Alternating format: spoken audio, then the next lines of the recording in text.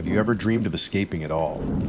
Leaving the noise and the crowds behind for total solitude, surrounded by nothing but nature. For many, the job of a fire lookout seems like the perfect getaway. You're perched in a tower, high above the world, with breathtaking views stretching for miles in every direction. Your only job? Watch the horizon for smoke. It sounds peaceful. Idyllic even. But what happens when that isolation becomes a trap? What happens when you realize you're not as alone as you thought? In the story we're about to hear, a fire lookout station deep in the vast wilderness of Arizona discovers that their dream job is about to become a living nightmare. A series of strange and terrifying events begins to unfold, all stemming from what seemed like a small, insignificant choice. As they would soon find out, it was a deadly mistake. Get ready for a true scary story that proves sometimes the most beautiful places hide the darkest secrets. My official title is forestry technician, but everyone just calls us lookouts. It's a job title that feels like a relic from a bygone era, and in many ways it is. My post is PS Knoll Lookout, a 70-foot steel tower bolted to a rocky outcrop in the heart of the Apache, Sitgraves National Forests in Arizona. From my glass-walled cabin in the sky, I am the sole guardian of over 1 million acres of pine, fir, and aspen. My world is a 360-degree panorama of raw, untamed wilderness. To the east, the White Mountains stand like ancient, sleeping giants, their peaks scraping against a sky so blue it almost hurts to look at. To the south, the country flattens out into a sprawling expanse of juniper and scrubland that shimmers under the relentless sun. It's a lonely job, a profession built on the foundation of solitude. But I like the quiet, or at least I used to. For 2 seasons, this tower has been my sanctuary. I sought this isolation, craved it even. The city, with its ceaseless cacophony and crushing proximity of strangers, had worn me down to a raw nerve. Here, the only sounds are the ones that belong. The sigh of the wind weaving through the steel legs of the tower, the distant buggle of a bull elk echoing through a canyon at dusk, the high, lonesome yip of a coyote pack celebrating a kill. My days are governed by a simple, comforting rhythm. I wake before the sun. My first act to put the kettle on a small propane stove. As the water heats, I conduct my first sweep of the horizon, my binoculars an extension of my own eyes. I scan the vast sea of green, looking for that tail wisp of white or gray smoke that signals my purpose for being here. I check the weather instruments, log the temperature, humidity, and wind speed. The rest of the day is a cycle of watching, logging, and waiting. I read thick paperback novels, their spines cracked and pages softened by countless readings. I listen to the radio, a lifeline that connects me to the handful of other souls scattered across this immense landscape. The chatter is usually mundane. Weather reports, equipment checks, idle gossip. It's a reminder that while I am alone, I am not entirely disconnected. The quiet, the sacred, soul-healing quiet ended 5 nights ago. It was just after Yo 200, an hour when the world is at its most still. The moon was a sliver, and the stars were scattered across the black velvet of the sky like diamond dust. I was deep in a dreamless sleep, wrapped in my sleeping bag on the cot that occupies a corner of the cabin. It wasn't a noise that woke me, not in the traditional sense. It was a feeling, a low, resonant vibration that seemed to emanate from the very bones of the earth. It was a hum so deep and guttural that I felt it in the floorboards beneath my cot and in the fillings of my teeth before I properly heard it with my ears. My first sleep-addled thought was the generator, but it was off, as it always was at night. The refrigerator, then? I slid out of my bag, the floorboards cold against my bare feet, and checked. The small fridge was silent save for its usual gentle gurgle. This was different. This was a steady, rhythmic thrumming, as consistent and unwavering as a held bass note on a colossal church organ. It was powerful but incredibly subtle, existing on the very edge of human hearing. I pulled on my jacket and stepped out onto the catwalk that encircles the cabin. The night air was crisp and cold. I gripped the railing, its metal biting into my palms, and listened. The sound was stronger out here, a physical presence in the air. It seemed to be coming from the west, from the dark, hulking mass of Red Buddy. Red Butt was nothing special, just another landmark on my horizon, a rugged mesa with no trails, no roads, no reason for anyone to be there, especially not in the dead of night. I know the sounds of this forest. I know the groan of a tree settling, the screech of an owl, the low grunt of a bear foraging in the dark. This was none of those. This was mechanical. It was artificial. It had a terrifyingly perfect cadence. I went back inside and fetched my watch. I timed it. The hum would last for exactly 3 minutes. A deep, unwavering drone that seemed to make the very air tremble. Then it would cease abruptly, plunging the world back into an equally unnerving silence. The silence would hold for precisely 10 minutes. Then, like clockwork, the hum would return. All night, this cycle repeated. 3 minutes on, 10 minutes off. I didn't sleep again. I sat at my desk, the green glow of my small lamp illuminating the logbook, and just listened. With each return of the sound, a knot of dread tightened in my stomach. This wasn't natural. Nature is chaotic, random, and beautifully imperfect. This was controlled. It was deliberate. As the first hint of dawn painted the eastern sky in shades of gray and lavender, I made an entry in my log. My hand felt heavy as I wrote, the words looking foolish and inadequate on the page, 02s and 13. Anomalous auditory event reported. Low frequency, rhythmic humming originating from the vicinity of Red Butt's azimuth 285. Duration of 3 minutes, recurring at 10-minute intervals. Source unknown. Event ongoing at sunrise. I felt like a fool writing it, like a man reporting a ghost. But my job is to observe and report anything out of the ordinary.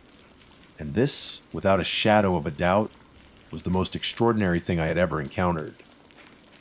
As the sun climbed higher, bathing the forest in its warm, golden light, the humming finally faded, swallowed by the returning sounds of the waking world. But I could still feel it, a phantom vibration in my bones, a promise that the night, and whatever secrets it held, would return. The quiet I had once cherished now felt fragile, like a thin sheet of ice over a dark, deep, and unknown body of water. The following day was a study in exhaustion. Every nerve felt frayed, every muscle heavy with a wariness that went bone deep. The silence I had once found so restorative now felt menacing, a loaded pause waiting to be broken. I found myself flinching at familiar sounds. A raven's caw, the skittering of a squirrel across the roof. My eyes kept drifting west, to the unassuming silhouette of Red Butt. In the harsh light of day, it looked perfectly ordinary, a sun-baked slab of rock and hardy vegetation.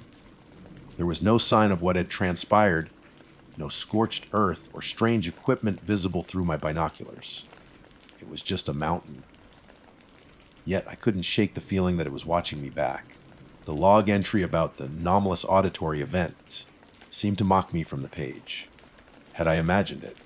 Was the profound isolation finally starting to unravel the edges of my sanity?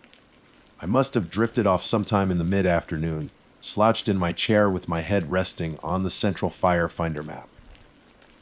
The sleep was shallow and dreamless, offering no real rest. I was wrenched back to consciousness by the sharp, startling crackle of the radio. It wasn't the usual calm call and response. This was a fragmented, panicked burst of static and voice. Seeing it too. Looks like a signal mirror, but there's no sun. I sat bolt upright, my heart hammering against my ribs. I knew that voice. It was Rick, a seasoned, no-nonsense lookout stationed over at Black Pinnacle, a good 30 miles south of me. He wasn't the type for flights of fancy. Before I could even reach for my own handset, a different voice cut in, crisp and authoritative. It was dispatch. All stations. We have multiple reports of a flashing light. Vicinity of Red Butt. Air Patrol is not in the area. Can anyone confirm a visual? A cold wave washed over me, a mixture of terror and vindication. I wasn't crazy. It was real. The humming was real, and now there was something else. My hands trembled as I snatched my binoculars from their hook by the door. I scrambled out onto the catwalk, the metal groaning under my hurried steps. My eyes scanned the western horizon, frantically searching the familiar slopes of the Butt. And then I saw it. It was a glint, a brilliant, sharp flash of light that stabbed at my eyes. It came from a dense patch of ponderosa pines halfway up the butt's northern face, a location I knew to be utterly inaccessible. There were no trails, no old logging roads, nothing but sheer rock faces and impenetrable thickets. It flashed 3 times in quick succession, bright, brighter, brightest. Then a pause of about 5 seconds. Then 3 more flashes. It wasn't the warm, golden glint of a signal mirror reflecting the sun. The sun was behind me in the west, sinking toward the horizon. This light was its own source. It was an intensely pure white, so clean and sterile it seemed to have a bluish tint at its edges. I fumbled for the radio handset clipped to my belt. I took a deep, shaky breath, trying to force the tremor out of my voice. Dispatch, this is P.S. Knoll. I have visual confirmation on the light. Copy P.S. Knoll. The dispatcher's voice returned, a welcome anchor of normalcy in a world that was rapidly tilting on its axis. Provide azimuth and describe the signal. Azimuth is 285, I said, my eyes still pressed to the binoculars. It's a repeating flash. 3 short flashes, a pause, then it repeats. The source is it's just light, dispatch. There's no visible equipment, no fire. It's just coming out of the trees. Can you identify the source, P.S. Knoll? A chill snaked its way down my spine. Negative, dispatch. It's just light. The silence that followed felt heavy with unspoken questions. Finally, dispatch came back on. Copy that, P.S. Knoll. All stations continue to monitor. We're logging all reports. Do not attempt to investigate. Acknowledged. One by one, the other lookouts chimed in with their acknowledgments. I remained on the catwalk, my binoculars fixed on the butt, until the sun dipped below the horizon and the world was plunged into the deep indigo of twilight. The flashing continued, becoming more distinct, more malevolent, as the darkness deepened. I retreated inside, but I didn't turn on my lights. I didn't want to draw attention to myself. I sat in the dark, a prisoner in my glass cage, and waited. As if on cue, or 213 it began, the hum. It was back, but it was different this time. It was louder, more insistent. The low frequency vibration resonated through the tower's steel frame, making the windows rattle gently in their casings. It wasn't just in my teeth anymore. It was in my chest, a heavy pressure that made it hard to breathe. And then the truly terrifying part happened. I looked toward Red Butt, and I saw the light answer. The moment the hum began its 3-minute cycle, the light began to pulse. It was no longer flashing in its tight 3-burst pattern. It was now a steady, rhythmic pulse that perfectly matched the cadence of the sound. When the hum was present, the light would swell from a pinpoint to a brilliant orb, and then fade back to a pinpoint, over and over, a silent heartbeat synchronized with the drone that filled the air. When the 10 minutes of silence came, the light would revert to its sharp 3 flash signal. I couldn't sleep. I couldn't even try. I spent the entire night at my desk, watching the impossible unfold. It was a conversation, a strange, silent, and deeply unsettling conversation happening between a sound I could feel and a light I could see. The forest, my sanctuary, had become the stage for something alien and incomprehensible. The feeling of isolation I had once sought out had curdled into a profound and terrifying vulnerability. I was a lone spectator to a cosmic event, and the price of admission was my sanity. The night stretched on, an eternity of humming and pulsing, and with every cycle, the dread inside me grew. This wasn't random. This wasn't a natural phenomenon. This was communication. And I was beginning to realize that I, in my lonely tower, was right in the middle of it. Yesterday, the rules of the game changed. The sun rose, but the humming didn't stop. The familiar, comforting sounds of the morning, the birds, the wind, were smothered under a constant, oppressive weight. The rhythmic cycle was gone. Now, it was just a continuous, low-frequency drone, a constant pressure in the air that made my head ache and my vision swim. It was no longer just a sound, it was an environment, an atmosphere of pure dread. And the light was worse. As the sun climbed into the sky, the pulsing on Red Butt ceased. It was replaced by a single steady, brilliant beam of that same blue, white light, and it was pointed directly at my tower. It was like staring into the eye of a malevolent god. It didn't hurt my eyes in the way looking at the sun would. There was no need to squint or turn away, but looking at it made me feel sick. A profound wave of vertigo washed over me, and a bitter, metallic taste filled my mouth. The world seemed to tilt, the floor of my cabin no longer feeling solid beneath my feet. I felt exposed, pinned down, like an insect under a microscope. The conversation was over. Now it was focused on me. I stumbled away from the window, my heart racing, and grabbed the radio handset. My voice, when I finally found it, was a trembling, reedy thing I barely recognized. Dispatch, this is P.S. Knoll. Are you there? Dispatch, come in. The reply was immediate, the dispatcher's voice tight with worry. P.S. Knoll, we read you. What's your status? Sam, the light, it's constant now. It's aimed directly at my position. The humming, it won't stop. I was shouting, the words tumbling out in a frantic rush. I feel sick. I'm dizzy. Something is wrong. Something is very wrong out here. Okay, Sam, just stay calm. The dispatcher said, his tone attempting a reassurance it couldn't possibly achieve. Stay inside the cabin. Stay away from the windows. A ground crew is being dispatched to investigate your location. Their ETA is approximately 4 hours. Can you confirm you heard me? 4 hours. 4 hours. I repeated, the words tasting like ash. Copy. 4 hours. That was 4 hours ago. The sun is setting now, painting the sky in fiery streaks of orange and purple. The beauty of it is a cruel joke. As the natural light of the world fades, the unnatural light from the bud intensifies. It's no longer just a beam, it's a blinding column that turns my cabin into a sterile, shadowless box. The humming has escalated into a deafening roar that vibrates through every inch of my body. The windows rattle violently in their frames. The metal legs of the tower groan under the strain. It's not just in my head anymore, it's inside the world. It is the world. About an hour ago, something new and infinitely more terrifying happened. The radio crackled to life. But it wasn't the dispatcher. It was my own voice. It was a perfect copy, right down to the slight cadence, the way I tend to pause before a key phrase. But it was wrong. It was calm. It was serene. It was a voice utterly devoid of the terror that was currently causing my heart to try and beat its way out of my chest. Dispatch, this is P.S. Knoll, my voice said over the speaker, clear as a bell. I have a smoke, Azimuth 110. Looks like a structure fire. Heavy black smoke. My blood ran cold. I grabbed my own handset, my thumb fumbling with the transmit button. No, I screamed into it, my voice raw and ragged. Dispatch, that is not me. There is no fire. I repeat, that is a false report. That is not me. But it was as if my transmission didn't exist. I could hear the dispatcher responding to the other Sam, the calm Sam. I heard them confirming the location, a remote cabin miles to the southeast. I heard them dispatching fire crews to the false location, pulling resources away from me. I was being erased.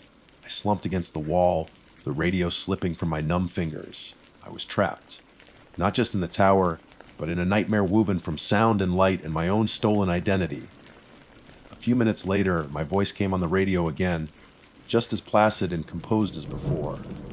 Dispatch, P.S. Knoll. I am leaving the tower to investigate a downed tree on the access road. A lie. A cold, calculated lie. I'm still here. I'm writing this now, my hand shaking so badly the words are barely legible. I barricaded the door. I shoved my metal footlocker and the small, heavy table against it. It won't do any good, I know, but it's all I can do. The light from Red Butt is so bright now it feels like a physical weight pressing in on me from all sides. The humming is inside my skull, a monolithic, soul-crushing presence that has obliterated all thought. And I can hear footsteps on the stairs. They are not my footsteps. Mine are hurried, often clumsy. These are slow, heavy, and perfectly rhythmic. The sound of metal on metal, a steady, deliberate climb. One step after another echoing the terrible, patient cadence of the hum that started it all. The person on the radio, the one who sounds like me, is coming to the tower. The footsteps are getting closer. They just reached the landing below. They've stopped. The humming is everything. The light is the whole world.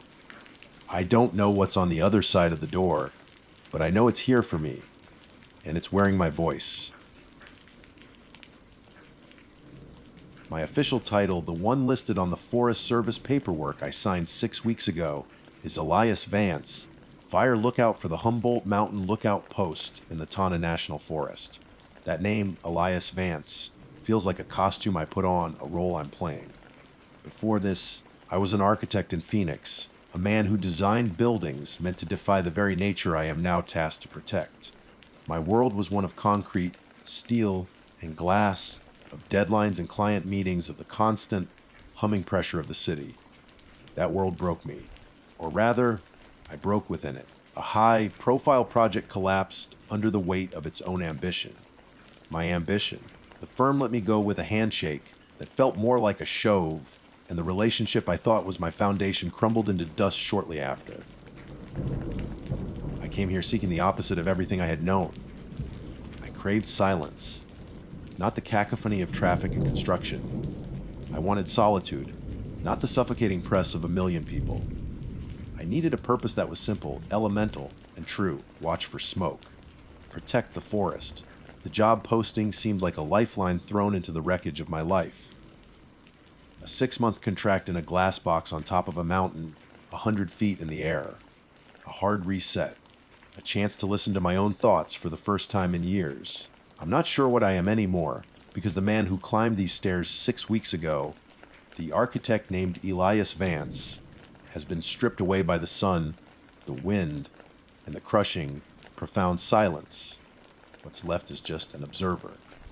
A pair of eyes, and I'm beginning to fear what they are seeing. The first few weeks were a study in routine, a monastic rhythm that I embraced. My world is a 14 by 14-foot cab, encased in glass, offering a 360-degree panorama of God's own canvas. I wake with the pre-dawn glow, the sky to the east a soft bruise of purple and orange. My first act is always the same, a full, slow rotation around the cab, binoculars pressed to my eyes, scanning the vast sea of green and brown that stretches to the horizon. I look for the tail wisp of gray or white against the landscape, the unnatural plume that signals my entire reason for being here. After the initial sweep, the day unfolds in a series of measured tasks. I record the weather in a leather-bound logbook: time, temperature, humidity, wind speed and direction, barometric pressure. The entries are my scripture: 0700 72 F, 45% humidity, wind SW5 meets sky clear. These simple facts are anchors in a sea of timelessness. I clean the glass, a never-ending battle against the fine, red dust the wind carries up from the desert floor. I check the batteries for the radio system. I spend an hour each day with the Osborne Firefinder, a magnificent brass instrument that is the heart of this place. It's a circular map of my domain, overlaid with a sighting mechanism. With it I can pinpoint the exact azimuth and location of any smoke I see. It feels ancient and reliable, a piece of technology that works on principles of geography and optics, not circuits and code. My only link to the outside world is the radio. A voice, usually a woman named Sarah at the Central Dispatch, crackles to life a few times a day for a radio check. Dispatch to Humboldt Lookout, radio check. Humboldt copies, loud and clear, dispatch, I'd reply. Her voice was a comforting intrusion, a reminder that civilization, however distant, still existed. We'd exchange weather data. She'd ask if I'd seen anything. For 3 weeks, the answer was always the same. All clear, Sarah. It's quiet up here. Too quiet. The silence is the hardest part. It's not an absence of sound. It's a presence. It's a physical weight that presses in on you. You hear the creak of the tower as it sways in the wind. The buzz of a fly trapped against the glass, the frantic beat of your own heart. Your mind starts to fill the void. You begin to have conversations with yourself. You replay memories with a clarity that is both vivid and painful. The solitude I craved began to feel like a punishment. The old-timers who trained me warned about it. The mountain plays tricks. One of them had said, his face a roadmap of wrinkles carved by this very sun. You'll see things. Hear things. The trick is knowing what's real. I thought I knew what was real. Reality was the jagged spine of the Mazatzel Mountains to the east. The distant, shimmering heat haze over the Valley of the Sun to the south. Reality was the hawks that rode the thermals, their shadows gliding over the canyons below. Reality was the phenomenon of the water dog. That's the official term for the pockets of mist that rise from the deep, shaded canyons after a summer monsoon. The ground, still warm, steams as the cool rainwater evaporates, creating a plume of vapor that looks deceptively like smoke. It's the most common false alarm for a rookie lookout. I'd seen a few in my first week, after a thunderstorm rolled through. They were predictable, understandable. They followed the laws of nature. Then, 3 weeks ago, the laws of nature were broken. It was the middle of a blisteringly hot, dry afternoon. The sky was a merciless, cloudless blue. There had been no rain for over a week. I was doing my 1400 sweep when I saw it. To the southwest, at an azimuth of 240, rising from a dry, sun-baked wash, was a single, dense column of white vapor. It wasn't smoke. Smoke is dirty, gray, or brown. It has texture. It billows and churns carried by the wind. This was a pristine, brilliant white, like bleached bone. It didn't swirl or drift. It simply was. A stark, milky pillar holding its shape against the slight breeze. It looked utterly, fundamentally wrong. My first thought was a chemical spill, some bizarre industrial accident, but out here. Miles from any road, impossible. I trained the firefinder on it, my eye pressed to the site. It was perfectly still. I noted it in my log, my hand feeling strangely hesitant as I wrote. 1430, anomalous vapor, no precipitation. Azimuth 240. Source unknown. I watched it for 15 minutes. It didn't dissipate so much as it faded. It thinned out from the inside like a ghost giving up until nothing was left but the shimmering heat. 1445, vapor dissipated. I felt a prickle of unease I couldn't shake. It was an anomaly, a loose thread in the fabric of my predictable world. I tried to reason it away. A weird air pocket, a temperature inversion, the mountain playing tricks, but it came back the next day. 14 and 30, same place, azimuth 240, the same impossible pillar of white. This time, a cold dread trickled down my spine. This wasn't random. This was a pattern. This was an event. I felt compelled to report it, as foolish as it sounded. I picked up the radio handset. "Dispatch, this is Humboldt Lookout." Sarah's voice came back, calm and professional. "Go ahead, Humboldt."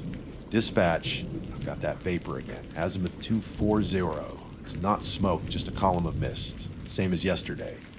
I felt like an idiot saying it. There was a slight pause. "Copy that, Humboldt. Are there any storm cells in the area? Any recent precipitation?" "Negative, dispatch. Bone dry, has been for days." "All right, probably just a weird air pocket or some ground level condensation. Keep an eye on it. Let us know if it changes." It didn't change. It came back the next day, and the day after that. A silent, punctual appointment. I stopped calling it in. What was I going to say? The weird, not smoke thing is back. I didn't want them to think the solitude was getting to me, to pull me from the post.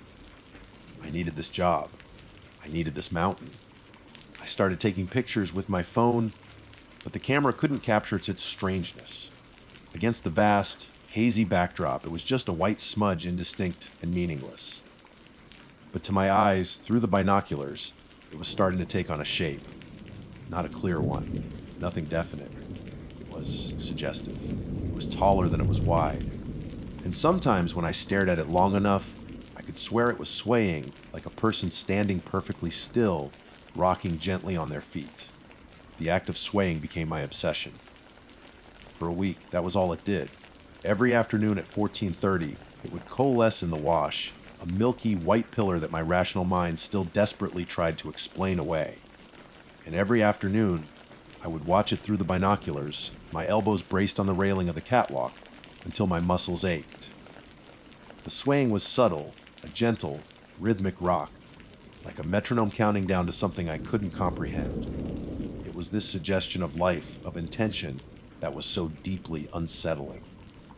The wind didn't move it. It moved itself.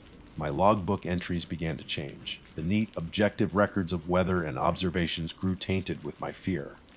Alongside 1430, anomalous vapor present, azimuth 240, I started adding notes in the margins, small, frantic scribbles. It's watching me. I feel its gaze, even from miles away. Is it testing me? Reading them back. I felt a surge of shame. This was the kind of thing the old-timers warned about, the cabin fever, that could make a man see ghosts in the trees. I was an architect, a man of logic and reason. I was letting the silence and the solitude get to me. I tried to fight it.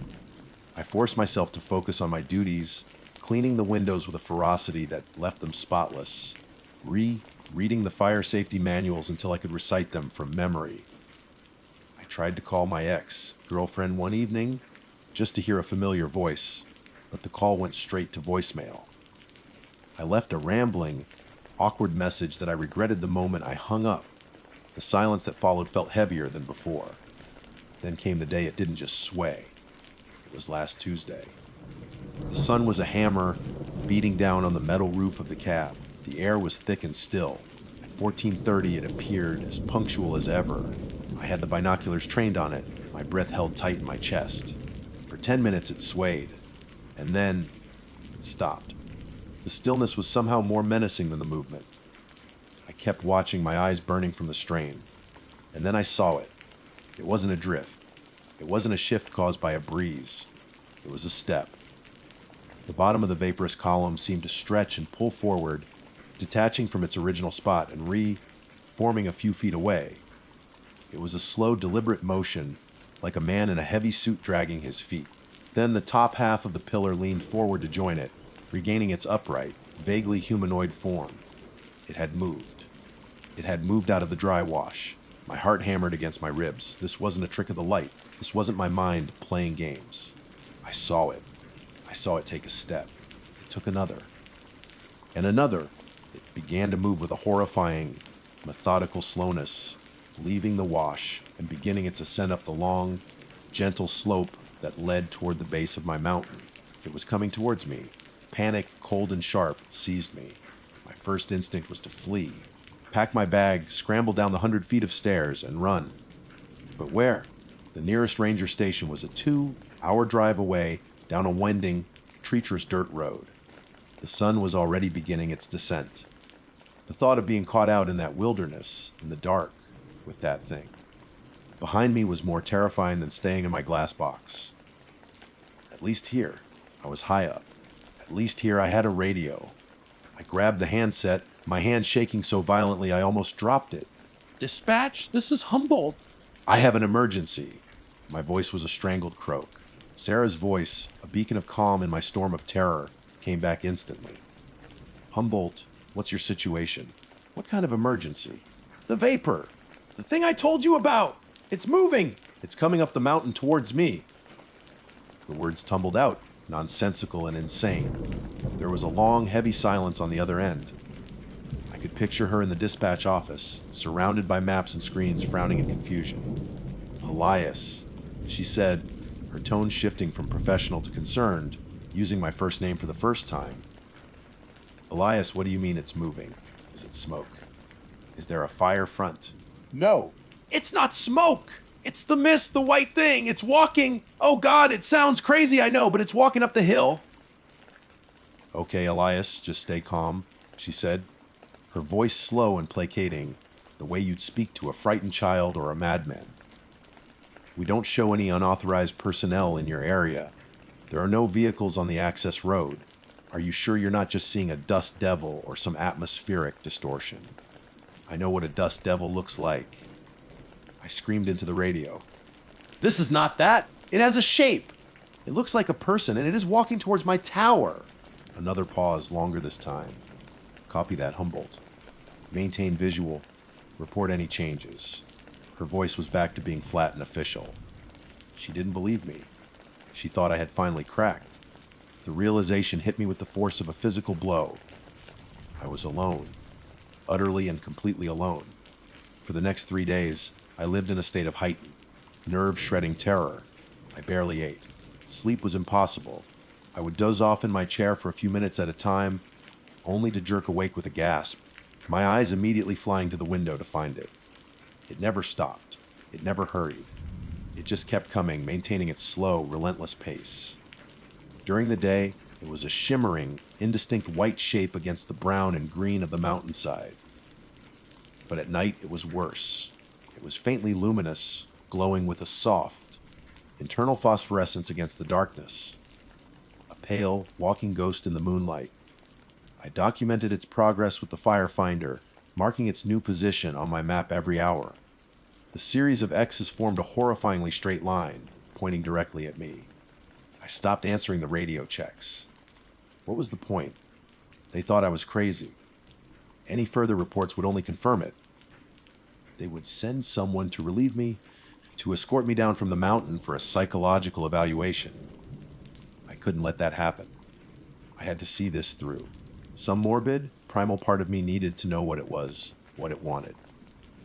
Last night, it reached the base of the mountain the tower is built on. I watched it disappear into the thick chaparral and trees directly below me. The terror of not being able to see it was infinitely worse than the terror of watching its approach. It was down there, somewhere in the darkness, hidden from my view. Every rustle of leaves, every snap of a twig, sent a fresh wave of adrenaline through me. I was a prisoner in my own fortress, besieged by a phantom. I locked the door to the cab, the click of the deadbolt echoing loudly in the silence. It was a futile gesture, I knew. The thing was made of mist. What could a lock do?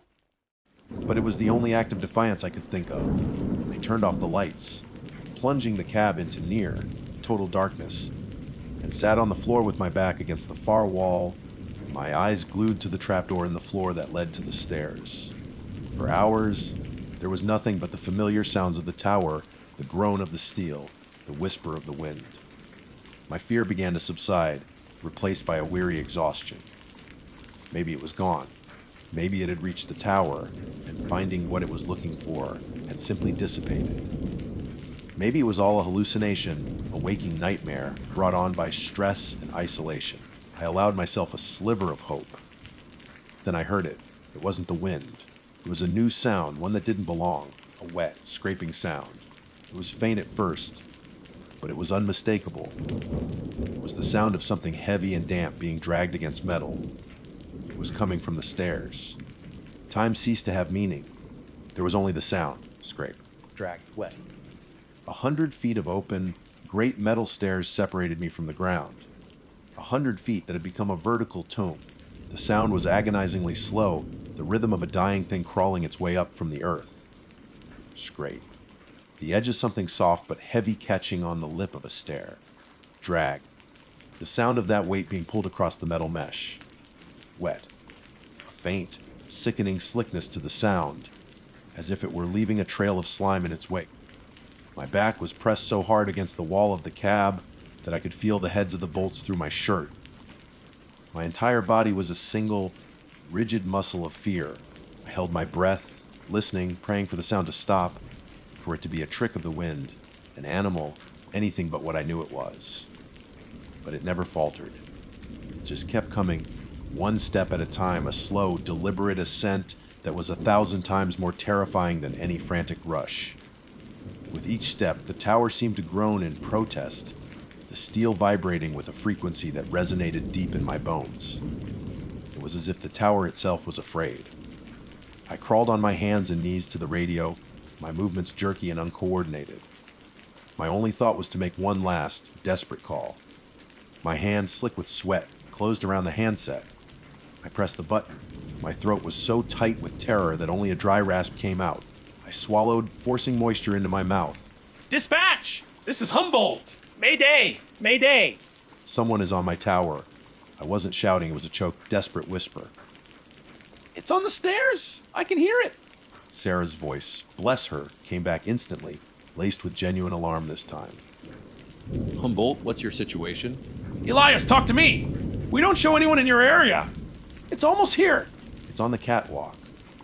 I hissed into the radio, my eyes locked on the trapdoor in the center of the floor. The scraping stopped.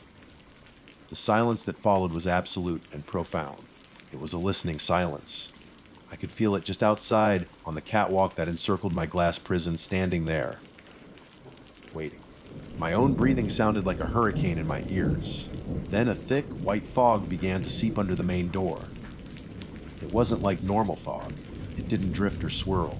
It poured in with a purpose, a low, ground, hugging tide of white. It was cold, an unnatural, biting cold that felt like a freezer door had been opened. And with it came a smell, the smell of a freshly dug grave after a rainstorm, the smell of wet earth, of deep, dark places, and a sharp, electric tang of ozone, like the air after a lightning strike. Elias, what do you see? Sarah's voice crackled from the handset still clutched in my hand. Talk to me. What is happening? The fog coiled around my ankles, the cold so intense it felt like it was burning my skin. It didn't dissipate into the air in the cab. It stayed dense, a pool of white that was growing deeper by the second. It was seeping in from everywhere now, through the window frames, through the seams in the floor, through the ventilation grate. The locked door was a joke. The solid walls were meaningless. I tried to answer her, to tell her what was happening, but my words were lost in a gasp of horror. The fog in the center of the room was beginning to rise.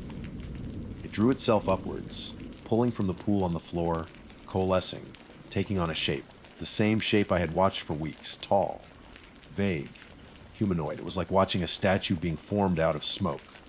It's in here, I whispered, the words barely audible. My voice was hollow, stripped of all hope. It's in the tower with me. There was a long silence on the radio.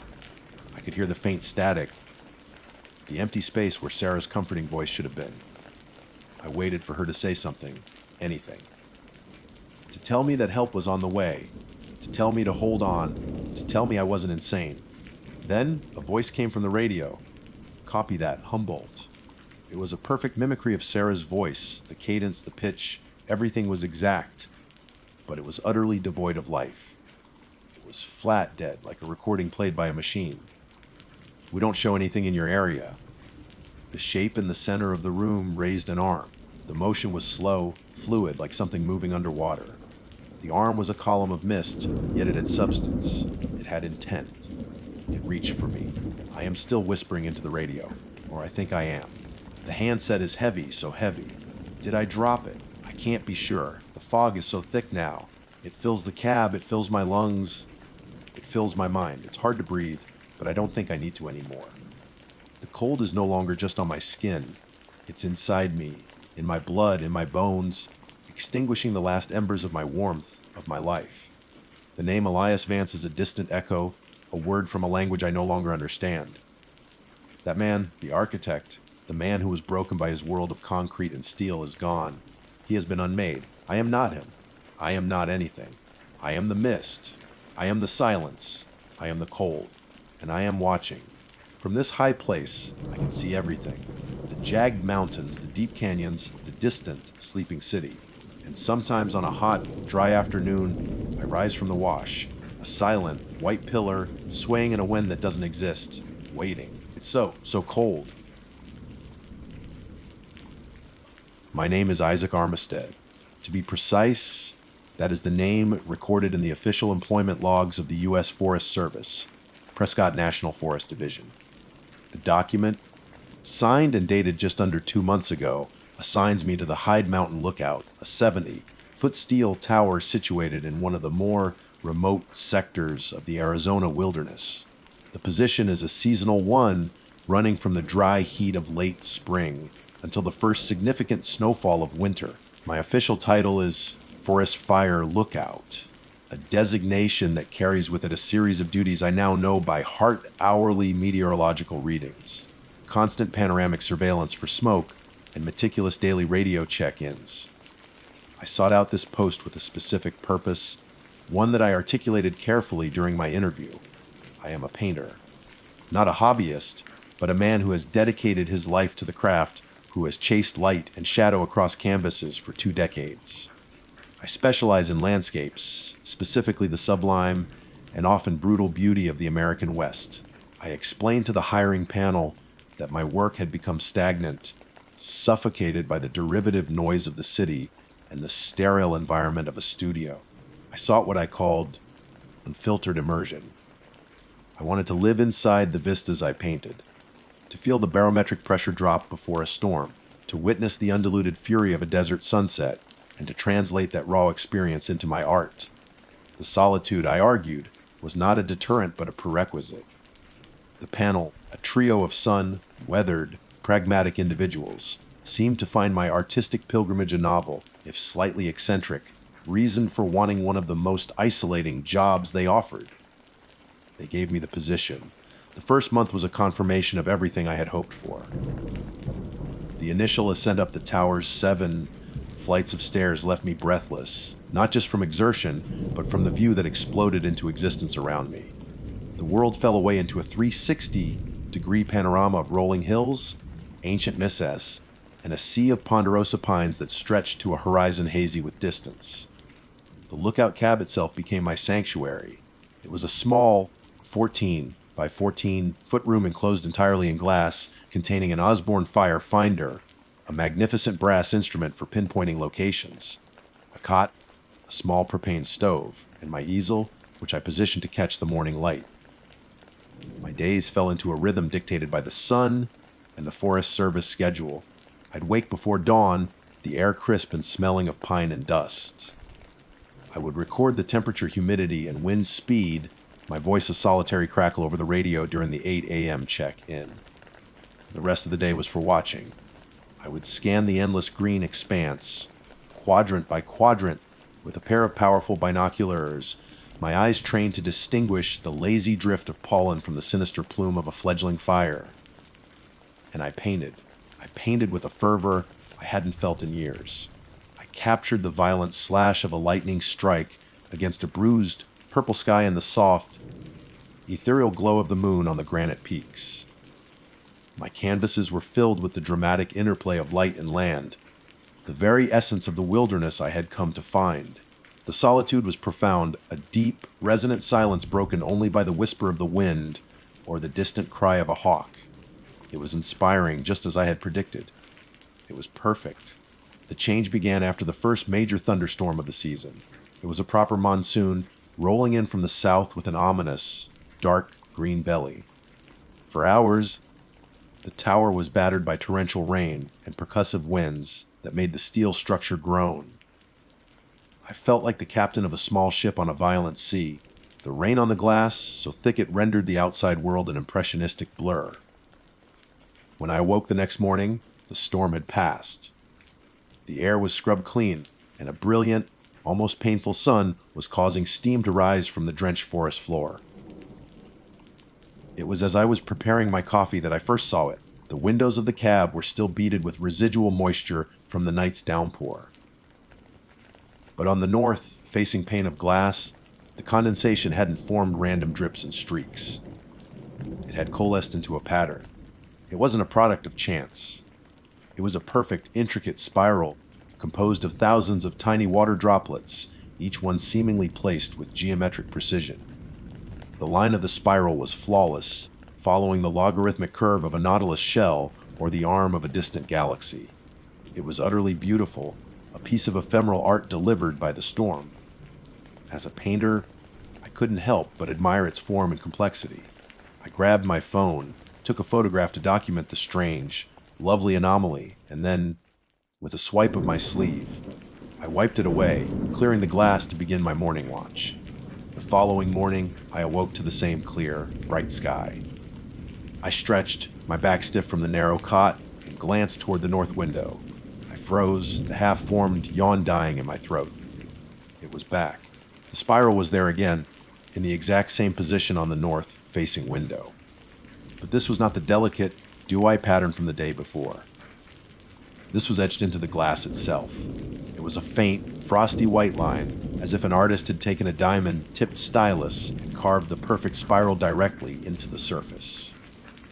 It was opaque, and when I looked closer, I could see it was composed of microscopic, crystalline structures that caught the morning light with an opalescent sheen. My first reaction was disbelief, followed by a surge of irritation. I tried to scrub it off. I used water. Then a heavy-duty cleaner, rubbing with a ferocity that made the entire window pane shudder in its frame. The etching remained indifferent to my efforts. It was as if it had become a part of the window's molecular structure. My unease began to curdle into genuine alarm. This wasn't a natural phenomenon. This was an act of impossible vandalism. My hand trembled slightly as I keyed the radio for a non-emergency channel. I reported it. I tried to explain the strangeness of it, the perfection of the shape, the fact that it had appeared overnight on a tower 70 feet in the air with no ladder access. The ranger who hiked up 2 days later, a man named Dave with a kind but wary face, just shrugged. He ran a callous thumb over the etching. Weird, he conceded. Probably just some strange mineral deposit from the acid rain Isaac. Seen it do funny things to glass before. He squinted at it. Looks kinda neat. Though, his dismissal, meant to be reassuring, was the opposite. It confirmed my isolation. I was alone with this thing, this beautiful, impossible, and deeply unsettling pattern. But the spiral was only the beginning. It was the opening statement in a conversation I did not understand and desperately did not want to be a part of. Dave, the ranger, had intended to pacify me with his mundane explanation, but his words had the opposite effect. They erected a wall of professional condescension between my experience and his reality. To him, it was a neat little quirk of nature. To me, it was a violation. In the days that followed his visit, I tried to adopt his perspective. I told myself it was a freak occurrence, a combination of atmospheric chemistry and flawed glass manufacturing. I attempted to normalize it, to incorporate the spiral into the daily scenery of the cab. Just another feature like the brass fire finder or the crack in the wooden floor. I even tried to sketch it, thinking that by reducing it to lines on paper, I could rob it of its power. But my charcoal would not obey. The curve was too perfect, too clean. My hand, trained to capture the beautiful imperfections of the natural world, could not replicate its cold, mathematical precision. The spiral resisted artistic interpretation. It felt like trying to draw a scream. The second pattern arrived 3 days later. It claimed the east-facing window, the one that greeted the dawn. I had woken before my alarm, in that disorienting pre-dawn state where dreams still cling to the edges of consciousness. A profound stillness had fallen over the forest, a silence so absolute it felt heavy, like a physical weight. I rose from my cot and walked to the eastern pane to watch the sun's first rays break over the distant peaks, a daily ritual that had always brought me a sense of peace. But peace was not what I found. There, etched into the center of the glass, was a new design. It was a series of concentric circles, 10 of them, perfectly spaced and flawlessly rendered. They formed an immaculate target, with the outermost circle no more than a foot in diameter, and the innermost one a mere pinpoint of frosted white. Unlike the flowing, organic feel of the spiral, this pattern was rigid, stark, and confrontational. It was an emblem of pure geometry, an unblinking bullseye superimposed over the gentle curve of the earth. As the sun rose, its light passed directly through the center of the target, and for a fleeting, terrifying moment, the tiny central dot flared with an intense, focused brilliance, like the lens of a camera or the pupil of an eye focusing directly on me. I stumbled back, my heart hammering against my ribs. My sanctuary was being systematically branded. My art became my first casualty. I would set up my easel, squeeze oils onto my palette, and stare out at the magnificent, wild vista, but I could no longer see it. My gaze would inevitably be drawn to the patterns on the glass. The spiral on the north window seemed to mock the random scatter of the stars I'd painted. The target on the east window felt like a cynical commentary on the sunrises I had so lovingly tried to capture. They were intrusions of an alien aesthetic, a rigid, unfeeling order imposed upon a world of chaotic beauty. My paintings from that week are a testament to my fracturing psyche. The brushstrokes are agitated, the colors are muddy, and the compositions feel claustrophobic, as if the edges of the canvas are closing in. The wilderness was no longer my muse. It was the backdrop for an unfolding horror I was powerless to stop. The third pattern solidified this horror into a constant, knowing dread. It appeared on the south, facing window a week after the target, following a night of unnervingly still, clear weather. This design was infinitely more complex than the others. It was a branching, fractal pattern, an intricate network of impossibly fine lines spreading from a central point near the bottom of the pane. It resembled a frost-covered tree in winter, but its intricacy was too deliberate, too organized. It also looked like a diagram of a pulmonary system, or the dendritic branches of a neuron, or a satellite image of a river delta. It was a pattern of growth of a network of a system. It was both beautiful and grotesque, a map of some internal, biological process etched onto my window. With the appearance of the third pattern, the feeling of being watched became a certainty. It was no longer a vague paranoia I could dismiss as a symptom of isolation. It was a palpable, oppressive presence. The job of a lookout is to look out, to be the sole pair of eyes for 100 square miles of forest. But the dynamic had shifted. The tower was no longer my vantage point. It was a glass cage, and the patterns were the eyes of the forest looking back in. The spiral was a hypnotic, swirling eye. The target was a focused, piercing eye, and the branching fractal was a complex, analytical eye, like that of an insect, seeing me in 1,000 different ways at once. My behavior became erratic. I abandoned the cab for long stretches of the day, seeking refuge on the narrow catwalk that encircled it. I would sit with my back against the glass, 70 feet in the air, the wind tearing at my clothes, just to avoid the feeling of those patterns on my back. I took my meals out there, my food tasting of ash, as I stared resolutely away from the tower, out at the trees. The forest, which had once seemed so welcoming, now felt menacing. The monolithic rock formations looked like hooded figures. The rustle of leaves in the wind sounded like whispers. The deep, profound silence I had once cherished now felt like the held breath of a predator. I started descending the tower multiple times a day on pointless errands, my boots clanging a frantic rhythm on the steel stairs. I would check the propane tanks, which I knew were full. I would inventory my food supplies, which I had already counted a dozen times. I would walk the perimeter of the tower's concrete base, my hand trailing along the chain link fence, my eyes scanning the dense tree line. I was looking for something, anything. Footprint, a broken branch, a sign of human passage that could explain the etchings. I found nothing. The wilderness remained pristine, inviolate, offering no clues, only a deepening sense of its own vast, unknowable intelligence. Now, only one window remains clear, the west, facing pain, the one that holds the sunset. It has become the focal point of all my anxiety. It is a blank slate, a final, empty canvas, and I am consumed with the knowledge that it will not remain so for long. I find myself staring at it for hours, my binoculars forgotten, my duties neglected. I trace its clean, unmarred surface with my eyes, imagining what impossible shape will claim it. A grid of web? Something else entirely. The waiting is a unique form of torture.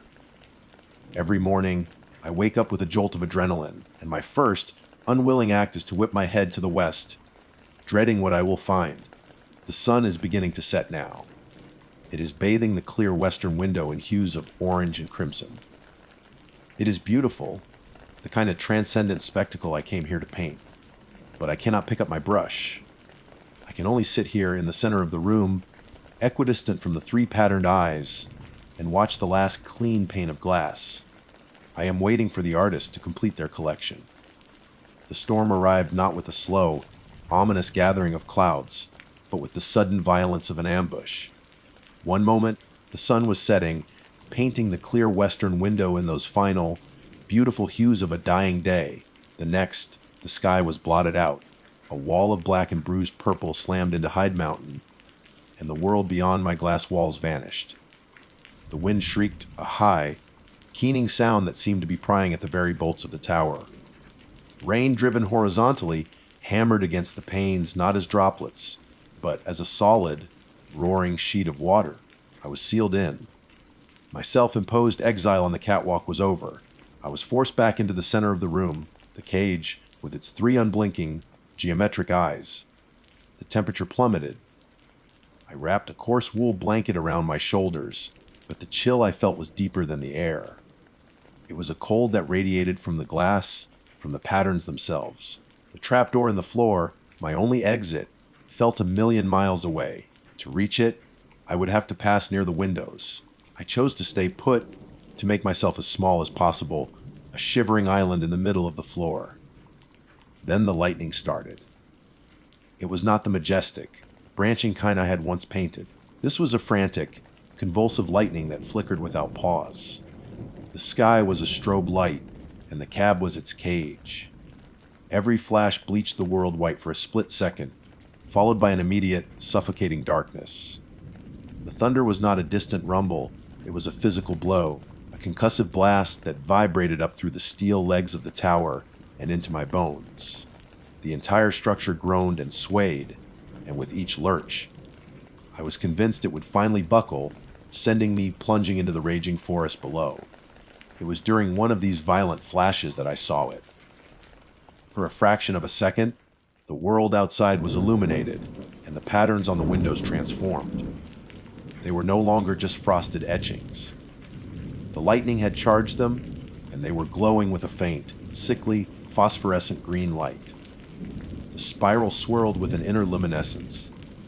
The target pulsed like a radioactive bullseye. The fractal tree shimmered, its every branch a vein of poison. They were alive. They were feeding on the storm's energy, and the sight of it, of their quiet, malevolent power, sent a fresh wave of undiluted terror through me.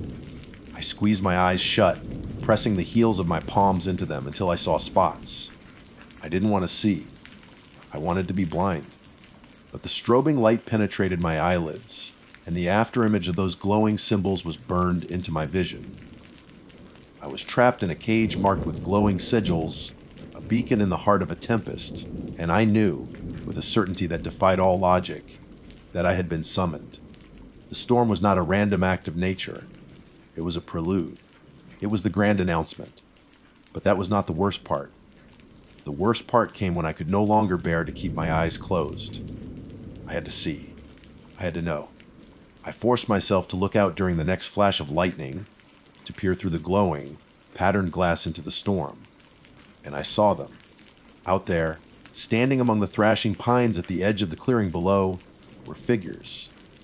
My mind, desperate for a rational explanation, tried to tell me they were just trees, twisted into humanoid shapes by the wind and the strobing light. But it was a lie, and I knew it. There were at least a half dozen of them. They were tall, naturally so, with limbs that seemed too long, too thin for their bodies. They weren't moving. They were completely still, seemingly indifferent to the hurricane, force winds, and the torrential rain that should have flattened them. They were simply standing there, their heads tilted slightly upwards, watching my tower. Another flash of lightning, brighter this time, closer. It illuminated them with the stark clarity of a photograph. They were pale, their skin the color of bleached bone. They had no hair, no discernible clothing. And on their faces, if you could call them faces, for they were disturbingly blank, lacking the familiar geography of eyes, nose, and mouth, were the patterns. The patterns from my windows were carved into their flesh. One figure, standing slightly ahead of the others, had the spiral. It was not a tattoo, it was a deep, scarified groove that began at its temple and swirled inward, disappearing into the blankness where an eye should have been. To its right stood another, and the series of concentric circles was branded onto its forehead, the lines so sharp and perfect they looked, as if they had been seared there with a hot iron. A third figure, taller than the rest, had the complex, branching fractal carved across its entire face, a terrifying mask of biological and geometric horror. They were the marked ones. And they were watching me, their vessel, their beacon, their final, unmarked canvas. I didn't scream. The sound was trapped in my throat, a solid, painful lump of pure fear. I scrambled backwards, my hands and feet slipping on the floorboards, until my back slammed into the wooden cabinet that held my radio. I fumbled for the handset, my fingers numb and clumsy. I had to call for help. I had to tell someone what I was seeing. But as my fingers closed around the cold plastic, a final, deafening crack of thunder exploded directly overhead. The lights in the cab flickered once and died. The radio hissed and went silent. The storm had cut me off.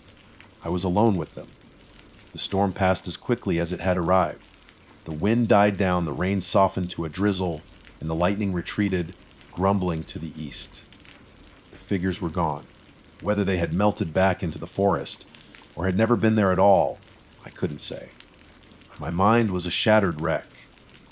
I remained huddled against the cabinet for hours, listening to the drip of water from the eaves until the first gray light of dawn seeped into the cab. I haven't slept. I cannot sleep. This morning, with the sun rising into a placid, washed, clean sky, I finally found the courage to move. Every muscle screamed in protest. I felt ancient brittle. I forced myself to stand, to look. The spiral, the target, the fractal, they were all there, inert once more, just frosted white lines on the glass. But I knew what they were now. They were not vandalism. They were signatures. And there was a new one. On the last clear window, the west-facing one, there is a new etching. It appeared sometime during the night, a silent addition to the collection. It is not a shape. It is not a geometric pattern. It is a face. A perfect, exquisitely detailed portrait of me. I am depicted with my eyes closed, my head resting on my pillow. It is me sleeping. I am sitting here now, in the absolute center of the room, with my back pressed hard against the trapdoor. I have used my bedding, my canvases, every spare piece of cloth I have, to cover the windows. But the blankets do little to comfort me. I know the patterns are there, just beneath the fabric. I can feel them. And I know the figures are out there, in the silent, waiting forest. They have marked their territory, they have signed their work, and now they are waiting. Waiting for me to look out, or for them to look in. My name is Finn Arledge.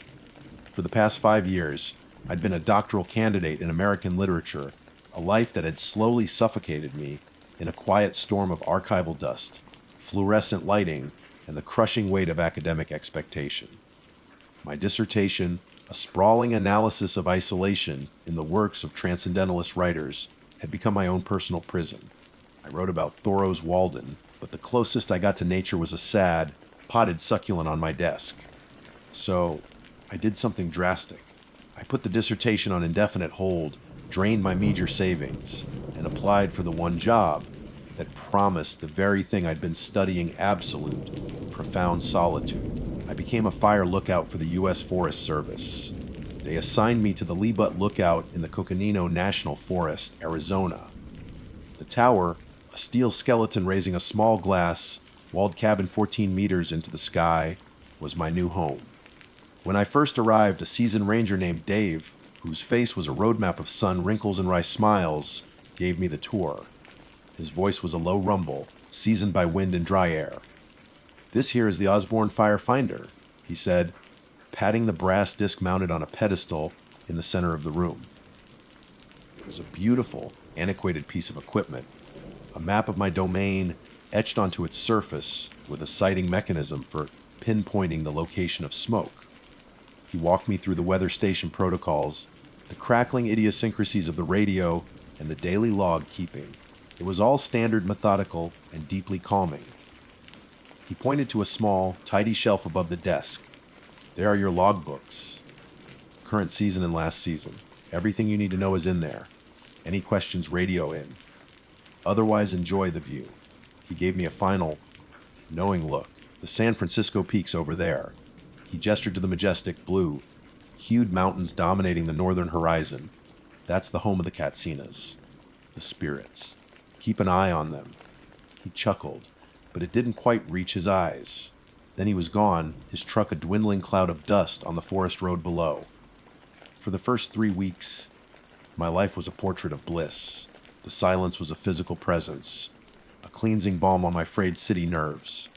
I would wake with the sun, the light painting the vast expanse of ponderosa pine and juniper in shades of gold and rose. The air was crisp and clean, scented with pine sap and dry earth. My days fell into a simple, meditative rhythm: brew coffee, take the morning weather readings, scan the 360-degree panorama of wilderness with my binoculars, report my status, and then settle in to read. Not dense literary theory, but worn paperbacks I'd brought with me. Thrillers and histories, books read for pure pleasure. I hiked the trails that snaked away from the base of my tower, my boots crunching on the volcanic soil. I was living my dissertation, and it was glorious. But even paradise has its lulls. The long sun-drenched afternoons could stretch into a quiet eternity. The wind, a constant companion, would whisper and moan through the steel legs of the tower, the only voice for miles. Boredom, I discovered, is a powerful and insidious motivator. It was on one such afternoon, with the sky a vast, cloudless blue and the world still and silent, that my curiosity got the better of me. I decided to do a deep clean of the cab, a task I'd been putting off. Underneath the main desk was a low, wide supply cabinet, its paint chipped and faded. I pulled it open, releasing the smell of dust and old paper. It was filled with the expected detritus of seasons past: spare batteries, dried up pens, outdated maps, a first aid kit. But as I cleared it out, my fingers brushed against something solid tucked deep in the back corner, hidden behind a heavy box of corroded D cell batteries. I pulled it out. It was another logbook. This one was different from the neat, spiral-bound notebooks on the shelf. It was bound in dark, cracked leather, the cover bare of any official markings. The pages within were yellowed and brittle, smelling of time and confinement. I opened it carefully, the spine groaning in protest. The first entry was dated April 28, 1978. The handwriting was a revelation. A neat, almost obsessively precise cursive, the ink faded from black to a soft brown. The lookout's name was Arthur Penn. My mistake was not in being curious. It was in underestimating where that curiosity would lead. I settled into my chair, the afternoon sun warming my back, and began to read. Arthur's initial entries were much like my own. Meticulous weather observations, notes on the seasonal wildlife, the occasional report of a distant, lightning-sparked fire quickly extinguished by a summer monsoon. He wrote with a clear, observant style, noting the way the light played on the lava fields to the west. A vast, jagged sea of black volcanic rock that stretched for miles, a stark interruption in the green forest. But about a month into his tenure, the tone began to shift. It was subtle at first, a single line at the end of a long, otherwise ordinary entry, July 12, 1978. Heard singing last night, faint. Sounded like a woman. Came from the direction of the lava fields. Wind plays tricks, I suppose. No reported campers in that area. I paused, a flicker of unease stirring in my chest. I knew those lava fields. They were a desolate, treacherous landscape, sharp and unforgiving. Not a place one would go for a midnight stroll. I read on. July 15th, 1978. The singing again. Louder this time, carried on the night air. It's not a happy sound. It's a lament full of sorrow. I swear I can almost make out words, but they're not in any language I know. It seems to rise from the rocks themselves. July 18th, 1978. Couldn't sleep. The weeping, it's not singing, it's weeping. Went on for hours. I swept the lava fields with the searchlight. Nothing. Just the black rock shining under the beam like wet teeth. Then came the entry that made the hairs on my arms stand on end. July 21st, 1978. I saw her. I was scanning the lava fields with the binoculars at dusk, during that quiet, purple hour when the world holds its breath. A figure moving among the black rock. A woman in a long, white dress. Her movements were slow, drifting, as if she were wading through water. Her shoulders were shaking. I could feel her grief from half a mile away. I kept the binoculars trained on her, my heart hammering against my ribs. She stopped, and slowly, so slowly, she looked up, as if she knew I was watching. She looked right at my tower. She had no face. Where her eyes and nose and mouth should have been, there was only a smooth blank, featureless oval of pale skin. I slammed the book shut. My heart was pounding, a frantic drum in the profound silence of the cab. I stood up and walked to the window, my own reflection a ghostly shape against the afternoon sun. I looked west, towards the lava fields. They were just as I'd always seen them, a silent, sun-baked expanse of black rock. A geological scar. Nothing more. It was just a story. A prank, maybe. A previous lookout with a flair for the dramatic, trying to spook his successor. That had to be it. But my hand trembled as I picked the logbook up again. I had to know how it ended. Arthur's entries became more frantic, his neat cursive devolving into a rushed, spiky script. He'd spoken to a local rancher on a supply run, a man of Mexican descent, and told him what he'd seen. July 25th, 1978. The rancher, a good man named Carlos, went pale when I told him about the woman. He crossed himself and told me the name for such a spirit, La Llorona. The weeping woman. ghost who drowned her own children and is cursed to search for them for eternity, weeping in sorrow. He said she is a harbinger of death, that she seeks to drag others to a watery grave. He begged me to leave the tower.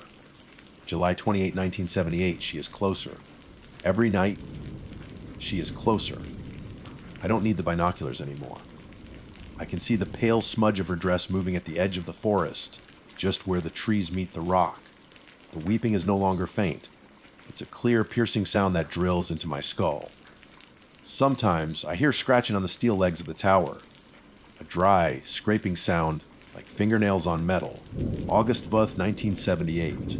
I saw her reflection in the window last night. I was looking out, and for a second, I saw her standing behind me in the cab. The blank, featureless face. I spun around, knocking over my chair. There was nothing there. The door was locked. I am 50 feet in the air. How could she get in? The final entry was dated August 2, 1978.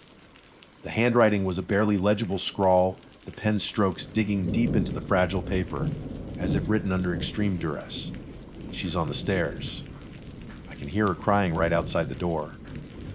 It's not a sound of sorrow anymore. It's a sound of hunger. She's not crying for her children. She's crying for me. She whispers my name. She wants to take me to the water. There is no water up here. There is no water. There is no water. There is no. The entry just stopped. The rest of the page, and indeed the rest of the book, was blank. A profound chill, utterly alien to the warm afternoon, washed over me. I stood up on shaky legs, placed the leather bound book back into the deepest recess of the cabinet, and pushed the box of old batteries in front of it. I wanted to forget it, to unread it. I tried to tell myself it was a fiction, a macabre joke left by a lonely man decades ago. But as the sun began its slow descent, painting the sky in fiery strokes of orange and purple, a new kind of silence settled over the tower.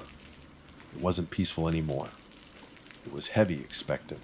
The familiar whisper of the wind through the pines now sounded like a drawn-out, sorrowful breath. My gaze kept drifting west, to the darkening sea of black rock. The real mistake wasn't being curious. It was finding an answer I couldn't live with. And as the last sliver of light vanished from the horizon, I thought, for just a moment, that I heard something carried on the breeze from the direction of the lava fields. A sound like a woman weeping. Sleep did not come easily that night. Every gust of wind that rattled the windows, every creak of the tower settling, sent a jolt of adrenaline through me. I lay on my narrow cot, staring into the oppressive darkness, my mind replaying Arthur Penn's frantic, final words. She's on the stairs. I found myself listening, straining to hear anything beyond the lonely sounds of the forest. Was that the wind, or was it the faint tissue, thin sound of weeping? Was that a branch scraping against the steel legs, or was it fingernails? I squeezed my eyes shut, telling myself I was being irrational, that my literary imagination was running wild, fueled by a 40-year-old ghost story. But logic is a small, flickering candle in the vast, windy darkness of fear. The next morning, the world felt blessedly normal. The sun rose, burning away the shadows and my nocturnal anxieties with its brilliant light. The forest was just a forest. The lava fields were just rocks. I made my coffee, my hands steady. I performed my duties with a forced, deliberate calm, my voice even and professional as I radioed in my morning report. Lee Butt, all clear. Visibility excellent. I did not mention the logbook. I did not mention the sound I thought I'd heard. How could I?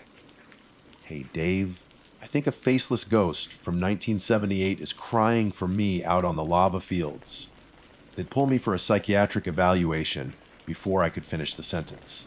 I tried to lose myself in my routine. I spent the day outside, hiking further than usual, as if physical exhaustion could outrun the unease that clung to me like a shroud. I pushed myself hard, my lungs burning in the thin mountain air, my muscles aching. But no matter how far I walked, the tower was always there, a silent sentinel on the horizon. And I knew I would have to return. I knew the sun would set again. And as dusk began to bleed across the sky, the fear returned. It was a cold knot in my stomach. This time, I made a conscious decision I would not look. I would not use the binoculars. I would not scan the lava fields. I would keep my eyes fixed on the forest, on the peaks, anywhere else. I cooked my dinner, the clatter of my fork on the plate sounding unnervously loud in the quiet cab. I turned on my battery, powered lantern early, creating a small, warm bubble of light to ward off the encroaching night. But you don't need to see to hear. It started later that night, around midnight. At first, it was so faint I could dismiss it, the wind, an animal call, but it grew slowly, inexorably. It was the sound of weeping, a pure, distilled sorrow that seemed to seep through the glass walls of the cab. It was closer than the night before. It was no longer a vague sound on the edge of the wind. It had a direction. It was coming from the lava fields. My carefully constructed wall of denial began to crumble. I found myself standing at the western window, my knuckles white as I gripped the frame, staring out into the impenetrable blackness. I couldn't see anything, but I could feel it. A presence, a profound and ancient grief that was palpably, terrifyingly real. The third night was worse. The weeping began just after sunset, a constant, miserable companion to my solitude.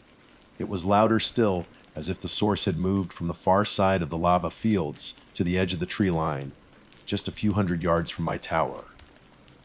The sound was agonizing. It spoke of a pain so deep it was bottomless, a loss so complete it could never be healed. And woven within the sorrow, I began to hear something else. A threat of anger, a chilling, predatory hunger that belied the sound of grief. Arthur's words echoed in my mind. She's not crying for her children. She's crying for me. I tried to block it out. I put on headphones, blasting music until my ears rang, but I could still feel the sound, a low vibration in the floor, in the glass, in my own bones. Panic, cold and sharp, began to set in. My academic life, the dissertation, the stuffy libraries, they seemed like a distant, impossibly safe world. I had sought isolation, and I had found it. But this wasn't the contemplative solitude of Thoreau. This was a suffocating, predatory isolation.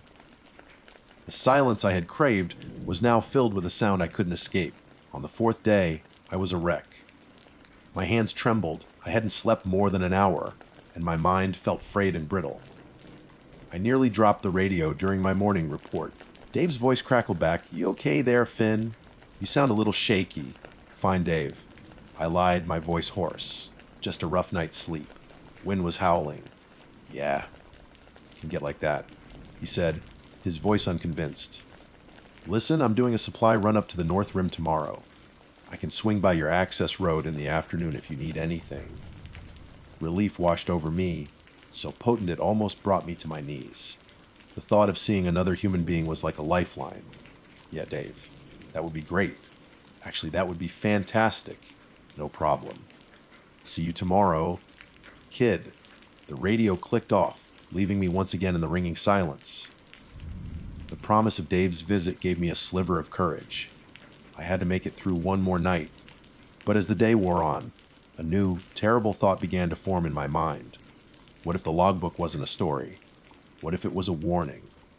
Arthur Penn hadn't just been spooked. He had disappeared. There was no record of what happened to him after that final, terrified entry. The logbook was simply left blank until the next lookout started a new one the following season. I had to know more. My academic instincts, long dormant, took over. I needed to corroborate, to research. I powered up my satellite internet modem, a luxury I rarely used, and typed Arthur Penn Coconino National Forest 1978 into the search bar. The connection was painfully slow, the progress bar crawling across the screen. After what felt like an eternity, the results loaded. There wasn't much. A few mentions in old Forest Service rosters. But then I found it, a digitized newspaper article from the Arizona Daily Sun dated August 15, 1978. The headline read, "Forest Service lookout vanishes from post." My blood ran cold. I read the article, my heart hammering. Arthur Penn, a seasonal lookout at Lead Butte, had been reported missing after failing to check in for 2 consecutive days. Rangers had hiked to the tower to find it empty. The door was locked from the inside. All of his personal belongings were still there. There were no signs of a struggle. An extensive search of the surrounding forest and lava fields had been conducted, but no trace of him was ever found. he had simply vanished. The official theory was that he had suffered a mental breakdown due to the isolation, wandered off into the wilderness, and succumbed to the elements. The article ended with a quote from the then district ranger. "It's a tragic mystery. It's as if the mountain just swallowed him up." I pushed back from the desk, a strangled cry escaping my lips. It was real. All of it. Arthur Penn wasn't a fiction. He was a dead man, and I was living in his tomb. That night, the weeping started the moment the sun touched the horizon. It was no longer coming from the tree line. It was at the base of the tower. It was a clear, articulate sound now, a woman's voice, sobbing with a theatrical, heartbreaking intensity.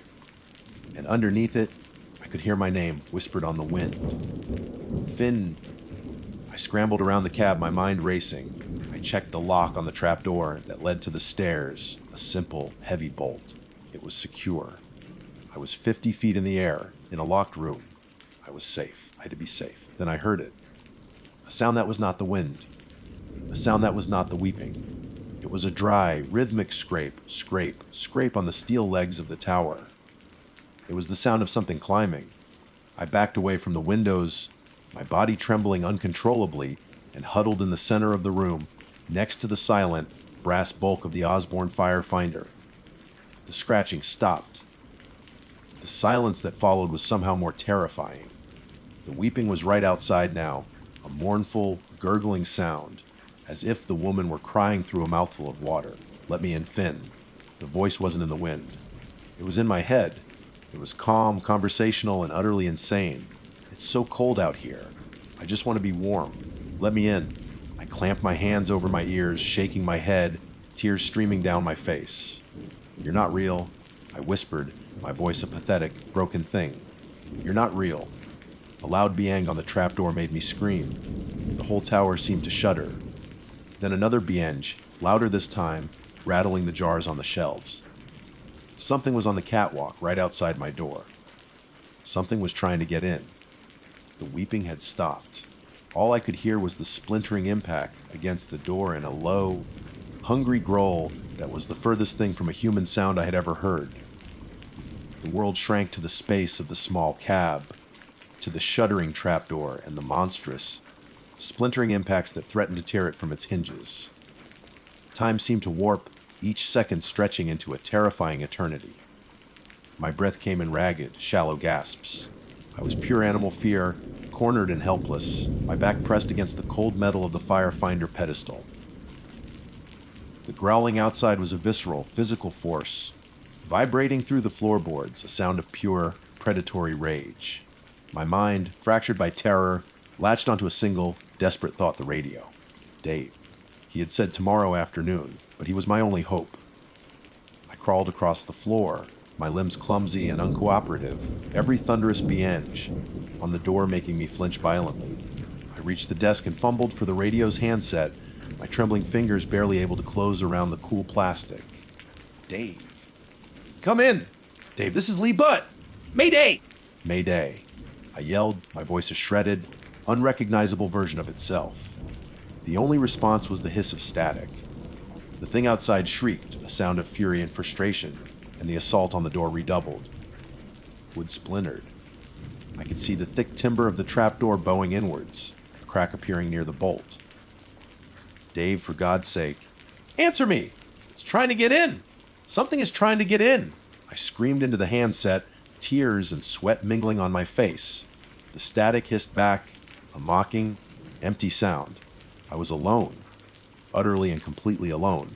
Another impact, more powerful than the rest, sent the heavy bolt flying across the room. It clanged against the far wall and skittered to a stop. The trapdoor, now held only by its hinges, was pushed slowly, deliberately open. A sliver of black night appeared, and with it, a stench like river mud and old graves. The weeping started again, but it was different now. It was a mocking, triumphant sound. And from the opening, a hand emerged. It was pale white, the skin wrinkled and waterlogged, like a corpse left too long in a stream. The fingers were impossibly long and thin, ending not in nails, but in yellowed, talon-like claws that scraped against the wooden floor.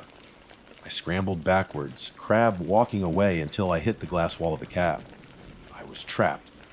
The hand was followed by an arm, then a shoulder. It was pulling itself up from the stairs. I squeezed my eyes shut, not wanting to see the face I knew would be a blank, featureless horror, but morbid, paralyzing curiosity forced them open again. It wasn't blank. That somehow would have been better. The face that rose into the lantern light was a nightmare college of stolen features. A single, wide, terrified eye, clearly human, stared out from the left side of its face, weeping real tears. On the right, there was only a dark, puckered socket. Its mouth was a lipless gash, stretched into a rictus of a smile, from which the gurgling, weeping sound emerged. It was a patchwork monster, a thing that had stolen pieces of its victims. I saw a tuft of brown hair on its scalp that looked horribly like the hair from the faded photo of Arthur Penn I had seen in the newspaper article. This was what was left of him. This was what she made him into. The creature hauled its thin, wretched body into the cab. It wore the tattered remnants of a white dress, now stained with mud and something darker. It began to crawl towards me, its one weeping eye fixed on mine, the long, clawed fingers digging gouges into the floor. The voice echoed in my head again, no longer a whisper, but a triumphant roar. Now you will cry for me. Now you will be my comfort in the water. My throat was closed with terror. I couldn't even scream. This was it. This was how it ended. My story would be a new chapter in the cursed logbook of Lee Butt. And then, through the creature's mocking sobs, I heard a new sound. A low rumble, distant but growing. A sound that did not belong to the forest night. The creature heard it too. It paused, its head cocking to the side, the single eye blinking in confusion. The rumbling grew louder, resolving itself into the unmistakable sound of a powerful truck engine laboring up the steep access road. Headlights sliced through the darkness below, sweeping across the trees. Dave. The creature let out a shriek of pure, unadulterated rage. It was a sound of thwarted hunger, of a predator whose prey was being snatched away at the last possible second. It scrambled backwards, moving with an unnatural, scuttling speed. It didn't bother with the stairs. It launched itself out of the open trapdoor, and I heard a heavy thud as it landed on the catwalk below. For a moment, there was silence. Then, a final, piercing wail of fury and loss echoed up from the darkness, fading as the creature fled back towards the desolate safety of the lava fields. The roar of the engine cut out at the base of the tower, replaced by the slamming of a truck door. Fen, What the hell is going on? I heard you on the radio. Sounded like you were being murdered. Dave's voice was a beacon of sanity in a world that had gone completely insane. I couldn't answer. I was still pressed against the glass, shaking, staring at the claw marks on the floor. I heard his heavy boots on the steel stairs, taking them two at a time. He appeared in the opening of the trapdoor, his face etched with concern, a powerful flashlight in one hand and a shotgun in the other. He took in the scene in a single, sweeping glance me, huddled and shaking, the overturned furniture, the splintered trapdoor, the bolt lying across the room. His eyes finally settled on the deep, deliberate gouges in the floor. His jaw tightened. "What happened here?" he asked, his voice low and serious. I opened my mouth, but all that came out was a choked sob. Words tumbled out of me in a nonsensical flood. I babbled about the old logbook, about Arthur Penn, about the weeping, the faceless woman, the thing that had just been in the room with me. I know I sounded crazy. I know it was the story of a man who had cracked under the strain of solitude. But Dave didn't look at me like I was crazy.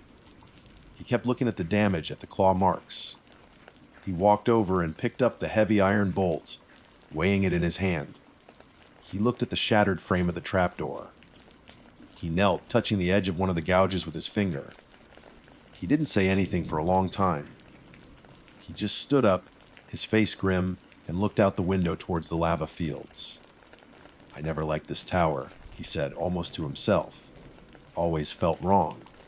He turned back to me, his expression softening with a pity that was almost as terrifying as the creature itself, because it was an expression of belief.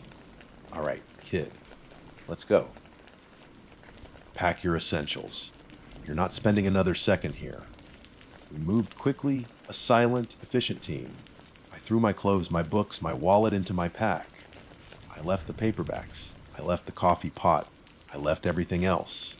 As I was about to close my bag, my eyes fell on the supply cabinet.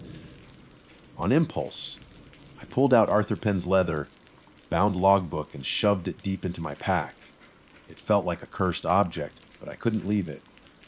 It wasn't a story anymore. It was evidence. It was a warning. As we descended the stairs, Dave's flashlight beam played over the steel legs of the tower. He stopped, aiming the light at a spot about halfway down. Long, deep scratches scarred the metal, running vertically up the support beam. They were fresh. We didn't speak on the drive down the mountain. I sat in the passenger seat of his truck, wrapped in a blanket, still shaking. As we reached the main road, I looked back. The Lee Butt lookout was a lonely silhouette against the star-dusted sky. And for a fleeting, heart-stopping moment, I thought I saw it, a tiny, pale white figure, standing on the high catwalk watching us go. I never went back. I quit the Forest Service the next day. Dave backed my story in his own quiet way. He filed a report about a large, unidentified animal that had managed to damage the tower and recommended it be decommissioned. He never questioned what I told him. He didn't have to. He had seen the scars on the steel. I'm back in the city now. The noise, the lights, the crowds, they feel like a shield. But I'm not the same person who sought out solitude in the wilderness. I'm a man who has looked into the abyss and seen it look back with a single, weeping eye. The dissertation lies untouched. The quiet of a library now feels menacing. I still have the logbook. Sometimes on quiet nights I take it out. I read Arthur Penn's words, and then my own, which I have added to the blank pages that followed his. I had to finish the chapter. I had to provide the warning he never could. My mistake was being curious. My mistake was reading the book. But the greatest mistake would be to assume the story is over. It's not. It's a story that waits, patiently, in a lonely tower in Arizona, for the next person who craves silence. It waits for the next person to get bored on a slow afternoon. It waits for the next person to make the mistake of looking for a story that isn't meant to be found. My name is Silas Attridge. For the past 7 seasons, I have been the resident fire lookout at Lemon Rock, a position that places me high in the Santa Catalina Mountains, a solitary sentinel watching over the vast, sprawling wilderness above Tucson, Arizona. I am by nature and by trade a man who believes in tangible things. I believe in the solid feel of the steel catwalk beneath my boots, the precise gradations on a thermometer, the undeniable logic of a map, and the unwavering truth of geometry. My job is not one of intuition or guesswork. It is a profession of precision, of observation, and of absolute trust in the instruments that translate the chaotic language of nature into the clean, orderly language of numbers. That unwavering trust, I now realize, was my gravest mistake. Life in the tower is a study in routine, a quiet monastic existence set against a backdrop of breathtaking beauty and profound isolation. My world is a 10 by 10-foot cab, walled with glass, perched atop a skeletal steel tower that sways almost imperceptibly in the constant mountain winds. From this vantage point, the world unfolds below me like a living map. To the south, Tucson is a hazy grid during the day and a glittering carpet of distant lights at night. To the north, the Putsch Ridge wilderness stretches out, a jagged, untamed heart of rock and pine, a place where the hand of man has intentionally been stayed. My days are governed by the sun. I rise before dawn, the air crisp and thin, and watch as the first hints of light paint the eastern sky in hues of soft pink and fiery orange. My first task is always the same, a 360-degree sweep with my binoculars. I scan the horizon, my eyes tracing the familiar contours of the ridges and canyons, searching for any anomaly, any wisp of smoke that doesn't belong. After the initial sweep, I record the weather temperature, humidity, wind speed, and direction. The entries in my logbook are meticulous, the handwriting neat and controlled. It is a record of facts, a testament to the predictable, cyclical nature of my world. The heart of my world, the very altar of my belief in precision, is the Osborne Fire Finder. It is not a complex electronic device, but a simple, beautiful machine, a masterpiece of brass and steel that has been in use for over a century. It's a tool of pure geometry. A flat, circular map of my designated surveillance area is oriented perfectly to the compass points, protected under a glass plate. Pivoting from the center of this map is a sighting mechanism, a simple metal bar with a sight at each end, one with a vertical slit, the other with a horsehair crosshair. When you see smoke, you align the sights with the source, just as you would with a rifle. The instrument does the rest. A brass ring at the base, marked with 360 degrees, gives you the azimuth, a truth, a simple, unassailable number. For 7 seasons, the fire finder and I have worked in perfect harmony. It has never lied. It has pointed me to lightning strikes that blossomed into hungry fires, to illegal campfires left smoldering by careless hikers, and to the faint, hazy smoke of distant, managed burns. Every time, its reading was a promise, and that promise was always kept. It was my partner in this silent, solitary dance. 2 nights ago began like any other. The day had been clear and hot, the kind of dry, breathless day that puts a lookout on high alert. As the sun dipped below the western horizon, it set the sky ablaze. The mountains were cast in long, dramatic shadows, and the world slowly cooled. I ate my simple dinner of canned stew and crackers, the silence of the tower broken only by the whisper of the wind and the occasional crackle of the radio. As twilight deepened, turning the landscape into a canvas of deep purples and blues, I began my final sweep of the evening. It was then that I saw it. It was almost imperceptible, easy to miss for an untrained eye. To the north, against the darkening sky, was a thin, almost hesitant thread of smoke. It wasn't the robust, churning plume of a proper wildfire, nor the dirty smudge of a campfire. It was a pale, ghostly white, rising in a nearly perfect vertical line. It was small, but it was there. And anything that burns where it shouldn't is my business. I moved from my chair to the fire finder, my steps echoing softly in the quiet cab. The brass felt cool under my hands. I unlocked the pivot and swung the sight towards the smoke. Peering through the rear sight, I aligned the delicate horsehair of the front sight with the base of the smoke plume. The movement was practiced, fluid, a piece of muscle memory honed over thousands of repetitions. I held it steady, letting my breathing slow, ensuring the alignment was perfect. Then, I leaned down and read the number on the brass ring, 359 degrees. The number was unequivocal, almost due north. I straightened up and consulted the large, detailed topographical map pinned to the wall, the master map of my domain. I traced the line from my position at Lemon Rock outwards, at an azimuth of 359 degrees. The line fell squarely in the middle of the most rugged, inaccessible part of the Putsch Ridge wilderness. It was a logical place for a lightning strike to birth a fire, miles from any trail or road. A single tree perhaps struck during a brief, dry storm cell that had passed through earlier in the week. I felt the familiar, quiet satisfaction of a job well done. The system worked. Observation, measurement, confirmation. I clicked on the radio, the hiss of static filling the cab before I spoke. "Dispatch, this is Lemon Rock," I said, my voice calm and professional. "Go ahead, Lemon Rock." A voice slightly distorted by the radio replied. "Have a visual on a smoke, bearing 359, repeat 359er. Appears to be a single tree, likely a holdover from a lightning strike. It's small, but it's persistent." There was a pause, the sound of a keyboard clicking in the background. "Copy that, Lemon Rock. Smoke at azimuth 359.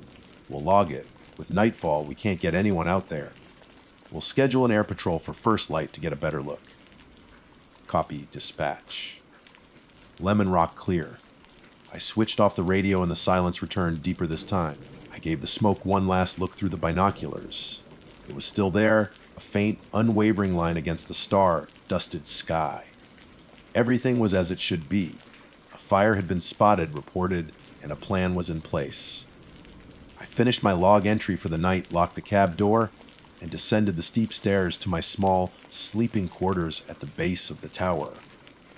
I went to bed that night with a clear conscience, the sleep of a man who has done his duty, confident in the orderly world he inhabited and the infallible instruments he served.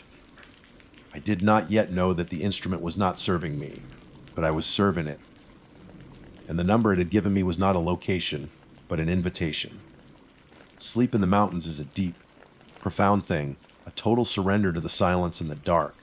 But it was a fragile piece, shattered in an instant by the harsh, metallic squawk of the radio. I was wrenched from a dreamless void, my heart hammering against my ribs. The sound was alien in the stillness of my sleeping quarters, an urgent, electronic intrusion. For a moment I was disoriented, the wooden walls of the small room seeming to press in on me. Then, training took over. A call in the middle of the night meant one thing: something was wrong. I swung my legs out of the cot, the floorboards cold beneath my bare feet, and reached for the receiver on the small table. Lemon Rock, I said, my voice thick with sleep. Silas, it's Sarah at dispatch, the voice on the other end said. She was the night dispatcher, her tone usually calm and measured, but now I could detect a hint of wariness and confusion. Sorry to wake you. I need you to confirm that azimuth from earlier. 359. I was fully awake now, a prickle of annoyance mixing with my concern. I confirmed it before I signed off. Sarah. 359. Single tree, faint smoke. I know, she said, and I could hear the rustle of papers. But we diverted air patrol from another call to do a flyby. They've been circling the area your reading indicated for the last 20 minutes. They see nothing. Sealess. Not a thing. No heat signature on the infrared, no visual on the smoke. The other lookouts in the region, Bigelow and Guthrie, they don't have a visual either. Are you sure about this? A cold knot began to form in my stomach. It wasn't a knot of fear, not yet, but one of professional pride and bewilderment. I was not a man who made mistakes. My readings were not guesses. I was sure, I said, my voice firm. Let me go back up. I'll check again. Okay, Silas. Call me back. The radio clicked off, leaving me in a silence that now felt heavy and accusatory. The climb back up the tower was different from my usual ascent. The moon was high and bright, casting long, skeletal shadows from the steel framework onto the ground below. The wind whispered through the girders, a low, mournful sound. Each step on the metal stairs seemed to clang with unnatural loudness. My world, usually so ordered and predictable, had been questioned, and I felt a desperate need to prove it right again. I pushed open the trapdoor to the cab. The moonlight flooded the small space, glinting off the glass walls and the polished brass of the Osborne Firefinder. And there, to the north, exactly where it had been before, was the smoke. A pale, unwavering finger pointing up at the moon. Relief washed over me, so potent it was almost dizzying. They were wrong. The pilot was tired, his equipment was malfunctioning. Whatever the reason, the physical proof was right in front of my eyes. I walked to the Firefinder, my confidence restored. I sighted the smoke again, my movements crisp and certain. I settled the horsehair crosshair on the base of the plume, held my breath, and leaned down to read the azimuth. The needle was perfectly still. The reading was 359 degrees exactly. Not 358.8, not 359.1. It was perfect, a clean, beautiful, absolute truth. I grabbed the radio. Dispatch, Lemon Rock. Go ahead. Sarah's voice was immediate. I still have it, I said, a note of vindication in my voice. The smoke is visible. My azimuth is confirmed, 359. It's faint, I'll grant you that, but it is undeniably there. There was a long pause on the other end. I could imagine her in the brightly lit dispatch office, surrounded by maps and screens, shaking her head. Okay, Lemon Rock, she said finally, her voice flat. We'll keep looking. Maybe it'll be clearer at first light. I didn't go back down to my bed. Sleep was impossible now. I made a pot of strong, black coffee on my small hot plate and sat in my chair, my binoculars trained on the north. The smoke never wavered. It didn't grow, but it didn't fade. It just hung there in the moonlight, a silent testament to my sanity. Yet, the seed of doubt had been planted. Why couldn't anyone else see it? The Air Patrol had sophisticated thermal imaging. How could they miss a fire? The question gnawed at me through the long, lonely hours until dawn. As the first gray light of morning began to dilute the darkness, the world took on shape and color again. And as the landscape became clearer, a new, more profound wrongness became apparent. Through my binoculars, I could see the smoke with perfect clarity now, but something was terribly, fundamentally wrong. The smoke wasn't rising from the ground. It wasn't coming from a tree or a patch of brush or anything on the forest floor. It seemed to originate from a point about 50 feet in the air, materializing out of nothingness before ascending into the sky. It was like a fire was burning in the sky itself. I lowered my binoculars, my hands trembling slightly. My mind, a place of logic and reason, scrambled for an explanation. A weather phenomenon. Some sort of dust devil catching the light in a peculiar way. But it was too stable, too defined. It was smoke. I knew what smoke looked like. And this was smoke, but it was impossible smoke. The radio crackled to life again, but this time it wasn't Sarah's voice. It was the familiar, cheerful voice of Hank, the lookout at Mount Bigelow, about 15 miles to my east. Morning, Silas! You seeing this weirdness? A wave of relief. He saw it too. I wasn't going crazy. Hank. Yeah, I've been watching it all night. Dispatch had air patrol out. They couldn't find a thing. Not surprised. Hank chuckled. It's a strange one. Doesn't look like any fire I've ever seen. You have a bearing on it. Yeah, I said, my eyes flicking to the firefinder, still pointing faithfully to 359. Solid 359 from my position. Hank said, that's the thing. That's why I'm calling. I'm getting an azimuth of 270. Repeat, 270. Due west. The coffee cup slipped from my hand and shattered on the floor. The hot liquid splashed across my boots, but I barely felt it. My blood ran cold. My mind, the part of me that had plotted hundreds of fires, that understood triangulation as instinctively as breathing, went into overdrive. I stumbled over to the master map on the wall. My hands shook so badly I could barely hold the pencil. From my position, Lemon Rock, I drew a line heading 359 degrees north. From Hank's position, Mount Bigelow, I drew a line heading 270 degrees west. The two lines intersected. They didn't intersect in the distant, rugged wilderness. They didn't intersect on a remote mountainside or in a hidden canyon. They intersected directly on top of the circle on the map that was labeled Lemon Rock Lookout. The pencil dropped from my numb fingers. It was impossible. Geometrically, physically, rationally impossible. For Hank to see the smoke at due west, and for me to see it at due north, the source of the smoke would have to be here. Right here. In the cab with me. Miles and miles away from where my firefinder insisted it was. I felt a knot of pure ice form in my stomach. I turned slowly, my whole body rigid with a new and terrible understanding. I looked at my Osborne firefinder. For 7 years, it had been my trusted partner, an extension of my own senses, a tool of unimpeachable truth.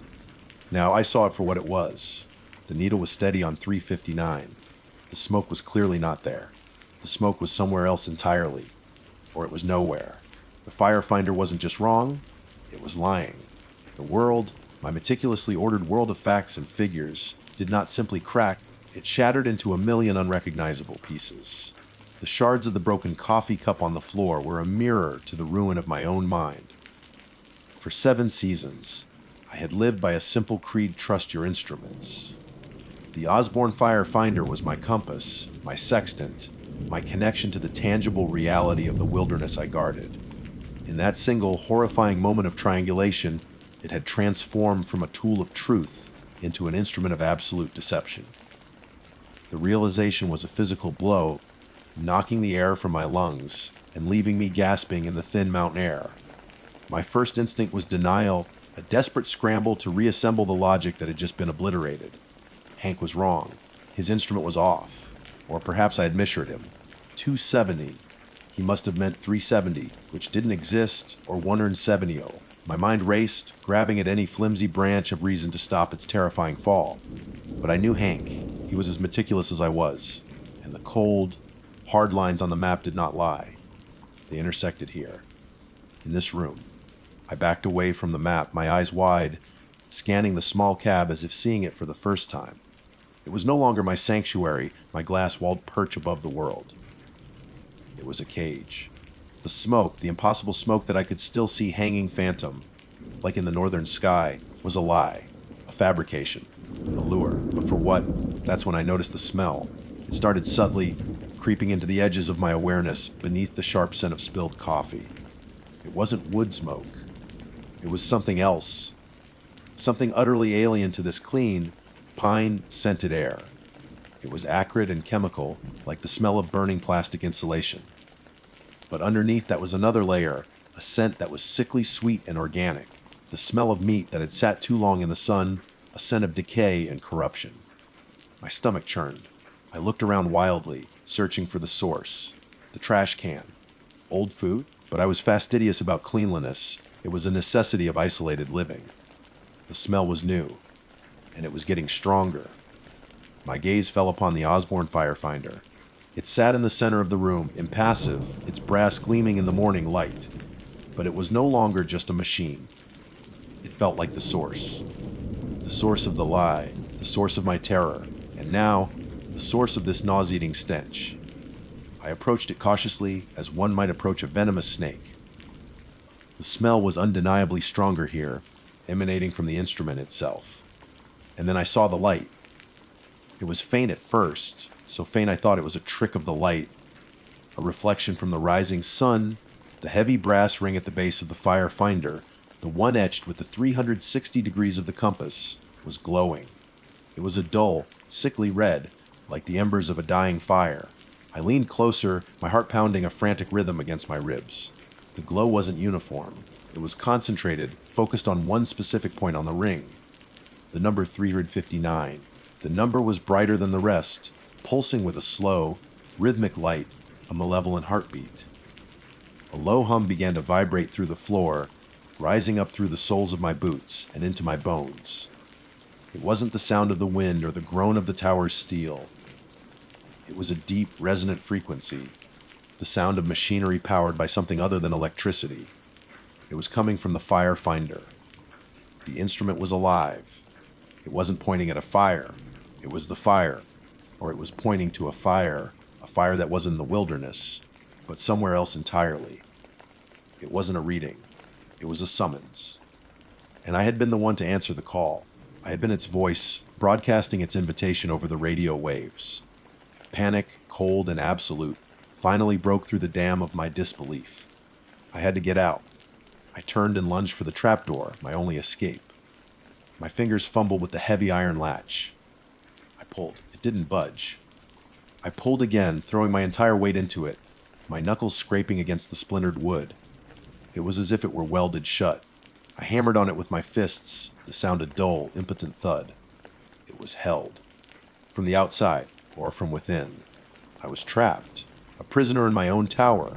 The beautiful panoramic view was no longer a vista of freedom, but a constant reminder of the vast, empty space separating me from help, from sanity. The radio. I could call for help. I scrambled back to the radio set, my hands shaking so violently I could barely grip the receiver. Dispatch, this is Lemon Rock! Mayday! Mayday! I screamed into it. Only static answered. A thick, roaring wall of it. I tried again, shouting until my throat was raw. Nothing. It was dead. Or blocked. The humming from the firefinder grew louder, the pitch rising, vibrating the very air in the cab. The sickening smell intensified, thick and cloying, filling my lungs with every panicked breath. I backed away from it, pressing myself into the far corner of the cab, as far as I could get from the malevolent, humming thing in the center of the room. And then the needle moved. For 2 days, the sight, the horsehair crosshair, had been locked on 359 degrees. Now, with a slow, deliberate groan of protesting metal, it began to turn. It wasn't the smooth, fluid motion of a well-oiled machine.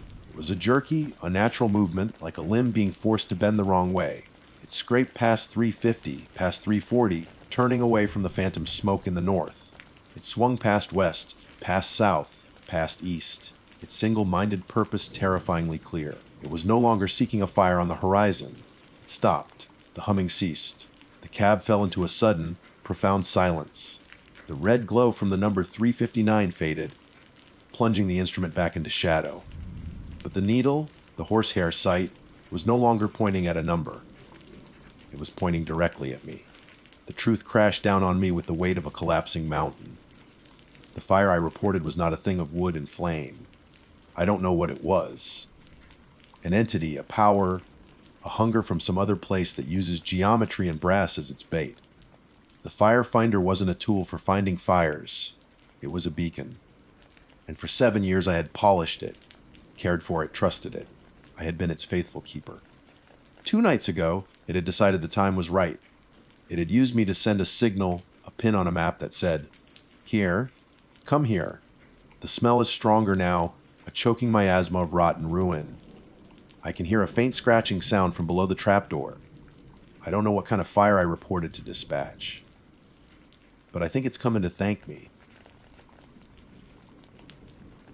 My name is Sophia Reyes, though the hundreds of thousands of people who follow my life online know me as Sunrise Sophia. It's a brand, of course, but it started as a promise to myself. A promise to seek out beauty, to find moments of serene connection in a world that never stops screaming for your attention. My platform is built on yoga, wellness, and the philosophy that inner peace can be found by aligning oneself with the natural rhythms of the world. I sell yoga mats, eco-friendly water bottles, and guided meditation courses, but what I truly offer my followers is an ideal of life lived with intention, bathed in the golden light of dawn. The pressure to maintain this ideal is immense. My audience doesn't just want to see a pretty sunrise, they want to feel it through me. They crave authenticity, or at least a convincing performance of it. This requires a constant search for new, breathtaking locations. A beach is good, a mountain overlook is better, but an abandoned, rustic structure against a sunrise, that's gold. That's content that cuts through the noise. I found the Oak Haven Fire Tower on a niche blog dedicated to Florida's forgotten places. The post was years old, the picture's grainy, but the description was magnetic. It spoke of a skeletal steel tower rising from the cypress swamps just outside Orlando, overlooking a vast, unnamed lake. The author called it a stairway to the sky. For me, it was a stage, the perfect, ruggedly aesthetic stage for a sunrise session that would look incredible on a live stream. The plan formed itself with the intoxicating clarity of a perfect vision. I would drive out before dawn, climb the tower in the dark, and go live just as the first rays of sun kissed the horizon. The symbolism was perfect, climbing from darkness into light, finding elevated peace above the sleeping world. My alarm went off at 3:00 a.m. The air in my climate-controlled apartment was crisp and dry, a stark contrast to the thick, humid blanket that I knew was waiting for me outside. I moved through my morning ritual with practiced efficiency, a glass of lemon water, slipping into my favorite high-performance yoga gear, and packing my bag. Mat, tripod phone, power bank, and a water bottle, the tools of my trade. The drive out of Orlando was surreal. The city's perpetual glow faded in my rearview mirror, replaced by an oppressive darkness that swallowed the highway. The further I drove, the more the manicured suburbs gave way to untamed wilderness. Tall pines and ancient oaks, draped in ghostly Spanish moss, crowded the edges of the road. The air that seeped through the car's vents was no longer sterile. It smelled of damp earth, decaying leaves, and the rich, loamy scent of the swamp. It was the smell of something ancient and alive. The paved road ended abruptly, turning into a gravel track that rattled the chassis of my clean, white SUV. The headlights cut a shaky tunnel through the pitch, black woods. I saw the glint of eyes once, a pair of low, amber dots that stared from the brush before vanishing. A deer, probably. I pushed the thought away, focusing on the GPS dot that told me I was getting close. And then I saw it. The tower wasn't just a structure, it was a presence. Its skeletal frame rose above the treetops, a black lattice against a sky just beginning to soften from ink to indigo. It was taller and more intimidating than the old photos had suggested. A chain-link fence, sagging and rusted, surrounded its base, adorned with a faded "No TZE sign. For a moment, a sliver of rational fear pierced my influencer's ambition. This was private property. It was old, likely unsafe. But the image of the sunrise from the top was too powerful. I told myself that rules were for people who didn't understand the pursuit of beauty. I found a gap in the fence, slipped through, and stood at the foot of the tower. The first flight of metal stairs rose into the darkness above me. I placed a hand on the railing. It was cold, slick with dew, and coated in a fine layer of rust that came off on my palm like dried blood. The climb was an ordeal. Each step was a percussive clang that echoed in the pre-dawn stillness, sounding impossibly loud. I was convinced that every sound would wake a security guard or some disgruntled landowner. The wind, which had been just a whisper on the ground, grew stronger with every foot I ascended. It whistled through the steel beams, a low, mournful sound that seemed to be warning me away. Halfway up, I had to stop. My legs ached, and my breath came in ragged gasps. I made the mistake of looking down. The ground was terrifyingly distant, my state of the art SUV now a tiny toy-like shape. The world was a sea of dark, undulating treetops. A wave of vertigo washed over me, and I gripped the railing so tightly my knuckles turned white. This was the part you don't show the followers. The fear, the doubt, the sheer physical effort. You only show the serene smile at the top. Pushing through the fear, I continued my ascent. The final flight of stairs led to the cabin, a small, square room enclosed in what was once glass, but was now mostly empty frames. I stepped onto the metal floor of the cabin, and a sense of profound triumph washed away the fear. The view was staggering. The world was spread out below me like a map. The sky was beginning its magical transformation, with faint streaks of pink and orange appearing on the eastern horizon. Below, the lake was a perfect sheet of black glass, reflecting the nascent colors of the dawn. The air was cool and clean. This was it. This was the moment. I moved with purpose, the familiar routine a comforting anchor. I unrolled my yoga mat in the center of the cabin. I set up my tripod, positioning my phone to capture the best angle of me against the sunrise. I checked the framing, the lighting, my reflection. Perfect. Taking a deep, centering breath, I hit the Go Live button. Good morning, my beautiful souls. I began, my voice smooth and calm, betraying none of the struggle it took to get here. It's your Sophia, coming to you from a truly magical place this morning. I panned the phone around to show them the view, the comments flooding in immediately. Emojis of hearts, sunrises, and praying hands. So beautiful. Sophia, you find the most amazing spots. Sending love and light. Their validation was a warm current, chasing away the last of my unease. I placed the phone back on the tripod and smiled. Today, we're going to greet the sun from above the world. Let's begin. I moved into my first sun salutation, my body flowing through the familiar sequence. Inhale, arms to the sky. Exhale, fold forward. The initial stiffness in my muscles began to melt away, replaced by a warm, fluid energy. The sun was rising in earnest now, bathing the cabin in a soft, ethereal glow. I felt a genuine sense of peace settle over me. This wasn't just a performance anymore. This was real. I was connecting. I was one with the sky, the sun, the world. It was in the middle of a warrior pose, my arms outstretched, and my gaze fixed on the horizon, that I felt it for the first time. A weird vibration coming up through the soles of my feet. It wasn't like a tremor or the shaking from the wind. It was a deep, rhythmic, and resonant pulse that seemed to emanate from the very core of the structure. It was subtle at first, almost imperceptible. I held the pose, trying to identify the source. Was it the wind hitting a loose panel? Was the old tower settling? Then I heard it. A sound that harmonized with the vibration. It wasn't a creak of metal or the whistle of the wind. It was a low, guttural hum, so deep that I felt it in my chest, more than I heard it with my ears. It was a sound that didn't belong in the sky. It was the sound of the earth itself, waking from a long slumber. For a fleeting moment, my mind, conditioned by years of curating positive experiences, tried to frame the sensation. My first thought, absurdly, was for my audience. What a story this will be, I thought. The tower has its own energy. I broke my pose, a small knowing smile on my face as I walked toward the phone. Wow, guys, are you feeling that? I said into the camera, my voice a little breathless. This old tower is just alive. It's like the earth is sending good vibes directly up to us. The comments section lit up with agreement. I can feel it through the screen. Sophia, energy is everything. They were eating it up. My mistake was narcissism, the fatal flaw of my profession. I believed the vibes were for me. I walked to the railing of the cabin, peering over the edge, trying to pinpoint the source of the deep, resonant hum. The sun was higher now, casting a brilliant orange and gold sheen across the surface of the lake below.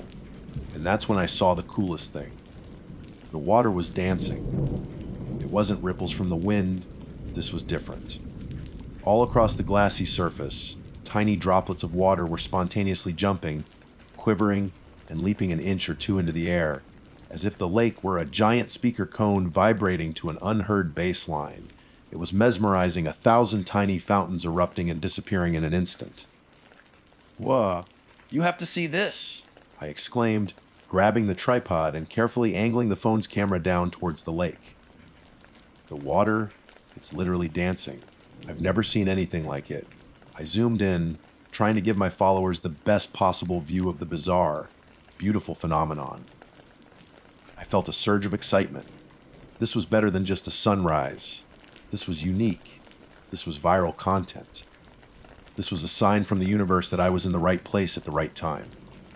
The rumbling grew. The subtle hum I had felt in my chest deepened into a deafening, guttural roar. It was a sound that bypassed the ears and sank directly into my skeleton, making my teeth chatter and my vision blur. It was a sound of immense, primal power, a noise from a world before humans, before yoga, before we-fi. The entire tower shuddered with the force of it. The vibration was no longer a gentle pulse, it was a violent, angry shaking. My smile vanished. The influencer persona evaporated, burned away by a sudden, cold fire of pure terror. My hand holding the tripod trembled uncontrollably. I looked down again past the dancing water, my eyes frantically searching the dark surface of the lake for the source of that impossible sound. And then I saw him. At first, my brain refused to process the scale. It looked like a massive, half-submerged log, dark and gnarled, floating directly beneath the tower. But logs don't have ridges that run like a mountain range down their back. Logs don't have a broad, flat snout that could serve as a landing pad. And logs do not have a cold, reptilian eye, an unblinking yellow orb the size of my fist, staring directly up at me. It was an alligator. But calling it an alligator felt like calling a hurricane a bit of wind. This was a monster, a relic from a bygone age, a creature of impossible size and antiquity. I could see the entire length of it now, its tail slowly scything through the water, and it had to be 20 feet long, maybe more. Its hide was a landscape of scars and ancient armor plating. It was the apex predator of this entire swamp, the king of this forgotten lake, and I was in its throne room. The water dance was from its infrasonic bellow, a territorial display of raw sonic power. The good vibes weren't from the earth. They were from a dragon. The roar came again, and this time I wasn't just hearing it, I was a part of it. The metal floor beneath my yoga mat bucked and vibrated so violently that I was thrown off balance, stumbling against the railing. A high, pitched shriek of tortured metal filled the air. My eyes darted to the corner of the cabin where the railing met the support beam. A rusted bolt, succumbing to the concussive force, popped loose from its housing. It shot out like a champagne cork, ricocheted off the opposite wall with a sharp ping, and then clattered down the metal stairs, its descent a fading, metallic echo that sounded like a countdown. Panic, absolute and undiluted, seized me. My carefully constructed world of serene sunrises and mindful breathing shattered into a million pieces. There was no mantra for this. No yoga pose to find balance in the face of a monster that could shake a steel tower apart with the power of its voice. My only thought was escape. I lunged for my phone, yanking it from the tripod, my fingers fumbling with the clamp. The live stream was still running. I saw my own terrified, wide-eyed face staring back at me from the screen, a mask of disbelief and horror. A torrent of comments was flying by, but I couldn't read them. They were just a blur. Umji, what was that sound? Sophia, are you okay? Is this part of the session? I didn't have time to end the stream. I just grabbed the phone and scrambled for the exit, the opening that led to the stairs. But as my foot touched the top step, the roar came again, this time answered by another from the far side of the lake. It was a call and response, a conversation between titans. The tower swayed. It wasn't just a vibration anymore. The entire structure, all 100 feet of it, leaned sickeningly to one side. The metal groaned, a deep, resonant sound of stress and fatigue, like a dying beast. I screamed, a thin, useless sound swallowed by the prehistoric symphony of roars. I threw myself away from the stairs, away from the flimsy, compromised railing, and wrapped my arms around the central column of the cabin, the thick steel pillar that formed the tower's spine. My cheek was pressed against the cold, rusted metal. I could feel the dueling vibrations coursing through it, one from below, one from across the lake. The tower was a tuning fork, and I was the resonator. It swayed again, more violently this time, and I felt a lurch in my stomach, the kind you feel when an elevator drops too fast. I squeezed my eyes shut, clinging to the column as if it were the only solid thing left in a world that was trying to shake itself apart. My expensive yoga mat slid across the floor and slipped through a gap in the railing, spiraling down into the abyss. I didn't even watch it fall. I was no longer Sunrise Sophia, the wellness influencer. I was just a fragile, terrified animal, trapped 100 feet in the air, clinging to a rusty pole in the middle of a war I never should have witnessed. Time ceased to be a concept. There was only the clinging. My arms, locked around the central steel column, were trembling with a fatigue so deep it felt like my bones were turning to dust. Every muscle fiber screamed in protest. My cheek was pressed so hard against the rusted metal that I could taste the iron and decay on my tongue. The world had been reduced to this single point of contact, this desperate, failing anchor in a universe of violent motion. The tower was a living thing, and it was dying. With every thunderous bellow from the titans below, its death throes became more pronounced. It wasn't just swaying anymore, it was twisting. I could hear the shriek of metal joints being forced past their breaking point, a sound like 1,000 fingernails clawing down a blackboard the size of a building. A shower of rust flakes and small, metallic fragments rained down from the roof of the cabin, pattering against my hair and shoulders. My phone, which I dropped when I lunged for the column, lay on the floor a few feet away, its screen still glowing. The live stream was active. In a moment of sheer, morbid insanity, my gaze locked onto it. My face, distorted by the wide-angle lens, filled the screen. It was a stranger's face, pale, streaked with grime, mouth agape in a silent scream, eyes wide with a terror so pure it looked like madness. The comments were still scrolling, a frantic, unreadable river of text. I could make out fragments. Call 911. Is this real? Where is she? That sound. They were watching. Hundreds, maybe thousands of people were watching me die.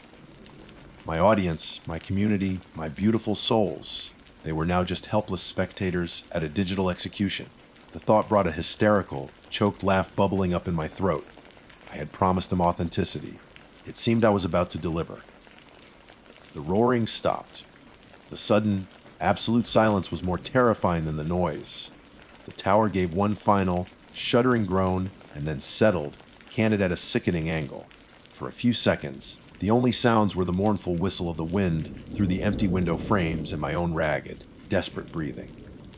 Hope is a cruel, insidious thing. In that quiet moment, it flickered within me. Maybe it's over. Maybe they're gone. My mind, desperate for a way out, started racing. The stairs. If I can just get to the stairs. I knew it was madness. I had heard the bolt pop. I had felt the structure weaken.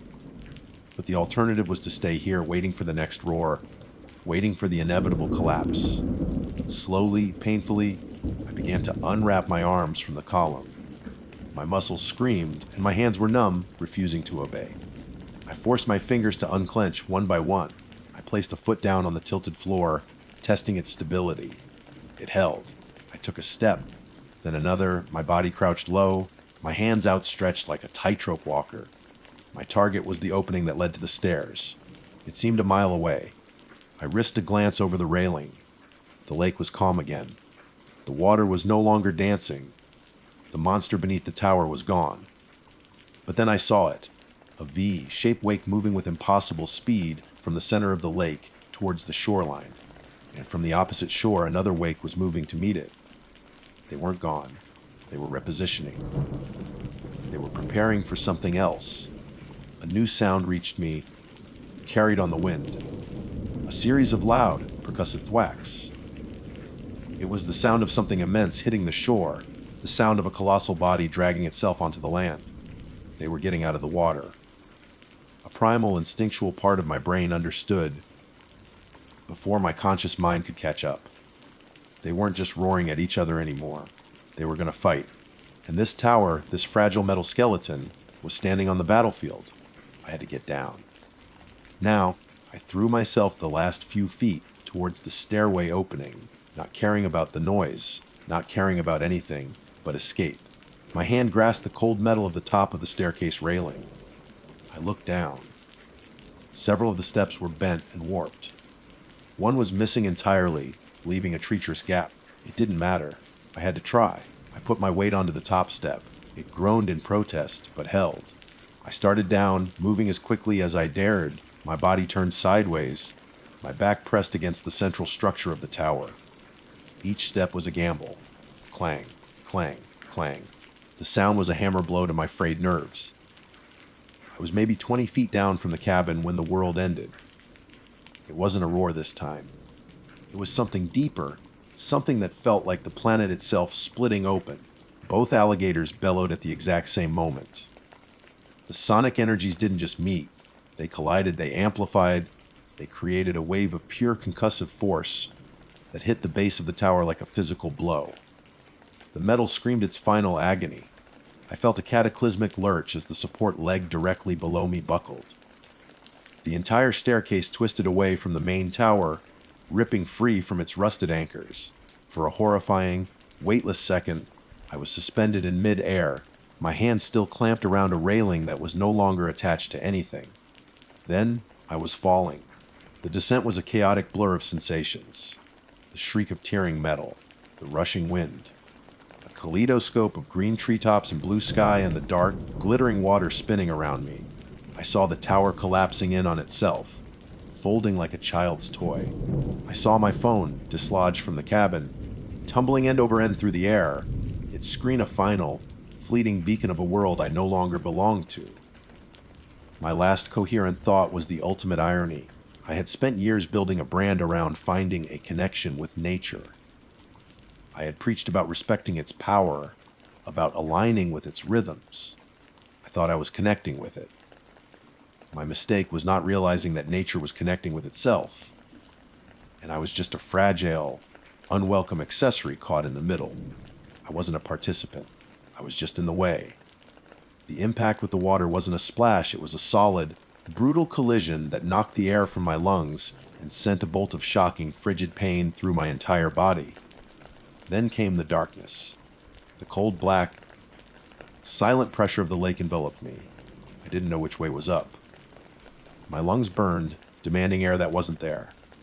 My panicked, flailing hand brushed against something. It wasn't mud or a rock. It was rough, impossibly hard, and it was moving. A vast, armored shape slid past me in the dark, its sheer scale incomprehensible. The water displaced by its passage sent me tumbling, disoriented. As my consciousness began to fade, a final image burned itself into my mind. It was the eye, that cold yellow, unblinking eye, now just inches from my own, staring out of the murky darkness. It wasn't angry. It wasn't malicious. It was just there. Ancient, indifferent, and absolute. I had come seeking a sunrise. I found a god. And in its presence, I was nothing. My name is Daniel Miller. For 35 years, I was Captain Miller of Hillsborough County Fire Rescue, Station 14. My life was a symphony of controlled chaos, orchestrated by the urgent blare of sirens and the crackle of the radio. I've walked through flames that could melt steel, pulled people from the mangled wreckage of vehicles, and breathed life back into lungs that had given up. My world was one of concrete, steel, and the very predictable, albeit often tragic, nature of human-made disasters. Retirement, I've found, is a much quieter, more alien landscape. The loudest sound most days, is the hum of the central air or the rhythmic ticking of the grandfather clock in the hall. A sound that seems to measure not the passing of hours, but the slow erosion of purpose. It was on a Tuesday afternoon, under the oppressive weight of a Florida sun, that I found myself driving down a stretch of County Road 581. It's a road I'd traveled 1,000 times, a familiar ribbon of asphalt cutting through an ocean of green. On either side, the dense, untamed wilderness of the Hillsborough River floodplain pressed in, a wall of cypress oak, and saw palmetto that seemed to swallow the light. I was on my way back from a routine checkup, the kind of mundane errand that now punctuates my days. The radio was playing some forgettable pop song, and my mind was adrift, floating on the placid sea of my newfound idleness. Then I saw it. Rising above the canopy to my right, a skeletal finger pointing a rusty accusation at the sky. The old Hamner Fire Tower. It had been decommissioned for decades, a relic from an era before satellite imagery and aerial surveillance. A wave of nostalgia, so potent it felt like a physical blow, washed over me. I slowed the car, the tires crunching on the gravel as I pulled onto the overgrown shoulder. I cut the engine, and the sudden silence was profound, broken only by the frantic buzzing of insects in the humid air. Before I was Captain Miller, before the uniform and the responsibility, I was just Danny, a wiry, restless 17-year-old kid who spent a summer in that very tower. It was a summer job, a way to stay out of trouble before I enlisted. My job was simple: climb the 130 steps to the cabin every morning and watch. Watch for the faintest wisp of smoke, the tail sign of a lightning strike or a careless campfire. I remembered the solitude, the feeling of being the only person for miles, suspended between the earth and the sky. I remembered the smell of pine and rain, the way the whole structure would groan and sway in the wind, and the sounds of the forest at night. A living, breathing entity that whispered secrets just beyond the range of my understanding.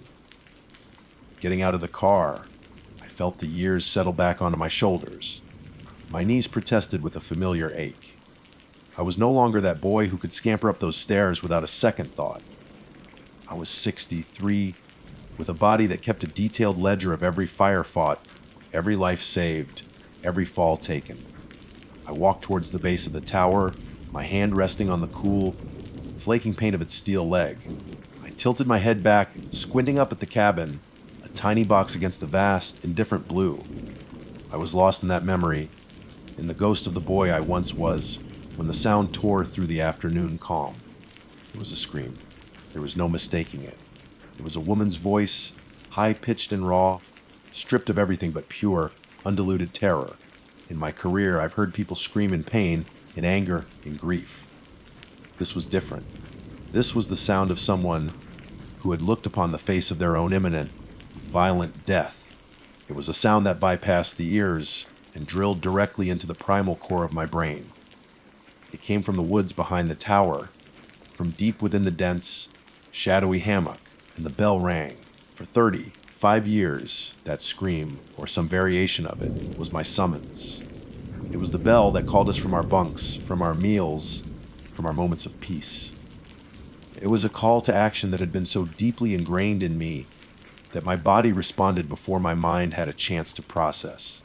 My heart hammered against my ribs, a frantic drumbeat of adrenaline. My vision narrowed. The retiree, the old man reminiscing, vanished. Captain Miller was back on duty. My mistake, my first, and perhaps my most critical, was thinking the rules were the same. I was operating on instinct, on decades of training that screened me there as a victim. You are the rescuer. Go now. My mind raced through a checklist. No bunker gear, no Halligan bar, no radio. I glanced at my car, the trunk. I fumbled with my keys, my hand shaking slightly, and popped the trunk lid. My eyes scanned the contents: a spare tire, jumper cables, a small toolkit. I grabbed the tire iron. It was heavy, solid, and utterly inadequate, but it was something. It was a tool, and I was a man who understood tools. "I'm coming. Hang on," I yelled, my voice sounding thin and reedy against the vastness of the wilderness. I didn't wait for a reply. I plunged into the woods, the tire iron held tight in my fist. The change in environment was instantaneous and absolute. The bright, open heat of the roadside was replaced by a dim, suffocating humidity. The air grew thick, heavy with the cloying smell of damp earth and decay. The ground, a treacherous carpet of roots and mud, tried to pull me down with every step. Vines, like grasping fingers, snagged at my clothes and ankles. The screams continued, acting as a horrifying beacon, pulling me deeper and deeper into the labyrinth of green and brown. I was running, or at least the closest approximation of it that my 63-year-old body could manage. My lungs burned. Sweat poured down my face, stinging my eyes. The rational part of my brain, the part that had been dormant just moments before, was starting to wake up, and it was screaming warnings at me. This isn't a city park, Dan. There are no streetlights here, no backup. You are alone. But the woman's screams overrode everything. They were more sporadic now, punctuated by desperate, gasping sobs. I pushed harder, ignoring the branch that whipped across my cheek, leaving a stinging welt. I had to get to her. The thought of what could be happening, what kind of monster could be inflicting that kind of terror, fueled my desperate charge. Then it stopped. The abrupt silence was more jarring than the screams themselves. One moment, the woods were filled with her terror. The next, there was nothing. Only the ringing in my own ears and the frantic, ragged sound of my own breathing. I stood frozen, straining to listen, my knuckles white on the tire iron. The silence stretched, thick and unnatural. I was deep in the woods now, completely disoriented. I couldn't see the road or the tower. Every direction looked the same, an impenetrable wall of trees. Hello. I called out, my voice a weak tremor. Are you okay? Only the humming of the insects answered. And that's when I heard the new sound. It came from the same direction as the last scream, but it was utterly different. It was a low, guttural yawl. It held the same pitch, the same female tenor as the scream, but the note of terror was gone. It had been replaced by something else, something I couldn't initially place, a kind of primal, throaty longing. It was a sound of raw, untamed nature. A memory surfaced, a story told by an old wildlife officer I knew, a story I had dismissed at the time as a tall tale. He told me about the one sound in the Florida woods that could fool any man, the sound that had sent countless search parties on wild goose chases. There's nothing in this world, he'd said, his voice raspy. That sounds more like a woman screaming in terror than a female panther in heat. The blood in my veins turned to ice. The tire iron suddenly felt impossibly heavy, impossibly useless. I stood there, in the heart of the suffocating wilderness, and understood the depth of my folly. I hadn't been running towards a victim. I had been running towards a predator. I had charged headfirst, yelling and crashing through the undergrowth, into the middle of a private animal ritual. I had been drawn in by a siren's call, a biological imperative I had completely and catastrophically misinterpreted. The woods were no longer just a location, they were a hunting ground. And I had just announced my presence to whatever was listening. The silence that followed my realization was a different kind of silence. It was no longer empty, it was full. It was weighted with the presence of things unseen, with the palpable tension of a world I had blindly invaded. Every rustle of a leaf, every snap of a twig, which moments before had been mere background noise, was now a potential threat. The forest had transformed from a neutral space into a hostile one. The air itself seemed to crackle with a predatory energy. My training as a firefighter was useless here. I knew how to read smoke, how to predict a backdraft, how to navigate a collapsing building. I had no idea how to navigate a situation where I was no longer at the top of the food chain.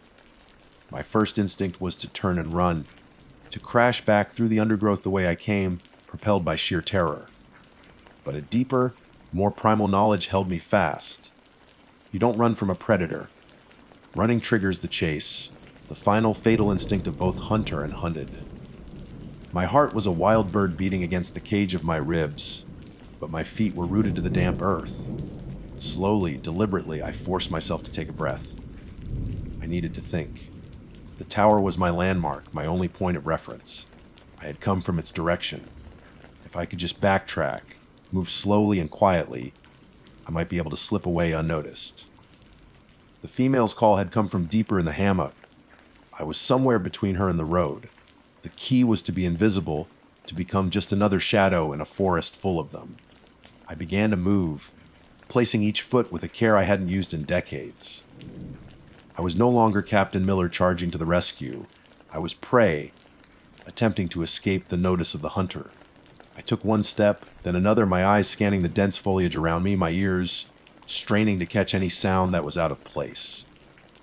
The tire iron, which had felt so inadequate before, now felt like a fool's scepter.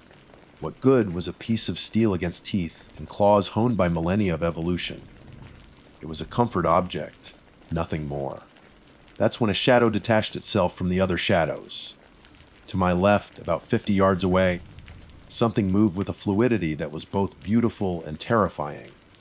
It was a ripple in the fabric of the forest, a seamless, silent flow of muscle and intent. It stepped into a patch of dappled sunlight, and my breath caught in my throat. A male panther. He was magnificent. Bigger than I could have imagined, a solid 150 pounds of tawny muscle. His coat was the color of dried leaves, a perfect camouflage. His head was low, and he moved with the unhurried confidence of an apex predator in his own domain. He hadn't seen me. His attention was fixed in the direction of the female's call, the same sound that had so completely fooled me. He was drawn by the same siren song, but he knew exactly what it meant. I froze, trying to will myself into the trunk of the cypress tree beside me. Don't move. Don't breathe.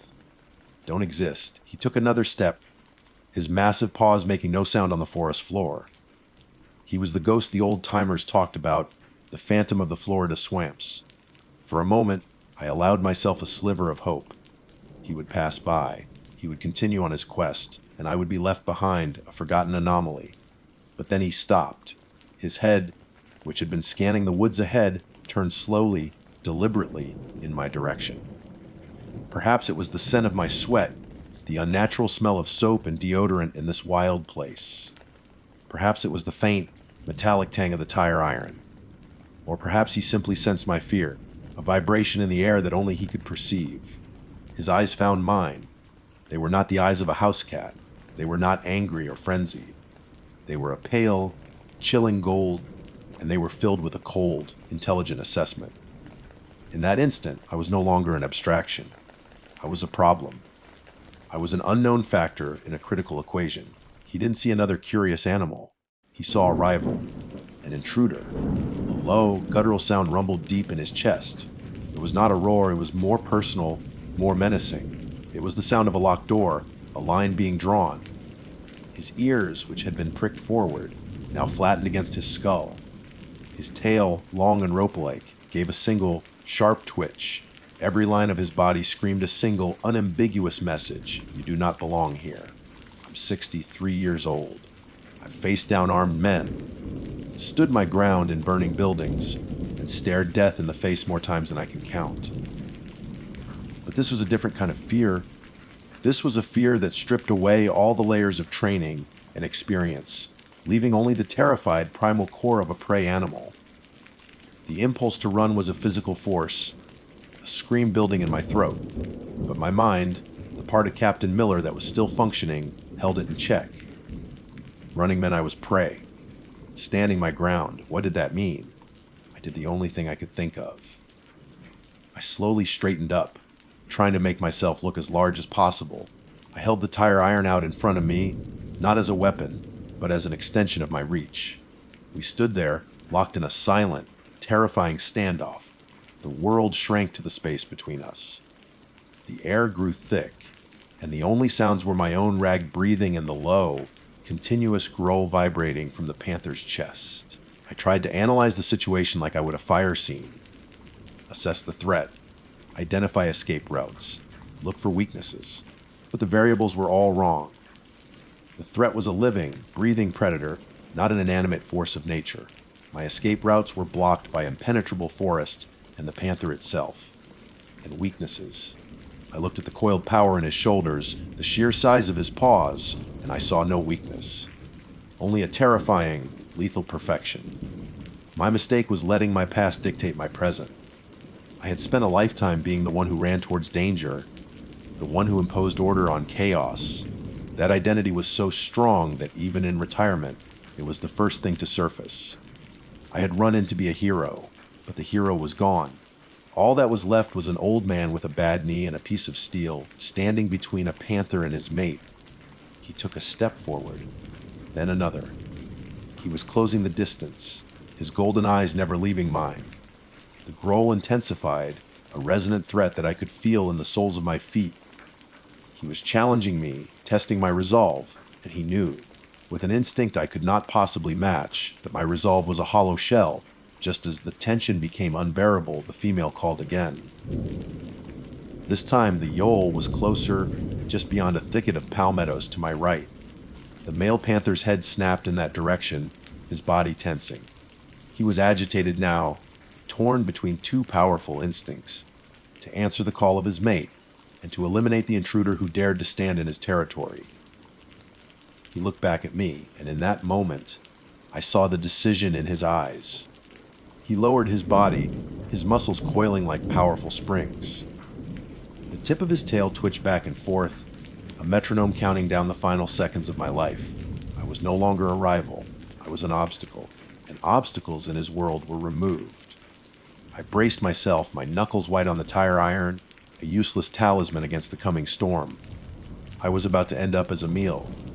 Time seemed to stretch into an infinite, syrupy crawl. The single second it took for the panther's coiled muscles to unleash expanded into an eternity. It wasn't a lethe, feline pounce. It was the launch of a living missile, a terrifying release of stored kinetic energy. In that sliver of time, my fear, corroded mind recorded impossible details, the front claws extending, no longer sheathed but horrifying, yellowed hooks, the mouth opening to reveal pink gums and ivory cannons designed for tearing, and those golden eyes, those eyes locked onto me with a cold, singular purpose. There was no roar, just the whisper of displaced air and a hot, guttural exhalation. Decades of training took over. I didn't think, I acted. I swung the tire iron with all my strength. It was a clumsy, desperate arc, not the precise strike of a combatant, but the frantic parry of a man about to die. I felt the jarring shock travel up my arm as metal met something hard and vital. A snarl of pain and fury erupted, but it didn't stop the momentum. The impact was like being hit by a car. My 200-plus pound frame was thrown backward as if I were a rag doll. I hit the ground hard, the air knocked from my lungs in a single, violent burst. The tire iron flew from my grasp, lost to the leafy detritus of the forest floor. Then it was on me. The weight was suffocating, an oppressive blanket of muscle and fur. The smell of it, a wild, musky scent of animal, earth, and hot breath, enveloped me. I could feel the power of it, the raw, terrifying life force moving beneath its hide. The first pain was sharp and searing. Its claws dug deep into my left shoulder, not scratching, but anchoring, pinning me to the earth. I cried out a pathetic, reedy sound. I felt the warmth of my own blood soaking through my shirt. My world shrank to the face inches from mine. The golden eyes searching for a killing purchase. The growl of vibration I felt in my bones. I fought. I don't know what drove me. A ghost of the man I used to be, or just the stubborn, stupid refusal of life to be extinguished. My right hand flailed, hammering uselessly against the side of its head. It was like hitting a brick wall. I kicked and thrashed with my legs, trying to unseat the crushing weight, but it was useless. It was too strong, too powerful. I was losing a war of leverage I could never hope to win.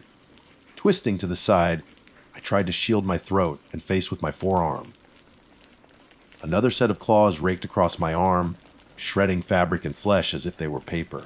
A fresh wave of white, hot pain washed over me, blurring my vision. I saw its mouth open, preparing for the final, crushing bite.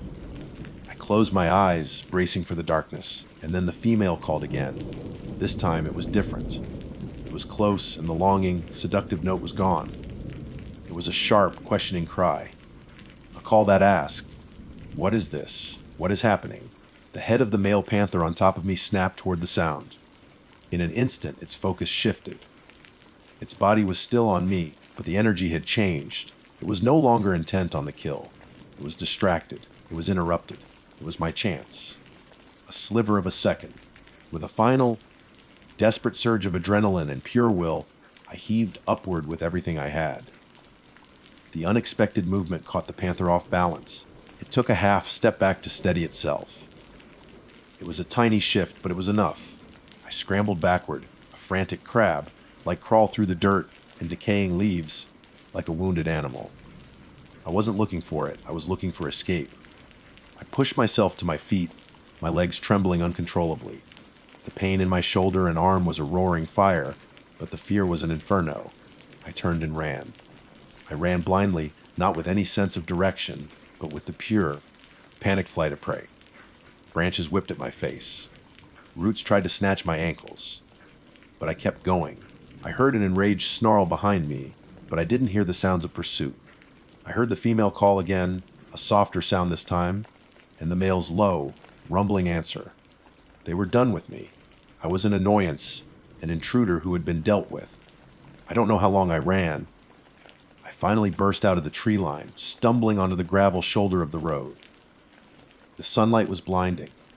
I looked back at the wall of green I had just escaped.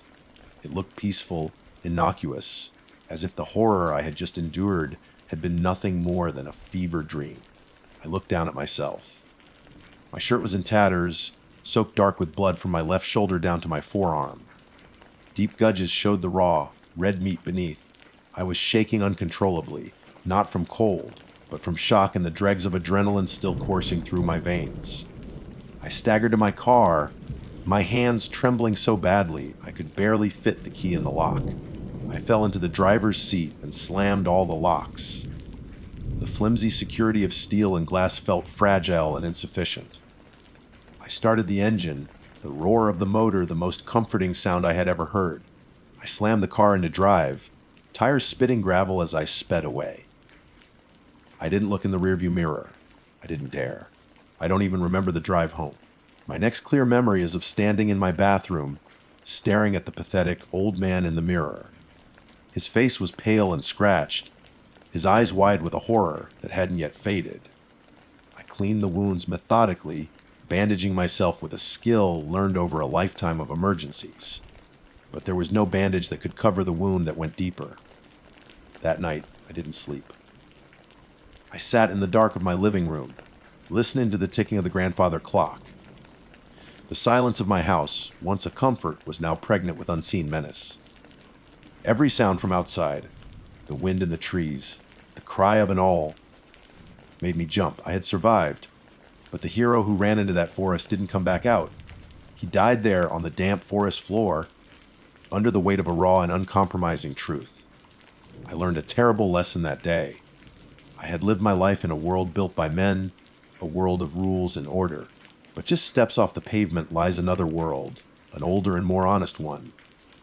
A world where there are no heroes. There are only predators and prey.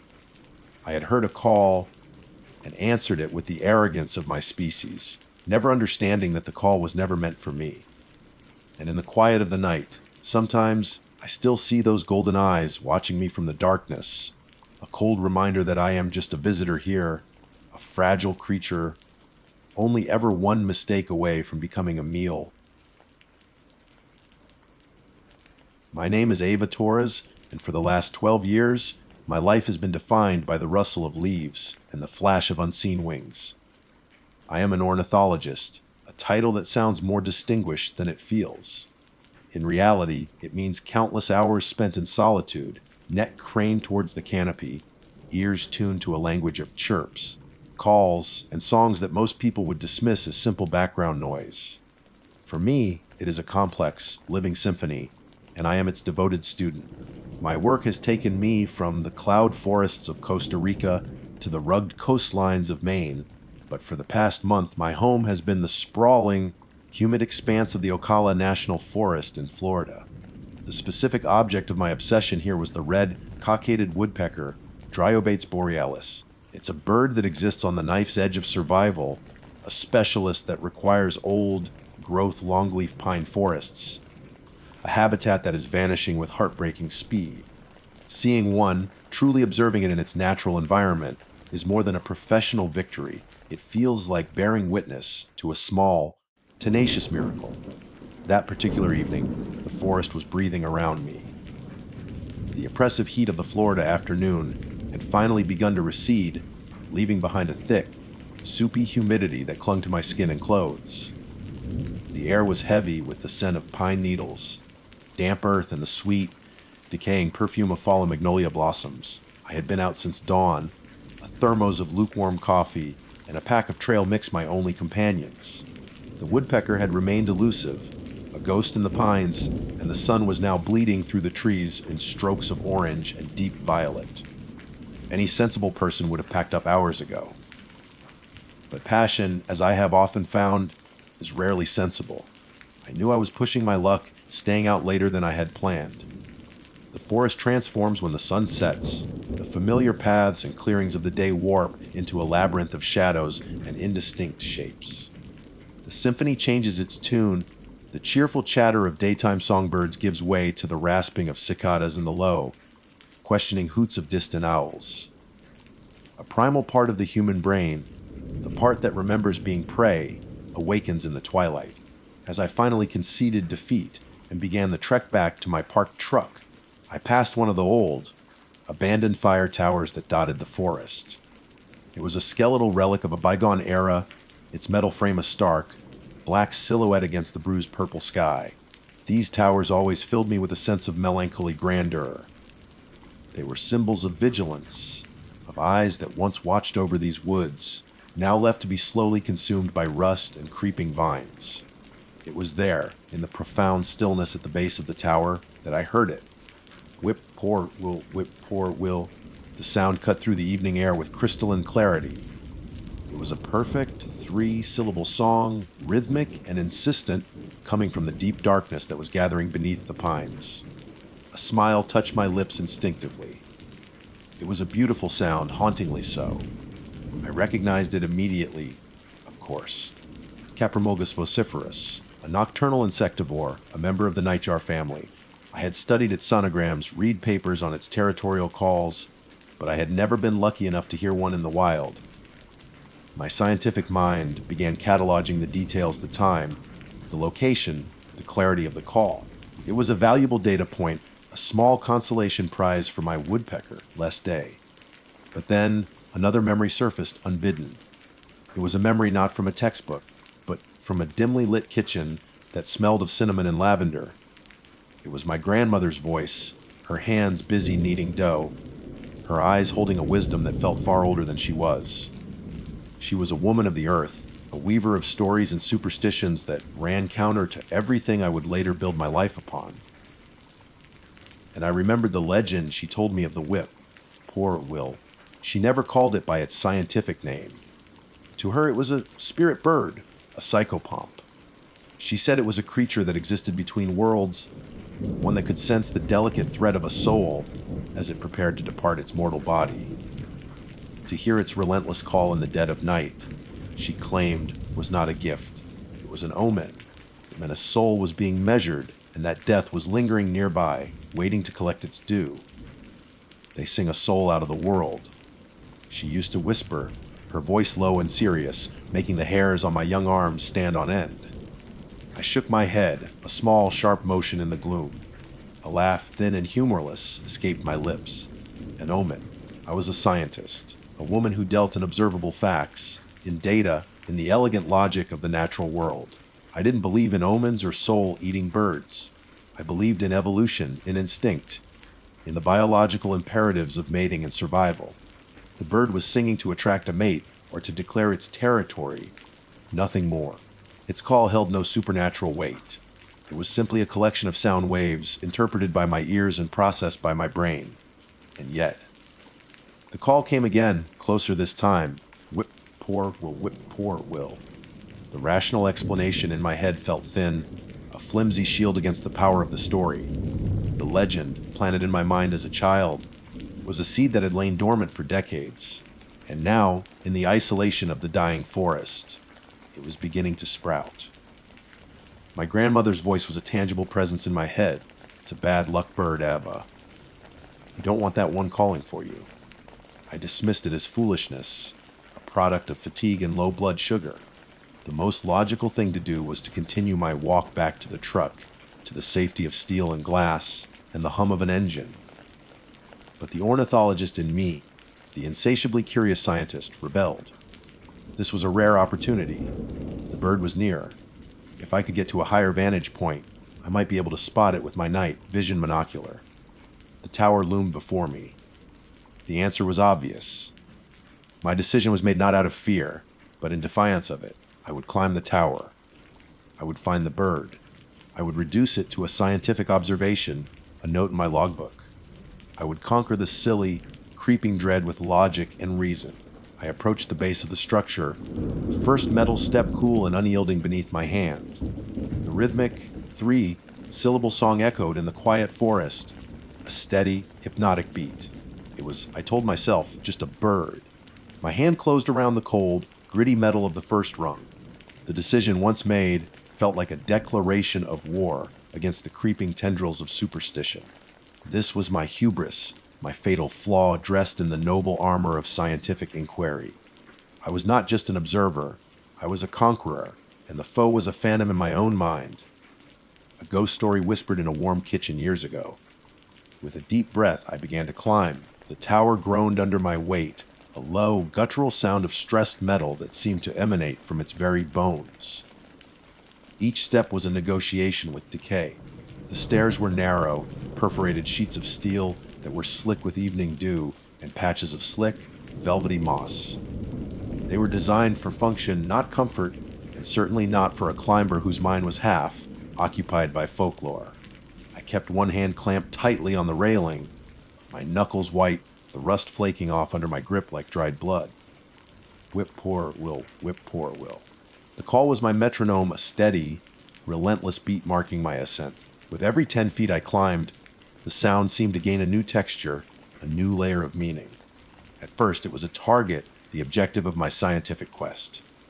Then, as the ground receded, it began to feel like an anchor, the only constant in a world that was tilting and shrinking below me. But the higher I climbed, the more it morphed into something else. It felt like a taunt, a jeer, a countdown. My scientific mind fought back, a frantic librarian trying to impose order on a rising tide of chaos. Que promulgus vociferus is territorial, I recited silently, my boots clanging on the steel. The male's call serves to ward off rivals and attract females. The perceived rhythm is a human projection.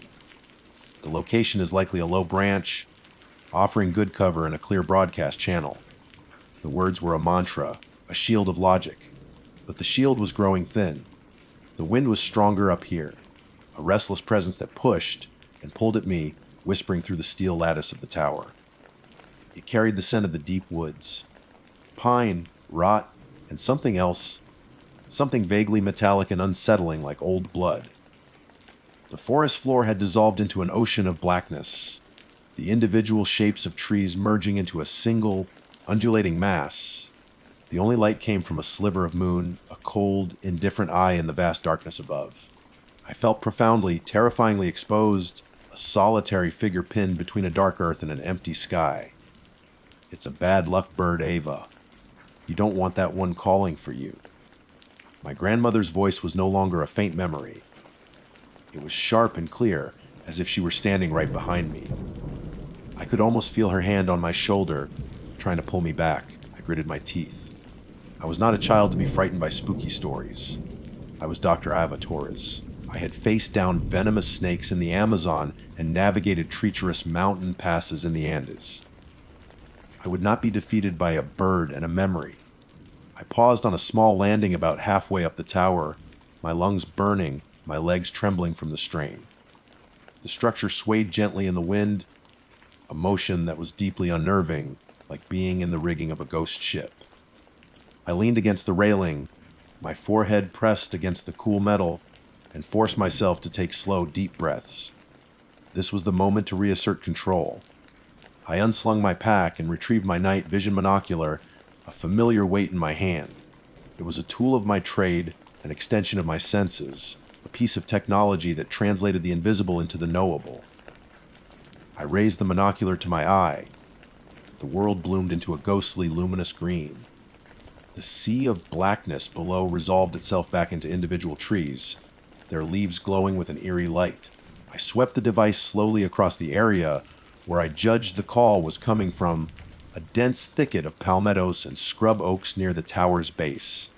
My heart hammered against my ribs, a frantic drumbeat against the steady, three-syllable song of the bird. Whip, poor Will, whip, poor Will. I scanned the branches, the trunks, the shadows between them. Nothing, just leaves and limbs swaying in the breeze. I adjusted the focus, my thumb rolling the dial with practiced ease. And then the call came again, but this time it was different. It wasn't coming from the thicket below. It was behind me and above me. My blood went cold. It was a physical sensation, a wave of ice that washed from the base of my spine up to the nape of my neck. I ripped the monocular from my eye, the green tinged world vanishing to be replaced by impenetrable darkness. I whipped my head around, my body tensing. The landing was empty. The stairs stretching up into the blackness were empty. There was nothing there. Whip, poor Will, whip, poor Will. It was below me again, back in its original spot. My mind scrambled for a rational explanation. An echo, the wind playing tricks on my ears, the acoustics of the forest, and the tower's structure creating some kind of auditory illusion. It was possible. It was logical. It felt like a lie. The psychological power of the legend, the thing I had so arrogantly dismissed at the base of the tower, was no longer a creeping dread. It was a physical assault. The bird wasn't just singing, it was toying with me.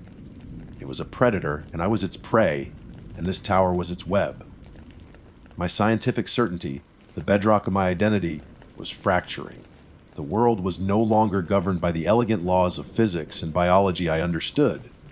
It was operating on an older, darker set of rules, the rules from my grandmother's stories. My hands felt clammy on the cold railing. My heart was a wild bird trapped in the cage of my ribs. The urge to get down was a primal scream in my head. But another, more terrifying thought followed it. What if the way down was no longer safe? I took another step up, and another. My ascent was no longer a defiant act of reason. It was a panicked flight. I wasn't climbing towards the bird anymore.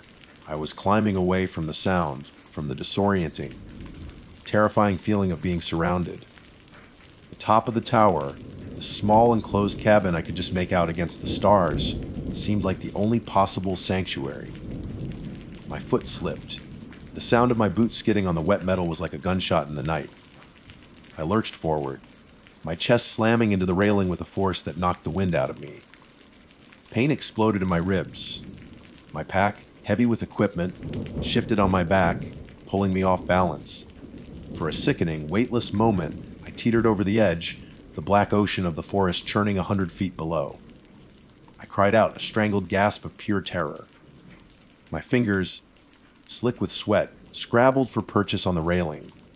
I managed to hook my arm around a vertical support beam, the sharp edge of the metal biting into my flesh.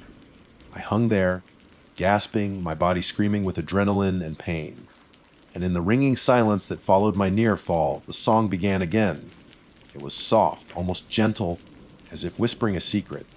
It came from directly below my dangling feet. Whip poor Will, whip poor Will. It wasn't an omen of death, it was an invitation. Time ceased to have meaning. I hung there, suspended between the abyss and the uncaring stars, my arms screaming in protest, my ribs a constellation of fire. The world had shrunk to the sharp edge of the steel beam digging into my bicep, and the sound that rose from the darkness below. An invitation. The word echoed in the ruins of my rational mind.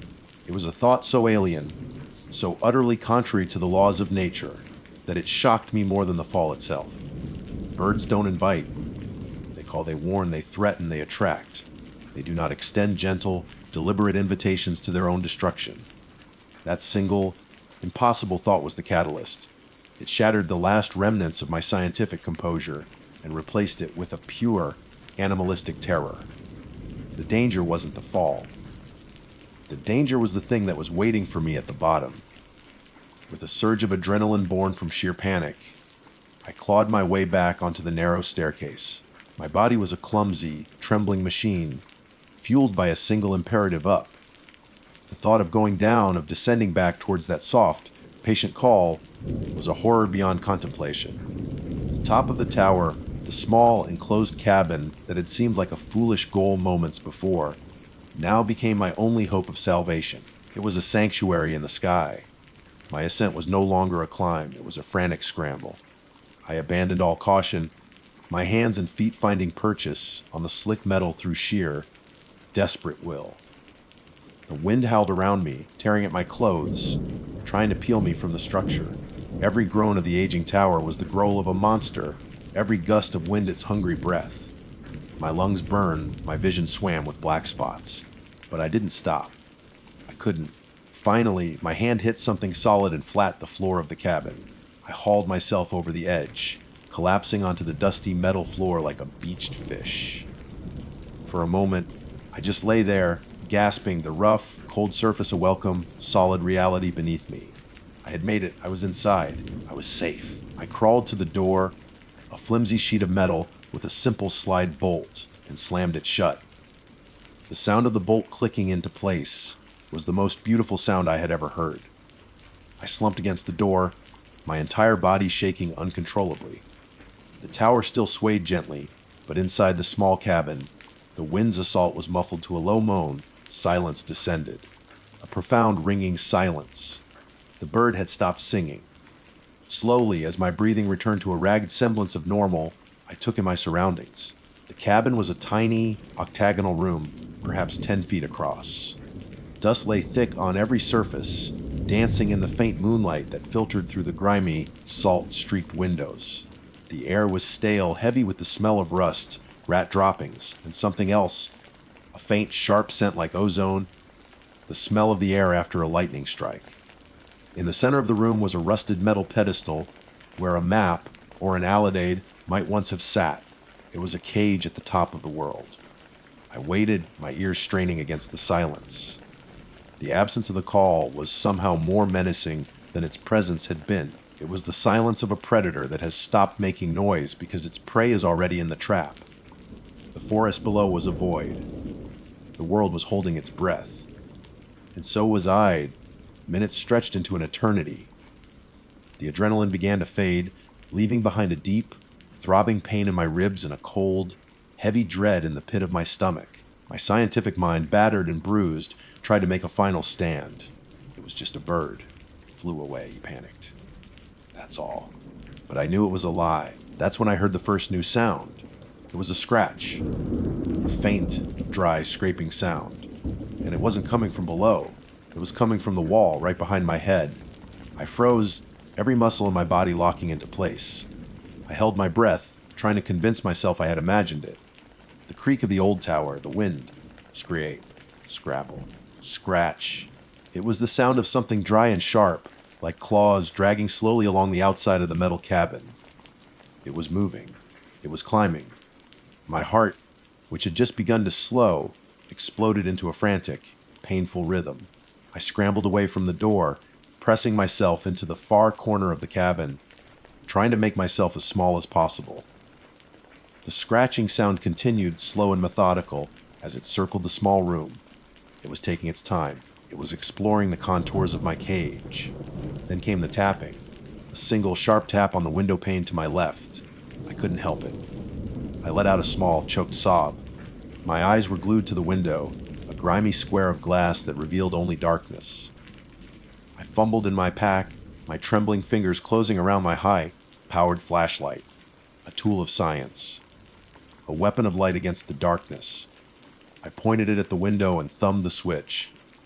A brilliant white beam cut through the gloom, illuminating a circle of the glass. It was thick with grime, obscuring any clear view. But I could see something, a shape, a silhouette pressed against the other side of the pane. It was not a bird. It was long and thin, impossibly so. The silhouette was skeletal, a collection of sharp angles and unnatural joints.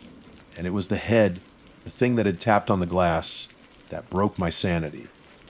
It was too large for the body, and it was tilted at an angle that a vertebrate neck should not be able to achieve. There were no feathers, just a smooth, dark outline against the night sky. As I stared, paralyzed with a terror so absolute it felt like a religious experience, the head tilted further, and from the silhouette a sound emerged. It was not a screech or a growl. It was a perfect, clear, three-syllable song, muffled by the glass.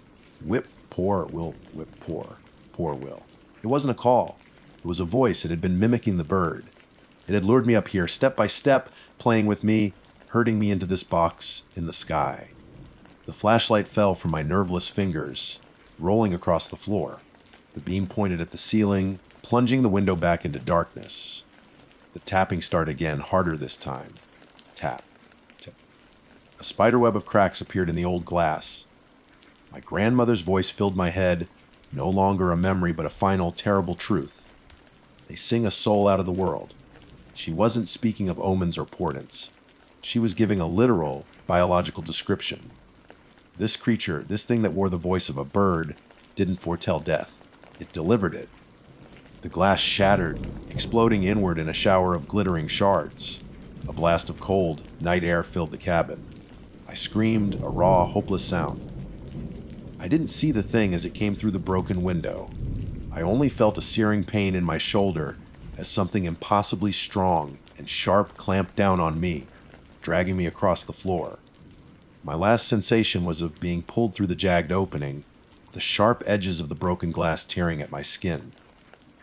The world turned upside down, the black sea of the forest rushing up to meet me. My scientific mind had one last, fleeting thought, a final ironic observation. Hubris, the dismissal of anecdotal evidence in the face of an unrepeatable terminal event. The last thing I heard, as the air rushed past my ears, was that beautiful, haunting, three-syllable song. It wasn't a distraction. It wasn't an omen.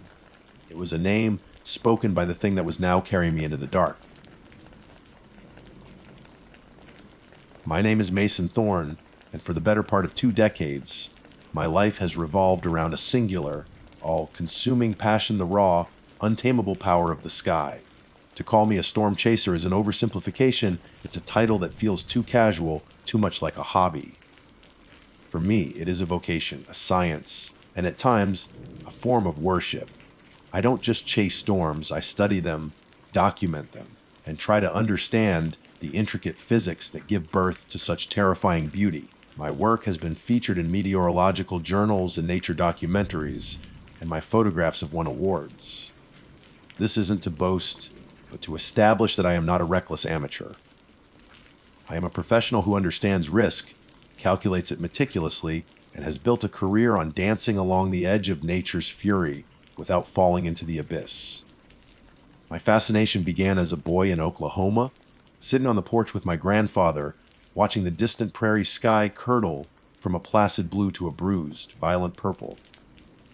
He wasn't a scientist, but he had a farmer's deep, instinctual understanding of the weather. "See that, Mason," he'd say, his voice a low rumble like the thunder we were waiting for. "The sky's got a temper. You got to respect it, but you don't have to fear it. Just understand what it's telling you." That lesson stuck with me. While others ran for shelter, I learned to watch, to listen, and to read the language of the clouds. This particular chase, however, was different. It wasn't the familiar plains of Tornado Alley. The target was the Florida Everglades, and the forecast was for something truly special, a nocturnal electrical storm of immense scale, predicted to stall directly over the heart of the swamp. These kinds of storms are a photographer's dream. Without the glare of the sun, every filament of lightning, every ethereal sprite dancing in the upper atmosphere, would be rendered in breathtaking detail against the black canvas of the night. The drive south from Naples was an immersion into another world. The manicured lawns and concrete jungles gave way to an endless sea of sawgrass, cypress domes standing like ancient, gnarled sentinels in the distance. The air grew thick, heavy with the humid, organic scent of decay and life intertwined. It was a primeval landscape, one that felt indifferent to human existence. The weather reports on my truck's radio crackled with increasing urgency, describing a supercell with an unusually high charge potential. My instruments confirmed it. The atmospheric pressure was plummeting, and the electromagnetic field was buzzing with energy. My heart hammered against my ribs, a familiar drumbeat of adrenaline and anticipation. My plan hinged on finding a specific location I'd scouted on satellite maps weeks before an old, decommissioned fire lookout tower deep within a less traveled section of the national park. It was a relic from a bygone era, long since abandoned by the Park Service. To them, it was a liability. To me, it was the perfect vantage point, a metal skeleton that would lift me above the suffocating flatness of the swamp and offer an unobstructed 360-degree view of the celestial fireworks. Finding the turnoff was difficult. The small dirt track was almost completely reclaimed by vegetation, a faint scar on the landscape. My specialized truck, with its reinforced suspension and all-terrain tires, groaned in protest as it clawed through the mud and tangled roots. After a mile that felt like 10, the trees parted, and there it was. The tower was a skeletal finger of rust, red steel, pointing an accusatory finger at the angry sky. It stood alone in a small clearing, its concrete footings disappearing into a thick carpet of damp, decaying leaves. It was taller than I'd imagined, perhaps 100 feet or more, a lonely monument to forgotten vigilance. The storm was closing in fast. The sky was now a churning cauldron of dark gray and indigo, and the horizon began to flicker with silent, internal pulses of lightning, like a giant cosmic brain firing its synapses. There was no time to waste. I grabbed my essential gear, 2 high-speed cameras, a wide-angle lens, my tripod, and a portable lightning trigger. Every piece of equipment was weatherproofed, but I knew the cab at the top would offer the best protection. As I approached the base of the tower, a sound reached me, faint and insidious. Success. It was a soft, continuous hiss, like air leaking from a tire. I paused for a moment, my hand on the first rung of the steel ladder. The wind was beginning to pick up, sighing through the dense cypress trees that bordered the clearing. It whistled as it passed through the tower's lattice of steel beams. The wind, I concluded. It was the only logical explanation. The sound was all around me, an atmospheric white noise that was easy to dismiss when a much grander symphony was about to begin. My focus was singular, aimed skyward. The potential danger on the ground didn't even register as a possibility. The climb was arduous. The metal rungs were slick with humidity and a thin film of algae. With every upward step, the tower groaned and swayed, a disconcerting motion that spoke of its age and neglect. The hissing sound seemed to fade in and out, lost in the rising moan of the wind and the creak of stressed metal.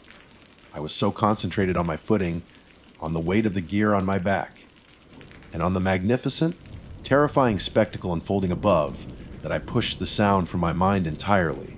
It became part of the storm's ambient noise. Halfway up, the world transformed.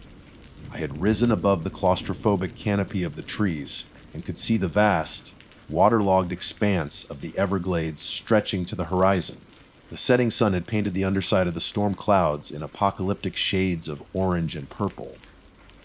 And then the first bolt of lightning struck nearby. It wasn't a flicker.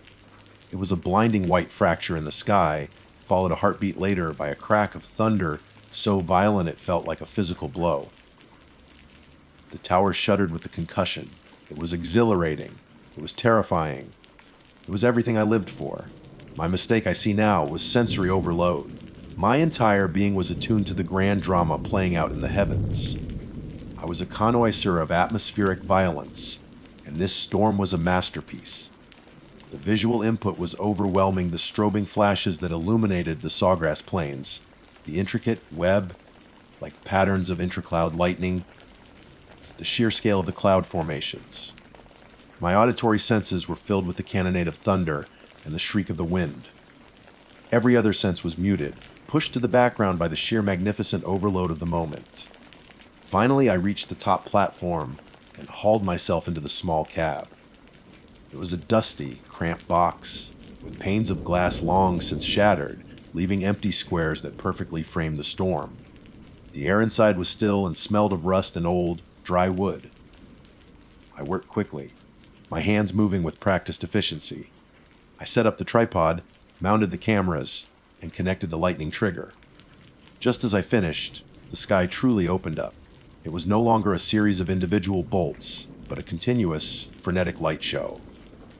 Blinding flashes strobed one after another, turning night into a surreal, flickering daylight. The thunder wasn't a series of distinct claps, but a constant, rolling barrage that vibrated through the steel of the tower and deep into my bones.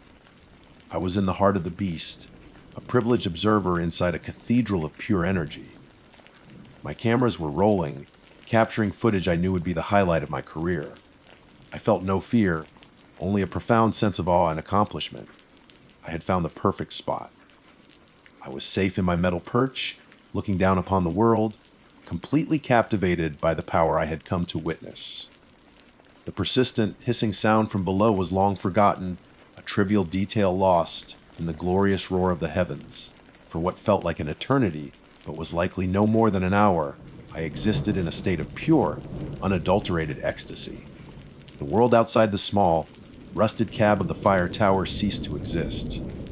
There was only the storm and my perception of it. The sheer kinetic energy on display was humbling. Bolts of lightning, thick as ancient tree trunks, slammed into the swamp with percussive force, each strike followed by a wave of thunder that was not merely heard, but felt, a deep, resonant vibration that seemed to shake the very marrow in my bones. The tower itself became a tuning fork, humming with the storm's violent energy. At one point, a strike hit so close that the air crackled, the scent of ozone was sharp and clean, and every hair on my arms and the back of my neck stood on end.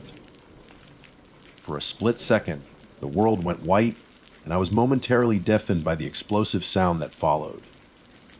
I remember laughing, a wild, breathless sound swallowed by the gale. This was the edge I had dedicated my life to finding. My cameras, my faithful, unblinking eyes, captured it all. The high-speed sensor recorded the impossibly intricate branching of the lightning, the way it spider-webbed across the sky in fractions of a second. The wide-angle lens drank in the panoramic grandeur of the illuminated landscape, the cypress domes and sawgrass plains appearing as a ghostly, alien world under the strobe, like flashes. I was no longer just an observer. I was a participant, a conduit for the storm's narrative, translating its raw power into data and images. My grandfather's words echoed in my mind, understand what it's telling you. In that moment, I felt I understood everything. The storm spoke of chaos, of creation, of a power so immense it was indifferent to life or death. And Mason Thorne was its chosen scribe. But like all perfect moments, it could not last.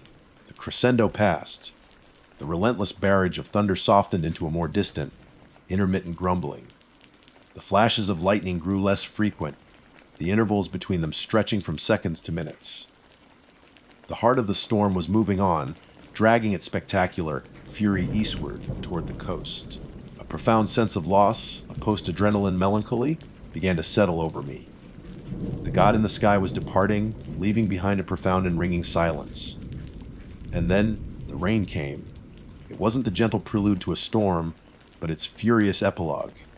The sky seemed to collapse, and a solid wall of water descended upon the Everglades. It was a tropical deluge, a biblical flood falling from the heavens. The sound was no longer the sharp crack of thunder, but a deafening, monotonous roar as trillions of heavy drops hammered the metal roof of the cab, the leaves of the surrounding forest, and the water log ground below. The world outside the shattered windows dissolved into a churning, gray blur. Visibility dropped to near zero. My focus, once aimed at the heavens, was forced to contract to return to my immediate reality. The exhilaration was gone, replaced by a cold, practical assessment of my situation. I was 100 feet in the air, on an aging steel structure, in the middle of a torrential downpour. The descent was now my primary challenge. I gave the receding lightning one last look, a silent thank you, and began to pack my gear.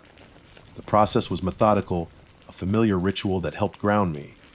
I detached the cameras from the tripod, carefully wiping down the lenses and bodies with a microfiber cloth before placing them in their padded slots within my waterproof pack. Every buckle was clipped, every zipper sealed. My equipment was my livelihood, an extension of my own senses, and I treated it with reverence.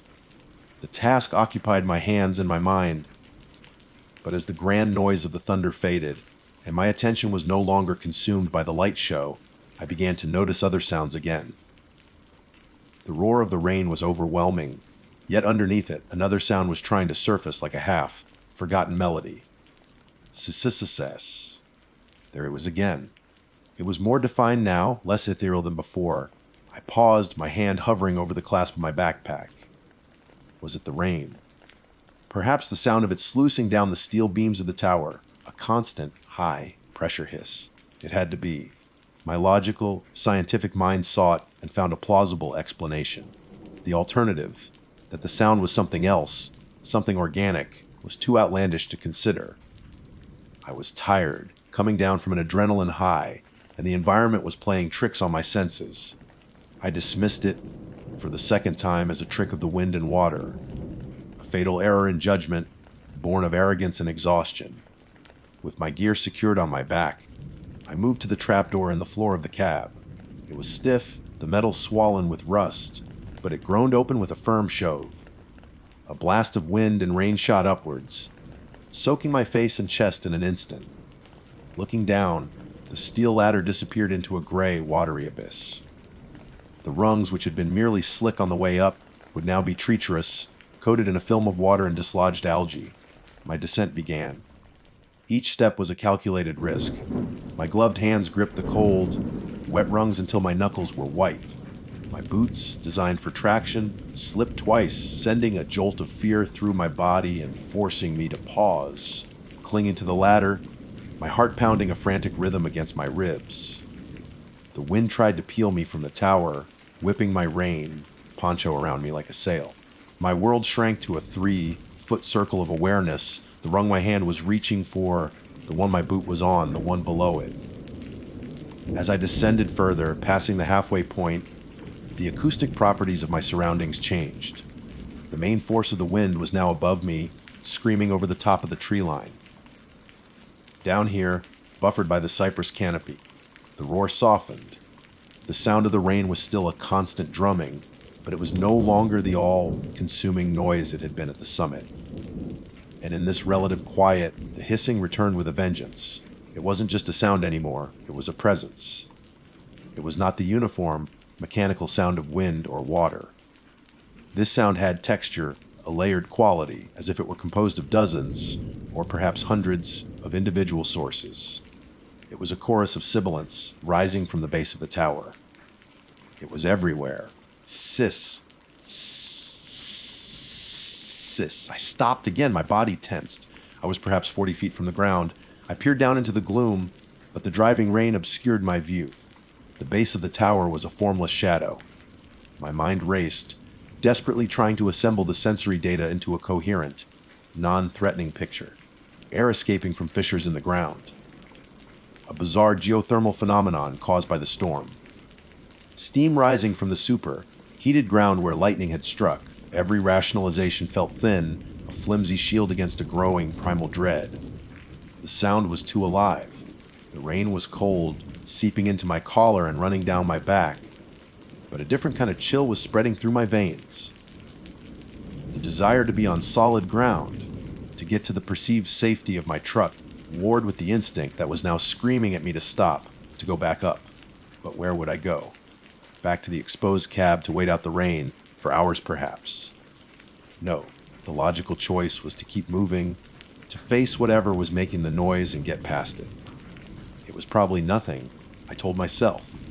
Just the swamp playing tricks on an exhausted mind.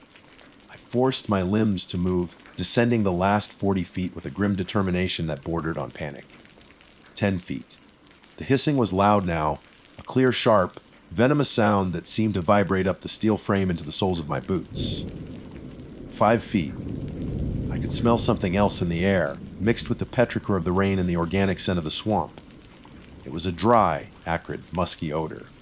An animal smell. My boots searched for the final rung. My eyes were fixed on the dark, leaf-littered ground, which was only a yard below me now.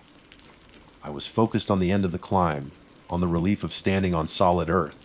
The hissing was a wall of sound, an auditory barrier I was about to step through.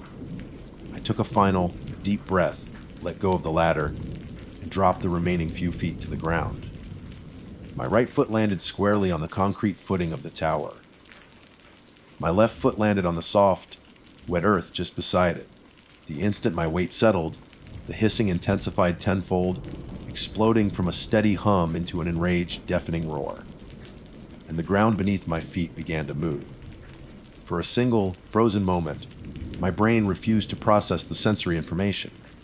The concept of solid ground, a fundamental law of physics that had governed my entire existence, was being violated. The earth was not supposed to writhe.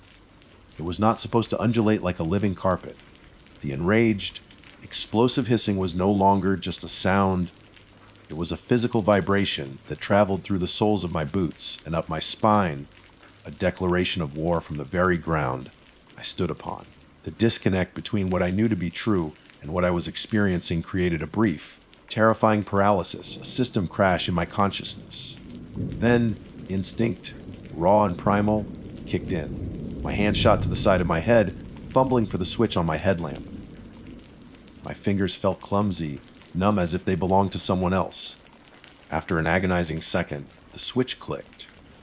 A brilliant white beam cut a cone of clarity through the chaos of the rain. It sliced through the gray gloom and fell upon the concrete footings of the tower and the ground immediately surrounding it.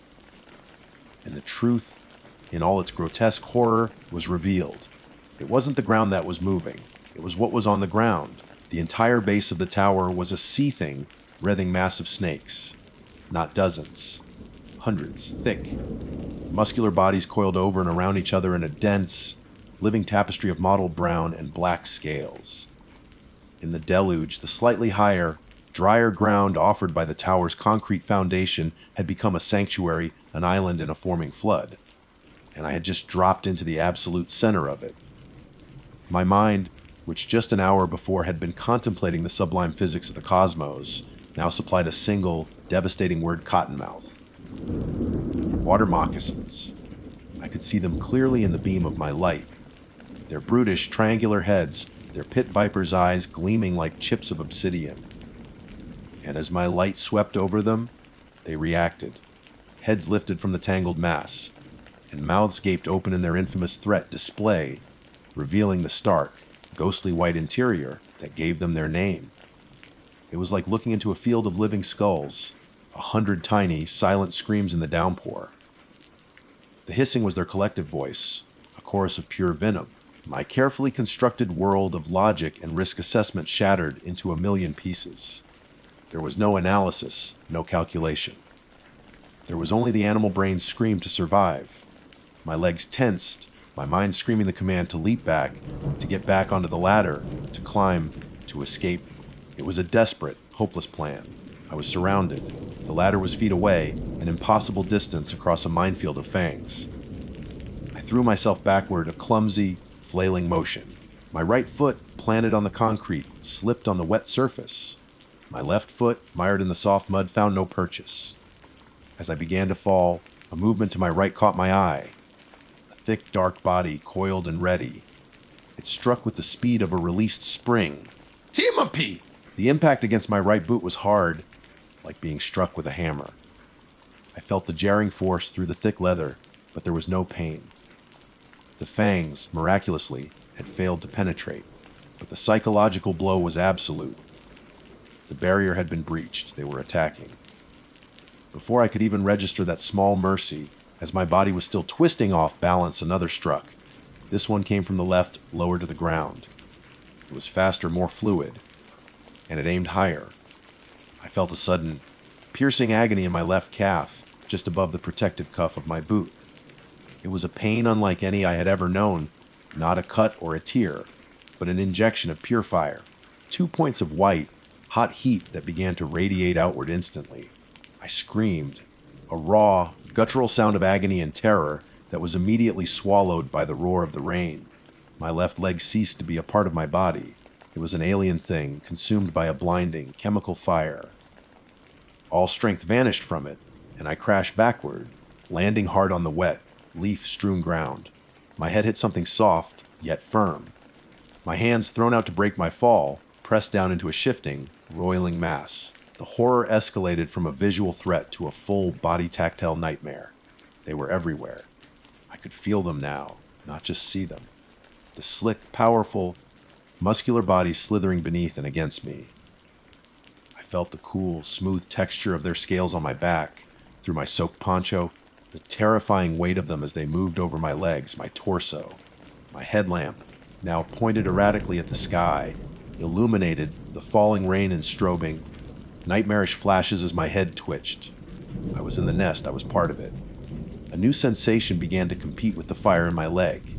A tingling, electric numbness that started at the bite and began to crawl its way up my thigh. The venom. The potent hemotoxin was beginning its work, breaking down tissue, destroying blood cells. But it was the neurotoxic component I felt most acutely. My muscles, which a moment ago were coiled with adrenaline, began to feel heavy, unresponsive. My attempts to scramble away, to push myself up, were futile. My limbs were becoming water, refusing to obey the frantic signals from my brain. I managed to roll my head to the side, and the beam of my headlamp swept across the scene again. My own personal circle of hell. A large cottonmouth was slithering slowly across my chest, its head raised, its forked tongue flicking out to taste my scent. Its eyes were black, devoid of emotion, regarding me with an ancient indifference. I was not prey, I was not a threat anymore. I was just a warm, dying obstacle in its path. My breathing became a conscious, laborious effort. Each inhale was a struggle, my diaphragm feeling sluggish, paralyzed. My vision began to tunnel, the edges of the world turning dark and fuzzy, leaving only the brightly lit horror in the center. And in this state of creeping death, my mind, with a final, cruel burst of clarity, began to mock me. I, Mason Thorne, storm chaser, student of atmospheric physics, a man who sought out and danced with the most awesome and violent powers the planet could muster. I had climbed a 100-foot steel tower to look at the sky, to find danger and beauty in the heavens. I had prided myself on my knowledge, my preparation, my respect for the immense power of nature. My mistake was looking up. My mistake was believing that the only danger worth respecting was the kind that announced itself with thunder and light. I had been so consumed by the spectacle above that I had ignored the quiet, patient, and infinitely more lethal threat that was waiting for me right here on Earth. I had listened to the roar of the storm, but had been deaf to the hiss of the serpent. My grandfather's voice, once a comfort, now returned as a final, damning judgment. You gotta respect it, but you don't have to fear it. Just understand what it's telling you. I hadn't understood. I had heard the sound, the warning, and I had dismissed it. Twice, my arrogance had been my downfall. The rain continued to fall, washing the world clean. It ran over my face into my open, unblinking eyes. I could no longer feel the cold. I could only feel the slow, rhythmic movement of the snakes around me, a final, cold embrace. The real power, the real danger, wasn't in the ephemeral fury of the sky. It was in the ancient, patient, and unforgiving earth, and it had claimed me. My name is Harper Davies. I am, or rather, I was, a postgraduate geology student at the University of Florida, specializing in geomorphology and seismic activity in coastal regions. My thesis, a project I had poured 2 years of my life into, was focused on the subtle instabilities of Florida's coastal plain. It's a topic that sounds dry to most, a mundane collection of data points and soil composition charts, but to me, it was a fascinating puzzle. The ground beneath our feet, especially in a state as low, lying in water, logged as Florida, is in a constant, slow motion state of flux. My goal was to capture that movement, to understand the deep, ancient rhythms of the earth in a place where land and water are locked in an eternal, shifting dance. My research grant had afforded me some of the best portable seismographic equipment available. These weren't just simple tremor detectors. They were highly sensitive instruments capable of picking up the faintest vibrations, the kind of deep, infrasonic hums that are often precursors to more significant geological shifts. The crown jewel of my collection was a Syrax 3 model, a device so sensitive it could supposedly register the footfalls of a running deer from half a mile away. It was my baby, and its data was the cornerstone of my entire academic future. That particular week in late May, my research took me to the Punta Gorda Lookout Tower. Located deep within a sprawling, humid expanse of state-managed forest and swampland, the tower was a relic, a skeletal finger of rust, brown steel pointing accusingly at the flat, featureless sky. It was still technically managed by the Forest Service, but managed was a generous term. It was a place that felt forgotten by time, a lonely outpost on the edge of a wild, untamable world. The drive out there was a gradual shedding of civilization. The smooth, 6-lane highways of Gainesville gave way to 2-lane county roads, then to cracked asphalt, and finally to a winding dirt track that seemed to be actively fighting a losing battle against the encroaching vegetation. Spanish moss hung from ancient cypress trees like the tattered robes of ghosts, and the air, thick and heavy, carried the primal scent of wet earth, slow decay, and burgeoning life. I arrived at the base of the tower just after 10 in the morning. The sun was already a malevolent white disk in the sky, beating down with a ferocity that promised a sweltering, oppressive day. The air was still, the usual chorus of birds and insects strangely muted. All I could hear was the low hum of my truck's engine and the soft crunch of my boots on the gravelly soil. The tower loomed over me, its metal frame groaning softly in the heat. Beside it, a dark, sluggish canal snaked its way into the dense mangroves, its surface as black and still as polished obsidian. My task for the day was simple, if physically demanding: haul my equipment to the top of the 80-foot tower and place the portable seismographs. The height was crucial. It would give me a stable, elevated platform, minimizing ground, level interference, and allowing the sensors to get a clearer picture of the subterranean vibrations across a wider area. I began the arduous process, making several trips up and down the narrow, clanging metal stairs. First, the power packs and cabling. Then, the smaller, secondary sensors. Each step was a loud, metallic clang that echoed across the unnerving silence of the swamp. With each ascent, the view became more expansive, revealing a vast, unbroken sea of green and brown, punctuated by the dark, watery veins of canals and wetlands. It was beautiful in a raw, intimidating way.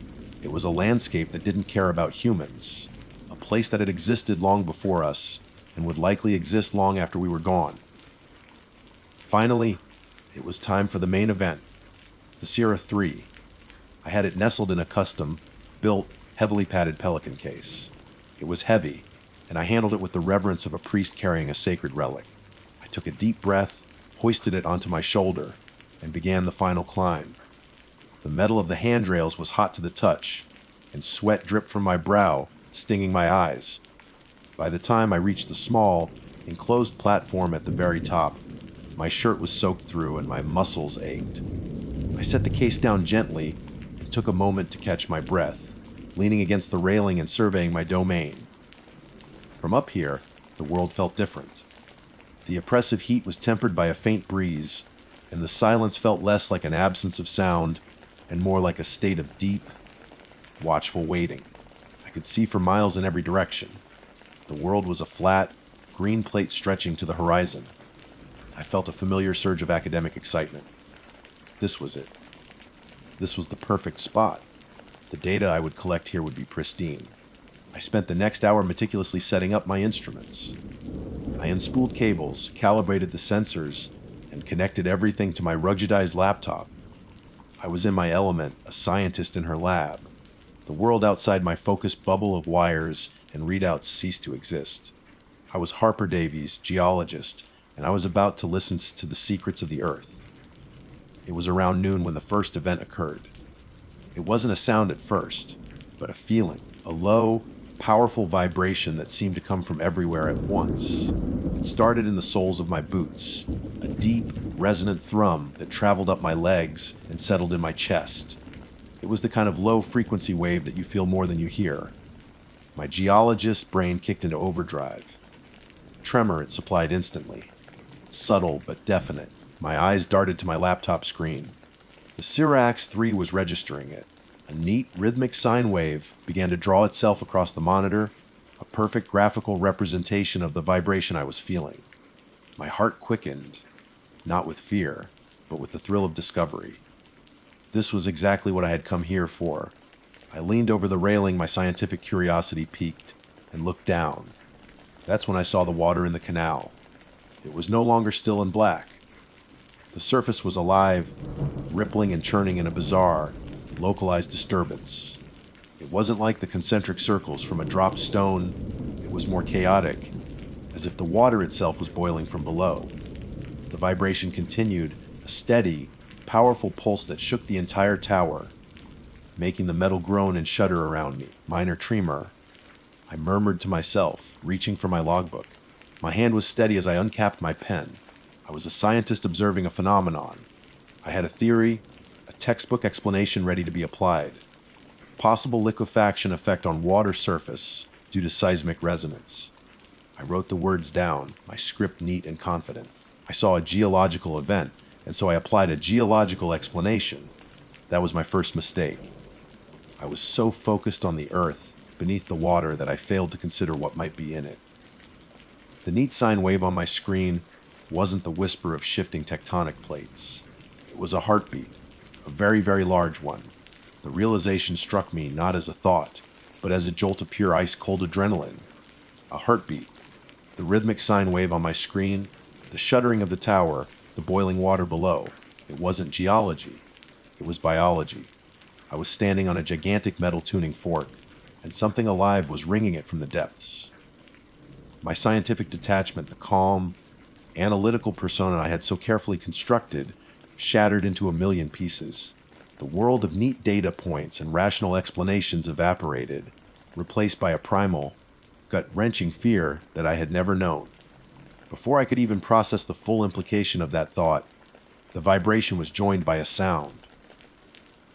And it was a sound that no words can adequately describe. To call it a roar would be an insult to its sheer, world-breaking power. It was a physical force, a wave of sound so deep and resonant that it bypassed my ears and slammed directly into my bones. The air itself seemed to thicken and compress. The metal platform beneath my feet vibrated so violently that my teeth chattered in my skull. It was a sound from the dawn of time, a bellow that spoke of ancient swamps and primordial ooze, of colossal predators ruling a world untouched by humanity. It was the sound of a god, or a demon, waking from a long slumber. Every instinct in my body, every nerve ending, screamed a single, unambiguous message to Dar. The sudden, deafening concussion of sound startled me in a way I have never been startled before or since. It was a full body flinch, an involuntary spasm of pure terror. My hands, which had been resting on my precious Serax 3 seismograph, flew up to my head as if to protect it from the sonic assault. In that single, reflexive moment of panic, the heavy, padded case tilted on its edge. For a horrifying, slow-motion second, it teetered on the brink of the platform's edge. I lunged for it, my fingers brushing against the hard plastic, but it was too late. It tipped over, tumbled once through the air, and fell. The 80-foot drop seemed to take an eternity. I watched, paralyzed, as my future, my thesis, 2 years of relentless work, and thousands of dollars in grant money plummeted towards the dark water below. It hit the surface with a loud, sickening splash that seemed to echo the roar that had caused it. The sound broke the spell. A new kind of panic, hot and desperate, flooded through me, momentarily eclipsing the fear. No, I chanted the words of frantic prayer. Without a single rational thought, without considering the monstrous heartbeat or the apocalyptic roar, I turned and scrambled for the stairs. My only thought was the equipment. It was my whole project. The case was waterproof, I told myself. The padding was thick. If I could just get to it quickly, maybe, just maybe, it would be salvageable. My career depended on it. I descended the tower stairs with a reckless, suicidal speed. My feet barely touched the steps, my hands sliding down the hot metal railings. The loud, rhythmic clanging of my previous ascents was replaced by a chaotic, stumbling racket.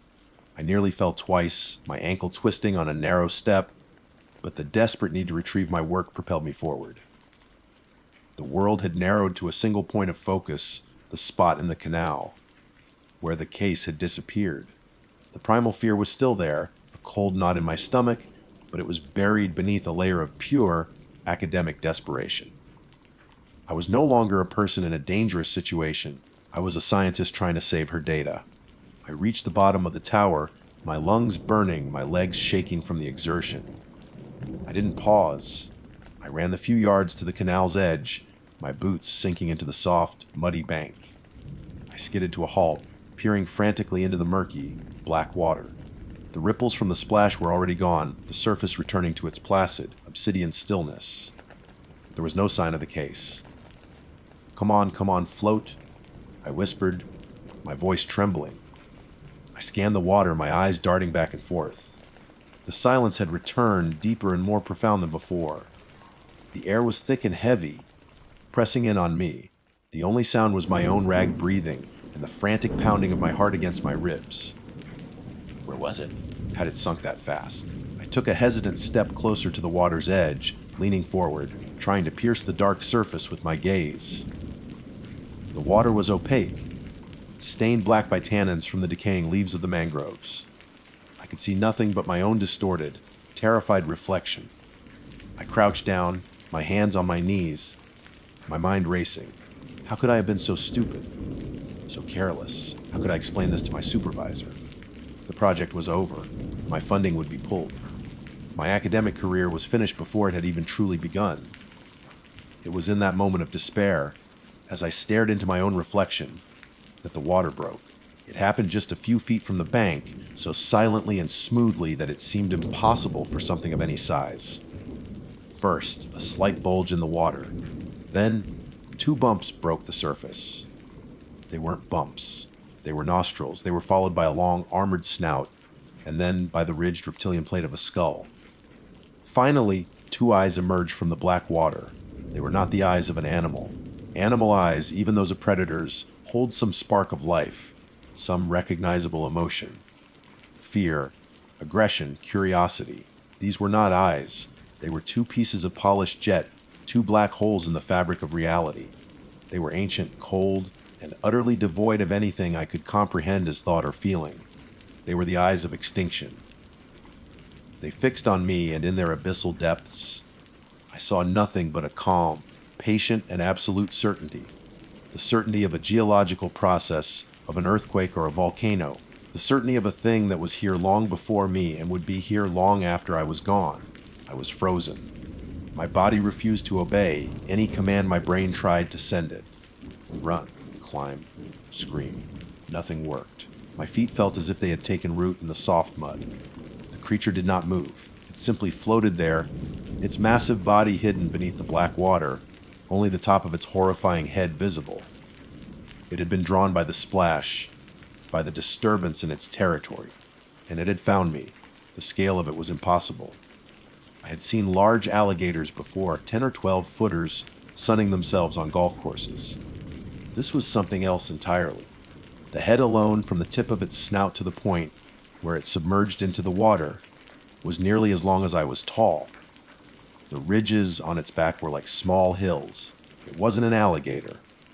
It was a monster from a forgotten age, a living dinosaur that had somehow survived, hidden in the deep, dark waters of the swamp. The 2 mistakes I had made became terrifyingly clear.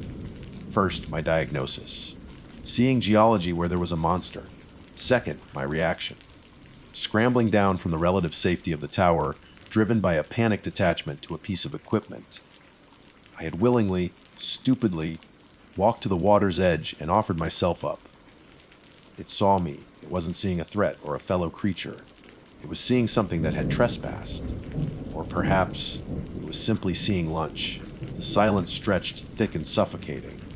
The black eyes stared, unblinking, and I knew, with a certainty that chilled me more than the roar, that I was going to die. Time ceased to have meaning. Seconds stretched into glacial epochs as I remained crouched by the water's edge, a statue of terror before an ancient god. The world had compressed into the space between my eyes and the 2 black, unblinking voids that stared back at me from the water. My mind, a frantic machine moments before, was now utterly silent, paralyzed by a fear so profound it felt like a physical weight. I couldn't breathe. I couldn't think. I could only watch and wait for the inevitable. The creature moved. It was not a sudden lunge, but a slow, deliberate surge of unimaginable power. The water around its colossal head swelled upwards, displacing a wave that lapped gently at my mud-caked boots. The movement was eerily silent, a display of immense muscular control. It was rising from the canal, its purpose as clear and cold as its obsidian eyes. The long, armored snout lifted higher, water cascading from its sides in dark, shimmering sheets. I saw the edge of its jawline, a curve of reptilian armor that promised devastating force. Below the surface, I could sense, rather than see the coiling of its immense body, a spring of primordial muscle tightening for a final, fatal release. This was it. The end of the equation. Harper Davies, promising geology student, reduced to a final, terrified data point. But in that last moment, the world intervened. As the creature pushed itself forward, leveraging its immense weight against the soft bank, the ground beneath it gave way. The muddy earth, saturated and unstable, could not support the monster's bulk.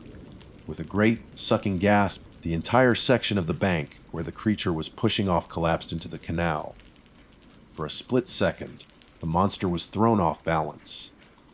Its massive head dipped, one of its unseen forelimbs plunging deep into the churning mud and water. A plume of black silt erupted, momentarily obscuring its head. It let out a guttural hiss of what I could only interpret as frustration, a sound like grinding stones that vibrated through the ground. That sound broke the spell. It was the crack in the smooth, perfect facade of its predatory certainty. It was an imperfection, a moment of fallibility, and it was all I needed. My body, released from its paralytic prison, acted without any conscious thought. The command wasn't run, it was simply move. I threw myself backwards, away from the water, my hands slapping into the wet mud. I scrambled on all fours, my legs churning uselessly for a moment before finding purchase. I didn't look back. I couldn't.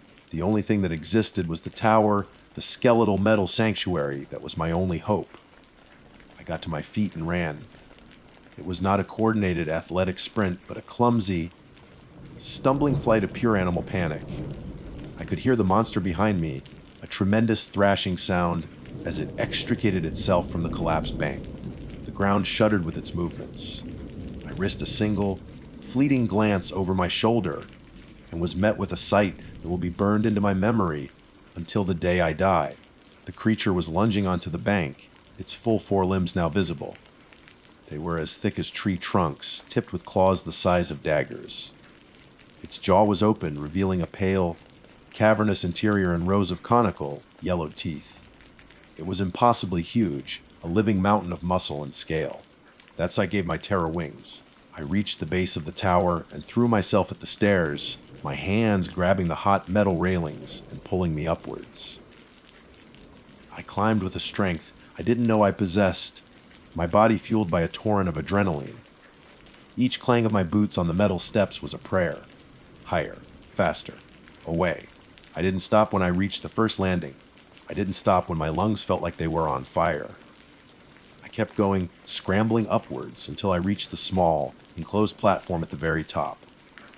Only then did I collapse, my back sliding down the metal wall of the cabin until I was huddled on the floor, gasping for air, my entire body trembling uncontrollably. I was safe, or at least safer. I crawled to the railing and peered down. The creature was at the base of the tower. It was sniffing the air, its massive head swaying back and forth. It looked up, and its black eyes locked onto me once again. There was no anger in them, no fury. Just a cold, patient focus. It knew where I was. It circled the tower once, its immense body carving a path through the undergrowth. Its tail, a weapon of incredible size and power, swept back and forth, flattening bushes and small trees as if they were blades of grass. Then, it stopped and placed one of its massive forelimbs on one of the tower's support legs. It pushed.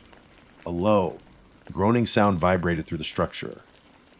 The entire tower shuddered and swayed, a sickening lurch that sent my stomach into my throat. It was testing it. It was testing my sanctuary, trying to see if it could be brought down. The groaning continued, a horrible, metallic scream of stressed steel. I squeezed my eyes shut, convinced that the bolts would shear, that the whole structure would come crashing down, delivering me directly to the monster below. But the tower held. It was old, but it was built of solid American steel, anchored deep in the bedrock. After a long, terrifying moment, the creature relented. It let out another low hiss and backed away, settling itself near the canal's edge, its body partially concealed by the mangroves, its head and unblinking eyes still pointed directly at me. The siege had begun. The sun began its slow descent, painting the sky in brilliant hues of orange and purple that felt like a cruel joke. The beauty of the sunset was a stark contrast to the ugly, primal horror of my situation. As darkness fell, the swamp came alive with a symphony of sound, the chirping of insects, the croaking of frogs, the distant calls of night birds. But over it all, I was listening for only one thing: the sound of movement from below. The night was the longest of my life. I stayed huddled in the corner of the platform, my knees drawn to my chest, my eyes straining to see into the impenetrable darkness below. I had no food, no water, and no light. The temperature dropped and a damp chill set in, but I barely noticed. Every gust of wind that made the tower groan was the creature pushing against it. Every rustle in the leaves was the monster repositioning itself for another attack. My scientific mind, the part of me that had once found comfort in data and logic, was gone. I had been reduced to a primitive state, a small, frightened mammal hiding from a predator in the dark.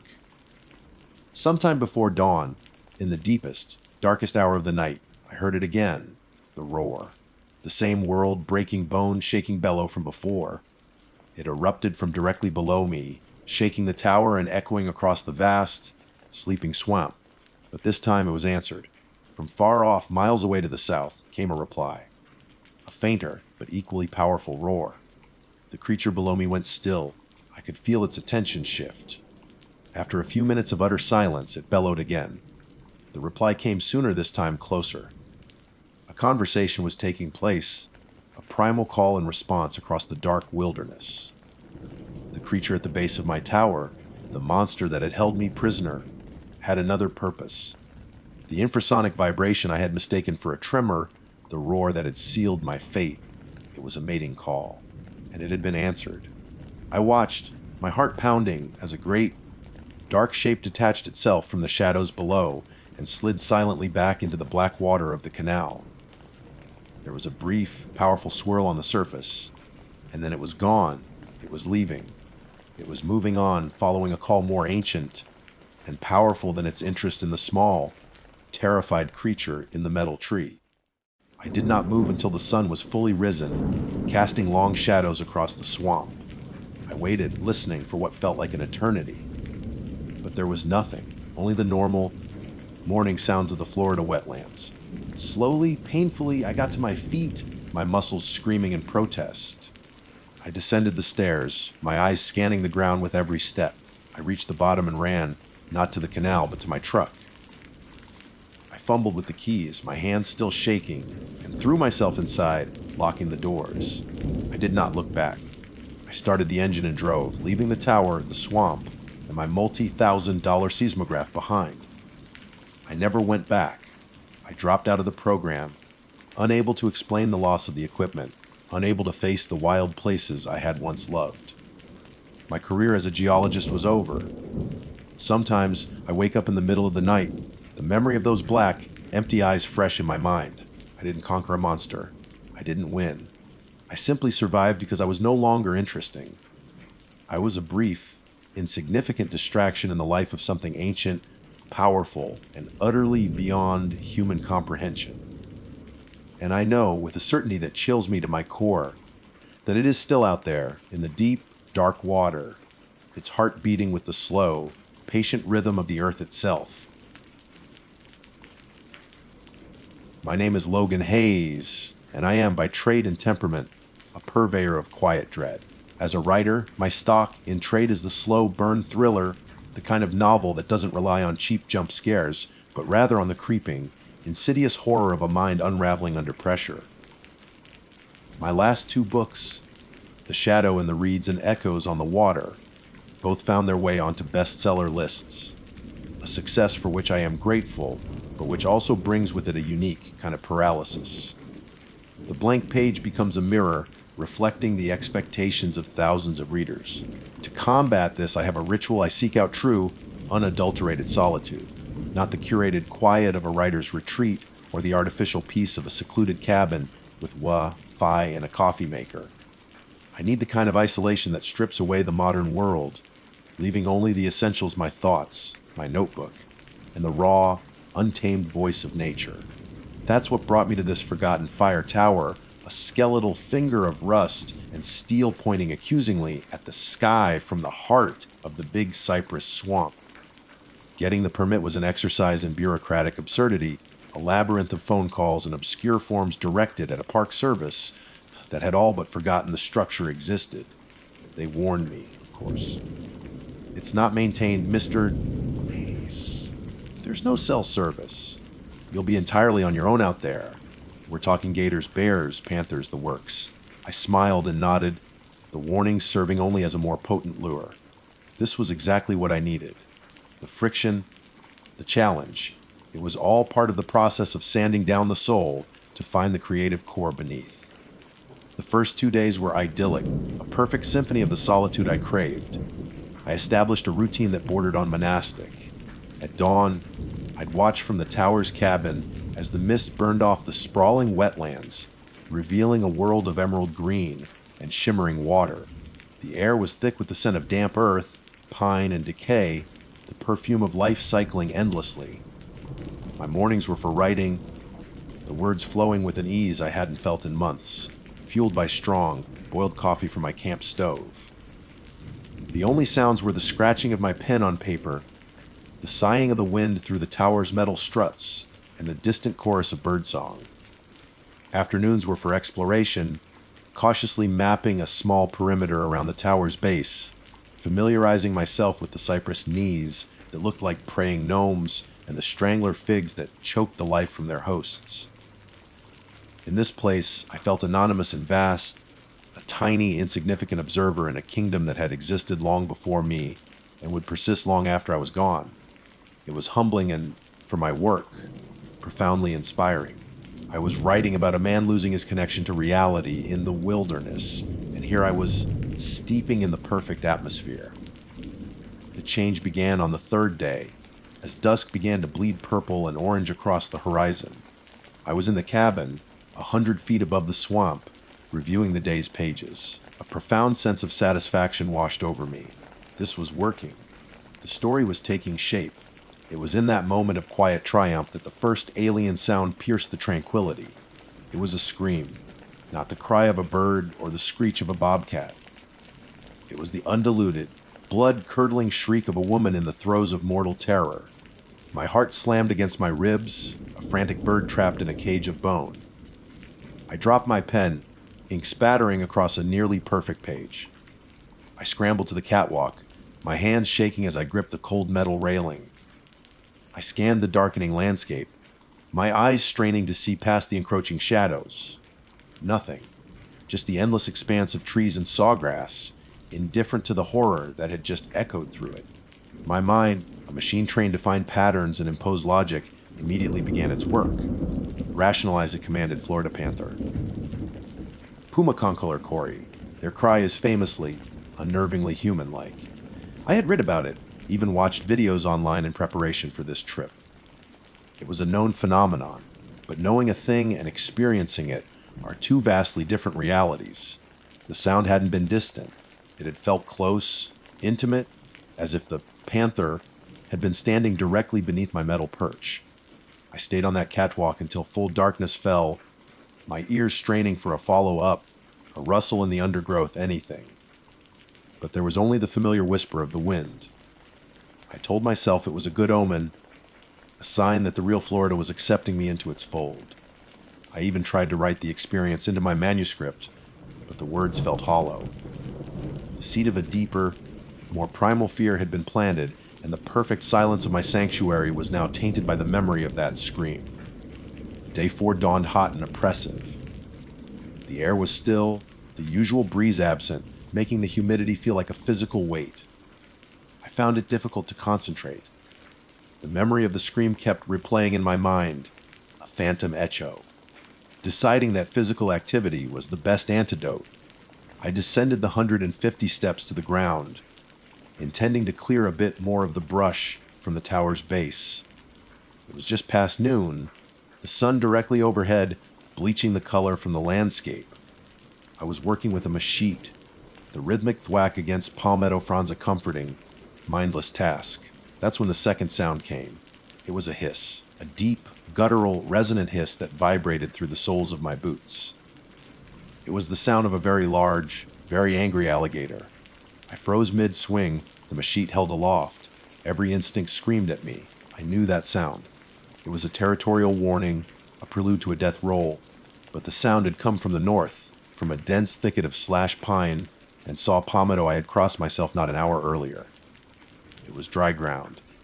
High ground, relatively speaking. There was no water there, no pond, no creek, not even a significant puddle. An alligator of the size that sound suggested would have no reason to be there. It was a biological impossibility. Slowly, cautiously, I lowered the machete and backed away toward the tower's ladder. My eyes were locked on the thicket. The hiss came again, louder this time, filled with a resonant menace that seemed to defy the logic of acoustics. It wasn't just a sound in the air. It felt like it was being projected directly into my skull. My heart hammered a frantic rhythm against the silence. I abandoned my work and scrambled back up the tower, not stopping until I was safely locked inside the cabin. From my vantage point, I could see the thicket clearly. Nothing moved. No massive reptiles slithered from the brush. There was nothing there. The rational part of my brain was now in open conflict with the evidence of my senses. Panthers scream, yes. But gators don't hunt on dry pineland. It was wrong. Everything about it was fundamentally, terrifyingly wrong. The swamp's vocabulary was being spoken, but the grammar was all askew. Sleep did not come easily on the night of the fourth day. The metal walls of the cabin, once a symbol of my secure fortress against the wild, now felt flimsy, like the skin of a drum waiting for a beat. Every gust of wind that rattled the window panes was the prelude to another impossible sound. I lay on my cot, staring into the oppressive darkness, my ears straining. The silence was a taut wire, humming with the potential for horror. The woman's scream and the gator's hiss played on a loop in my mind, a duet of misplaced dread. My writer's brain, the very tool I had come here to sharpen, was turning against me. It took the illogical events and spun them into terrifying narratives. What if a park ranger had lied about the permit? What if someone else was out here, a deranged hermit using a soundboard to drive me away? The thought was absurd, but in the suffocating isolation of the swamp, absurdity was beginning to feel like a viable hypothesis. I finally drifted into a shallow, restless slumber just before dawn, only to be jolted awake by the first rays of sun. Day 5 began not with quiet contemplation, but with a gnawing anxiety. I forced down some coffee and a dry protein bar, my appetite gone. I told myself I was overreacting. I was a man of logic, a builder of structured plots. This was just a series of bizarre coincidences. To prove it to myself, to reclaim my territory and my peace of mind, I decided to resume my afternoon routine of a perimeter walk. I needed to feel the solid ground beneath my feet, to reassert my presence. I descended the ladder, the morning air already thick with humidity. I walked slowly, deliberately, forcing myself to observe the details I had found so charming just days before. The iridescent sheen on a dragonfly's wing, the intricate web of a golden orb weaver. I was trying to overwrite the fear with beauty. I had walked perhaps 50 yards from the tower's base, circling a large cypress dome, when the third sound began. It was an insect, like buzz, dry and sharp, the sound of a pygmy rattlesnake's warning, Cistrus miliarius, small camouflaged but packing a potent hemotoxic venom. My blood ran cold. This was a sound you did not ignore. I froze, my eyes scanning the leaf litter around my boots. The buzzing was steady, insistent. It seemed to be coming from my left, near a decaying log. I took a slow, deliberate step backward. The buzzing didn't stop. In fact, it seemed to grow slightly in volume, and its position shifted. It was now coming from in front of me. My heart hammered against my ribs. This was wrong. A rattlesnake warns you from a fixed position. It doesn't move toward you while rattling. That's not how they behave. It's a waste of energy, a contradiction of the warning's purpose.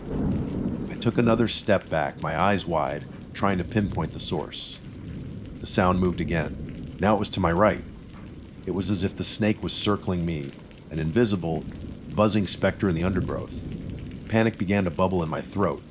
I broke protocol. I turned and walked quickly, not running back toward the tower. The buzzing followed me.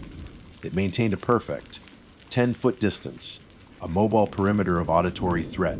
It wasn't until my hand touched the cold steel of the ladder that the sound abruptly ceased. I scrambled up to the cabin, my breath coming in ragged gasps. I slammed the door and threw the bolt, a completely useless gesture. I stumbled to the window and looked down at the spot where I had been standing. The ground was still. The leaves were unmoved. There was no snake. There was only the oppressive, watching silence of the swamp. This was the true turning point. The panther scream could be explained away by biology. The gator hiss could be a freak acoustic event. But a rattlesnake that actively stalks you, its warning cry behaving like a tracking device, that wasn't nature. That was malice. That was intelligence. My mistake, I realized with a sickening lurch in my stomach, was in trying to rationalize each event in isolation. I was treating them as separate data points when I should have been looking at the pattern. Day 3, panther. Day 4, alligator. Day 5, rattlesnake. Each sound was perfectly rendered, a textbook example of the creature's call. They were too perfect, too close, too performative. They never overlapped. It was like a new creature was scheduled to make its appearance each day, a curated exhibition of the swamp's most terrifying residents. I didn't write a single word that day. The pages of my novel seemed to mock me. How could I write about a fictional man's descent into madness when I felt I was on the precipice of my own? The solitude I had so desperately craved had become a prison. The silence was a canvas, and something was out there, painting it with my fears. Night fell on day 5, and with it came the certainty that I would not sleep. I sat in the dark, my back against the far wall, my heavy, duty flashlight in my lap, its beam pointed at the door. I was a character in one of my own books, the rational man pushed to the edge of reason. Hours passed. The tower groaned around me. The wind whispered secrets I couldn't decipher. And then, at the stroke of midnight, the fourth performance began. Huff, snort, pop. It was the sound of a black bear. Not a roar of aggression, but the nervous, agitated sounds of a bear that feels cornered. The huffing of air through its nostrils, the popping of its jaws. It was a sound I knew well from documentaries and safety briefings. It's the sound a hiker hears right before an attack. And it was coming from right outside the cabin door. Right there on the catwalk, 100 feet in the air, my blood turned to ice water. This was the final, irrefutable impossibility. A panther could climb. A gator could not. A snake could not. And a 400-pound black bear most certainly could not scale a 100-foot steel lattice tower. It was a physical, gravitational, biological absurdity. Yet the sound was undeniable. It was so close I could hear the wetness in the snorts, the clack of teeth as the jaw popped. It was pacing, its phantom weight making the metal floorboards of my mind creak and groan. I didn't move. I barely breathed. My grip on the flashlight was so tight my knuckles were white. I knew, with a certainty that transcended all logic, that if I opened that door, there would be nothing there. No bear. No footprints. Just the empty catwalk and the dizzying drop to the swamp below. The sounds continued for what felt like an eternity. Huff, snort, pop. A rhythmic, terrifying drumbeat against my sanity. Then, as if a switch had been flipped, it stopped. And the silence that rushed in was more horrifying than the noise had ever been. The silence that followed the phantom bear was a physical entity. It pressed in on me, heavy and suffocating, ringing in my ears more loudly than any sound that had preceded it. Day 6 dawned, but I barely registered it. I hadn't slept in what felt like a lifetime. My internal clock was shattered, replaced by a rhythm of pure adrenaline and dread. The world outside the grimy windows of the cabin was a smear of greens and browns, a reality I no longer felt connected to. My sanctuary had become a psychological torture chamber, and I was its sole, captive audience. The barrier of rationalization was not just broken, it had been pulverized into dust. There was no longer any part of my mind that sought a logical explanation. The events were not coincidences or freak occurrences. They were a deliberate, calculated assault. The sequence, panther, gator, snake, bear, was a progression, a carefully curated playlist designed to escalate the sense of impossible threat. It had worked. My mind, the tool I had always trusted, the very thing that defined my career and my sense of self, was now a landscape of ruins. I stopped trying to write. The notebook lay open on the small table, the last sentence I wrote days ago, seeming to belong to another man, a knave fool who thought solitude was a prize to be won. My inspiration was gone, consumed by the ever-present fear. My solitude was gone, replaced by the constant, suffocating presence of the thing that watched and listened from the swamp below. And then the rules changed. Around midday, the performance became a symphony. The sounds were no longer scheduled. One act plays presented in orderly fashion. They began to overlap, to bleed into one another in a grotesque chorus. The woman's scream would be abruptly cut off by the guttural hiss of the gator. The dry buzz of the rattlesnake would weave itself through the nervous huffing of the bear. It was a cacophony of terror, a soundscape engineered by a mad god. At one point, I heard all four sounds at once, a layered quartet of dread that seemed to make the very air in the cabin vibrate. It was in that moment of auditory chaos that the final, terrible truth crystallized in my mind. It was not a dozen different animals. It wasn't a collection of creatures.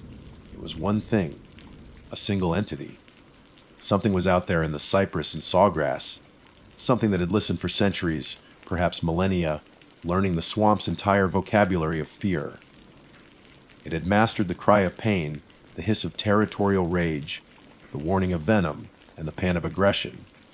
It was a mimic, a predator that didn't hunt with tooth and claw, but with sound itself. And its prey was my sanity. I understood its goal then. It wasn't trying to lure me down from the tower. It wasn't trying to attack me in the traditional sense. A physical assault would have been a mercy compared to this. This thing was trying to deconstruct my mind, to peel back the layers of reason and logic until only the raw, screaming nerve of terror remained. It was an act of psychological warfare, and it was devastatingly effective. I began to lose my grip on reality. I couldn't trust my own senses anymore. Was that the wind whistling through the metal struts of the tower, or was it the beginning of the snake's hiss? Was that a real heron calling in the distance, or was it the mimic practicing a new instrument for its orchestra? The world became a binary of suspicion, real or mimic. The constant analysis was exhausting, a feedback loop of paranoia that spiraled deeper with every passing hour. I would press my hands over my ears, but the sounds weren't just external. They felt as if they were being generated inside my own skull, a phantom tinnitus of pure fear. My thoughts grew fragmented. I paced the small cabin, a 10 by 10-foot cage, my footsteps a frantic counter, rhythm to the horrors outside.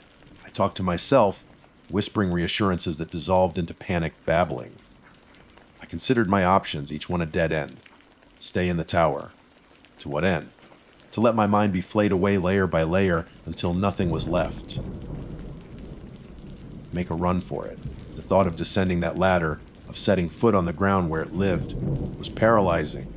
The 5-mile trek back to my car through the dense, disorienting swamp seemed like an impossible journey, a death sentence. Every rustle of a leaf would be a potential source, every shadow a hiding place for the thing that made the noises. The noise is constant now. It never stops. Panther, gator, snake, bear, Hiss, yell, buzz, huff. over and over, sometimes in sequence, sometimes all at once. It's a relentless, grinding assault. My mind has no quiet space to retreat to, no corner of silence to hide in. The noise is everything. It is the air I breathe, the blood in my veins, the frantic pulse in my temples. I am writing this now, my hand shaking so badly the words are nearly illegible. I don't know why. A final report. A suicide note. Or maybe just an attempt to impose one last shred of order on the chaos that has consumed me. My quest for inspiration has led me to the source of all fear. My search for solitude has delivered me into the most terrifying company imaginable. It's not trying to kill me. I see that now. It's trying to make me kill myself. It wants to break me. And it's working. I have to make it stop. I have to get away from the noise. The endless, terrifying noise. I can't stay up here any longer in this amplifier of madness. The only place the sound isn't focused, the only place that offers any hope of escape, the only quiet place is down.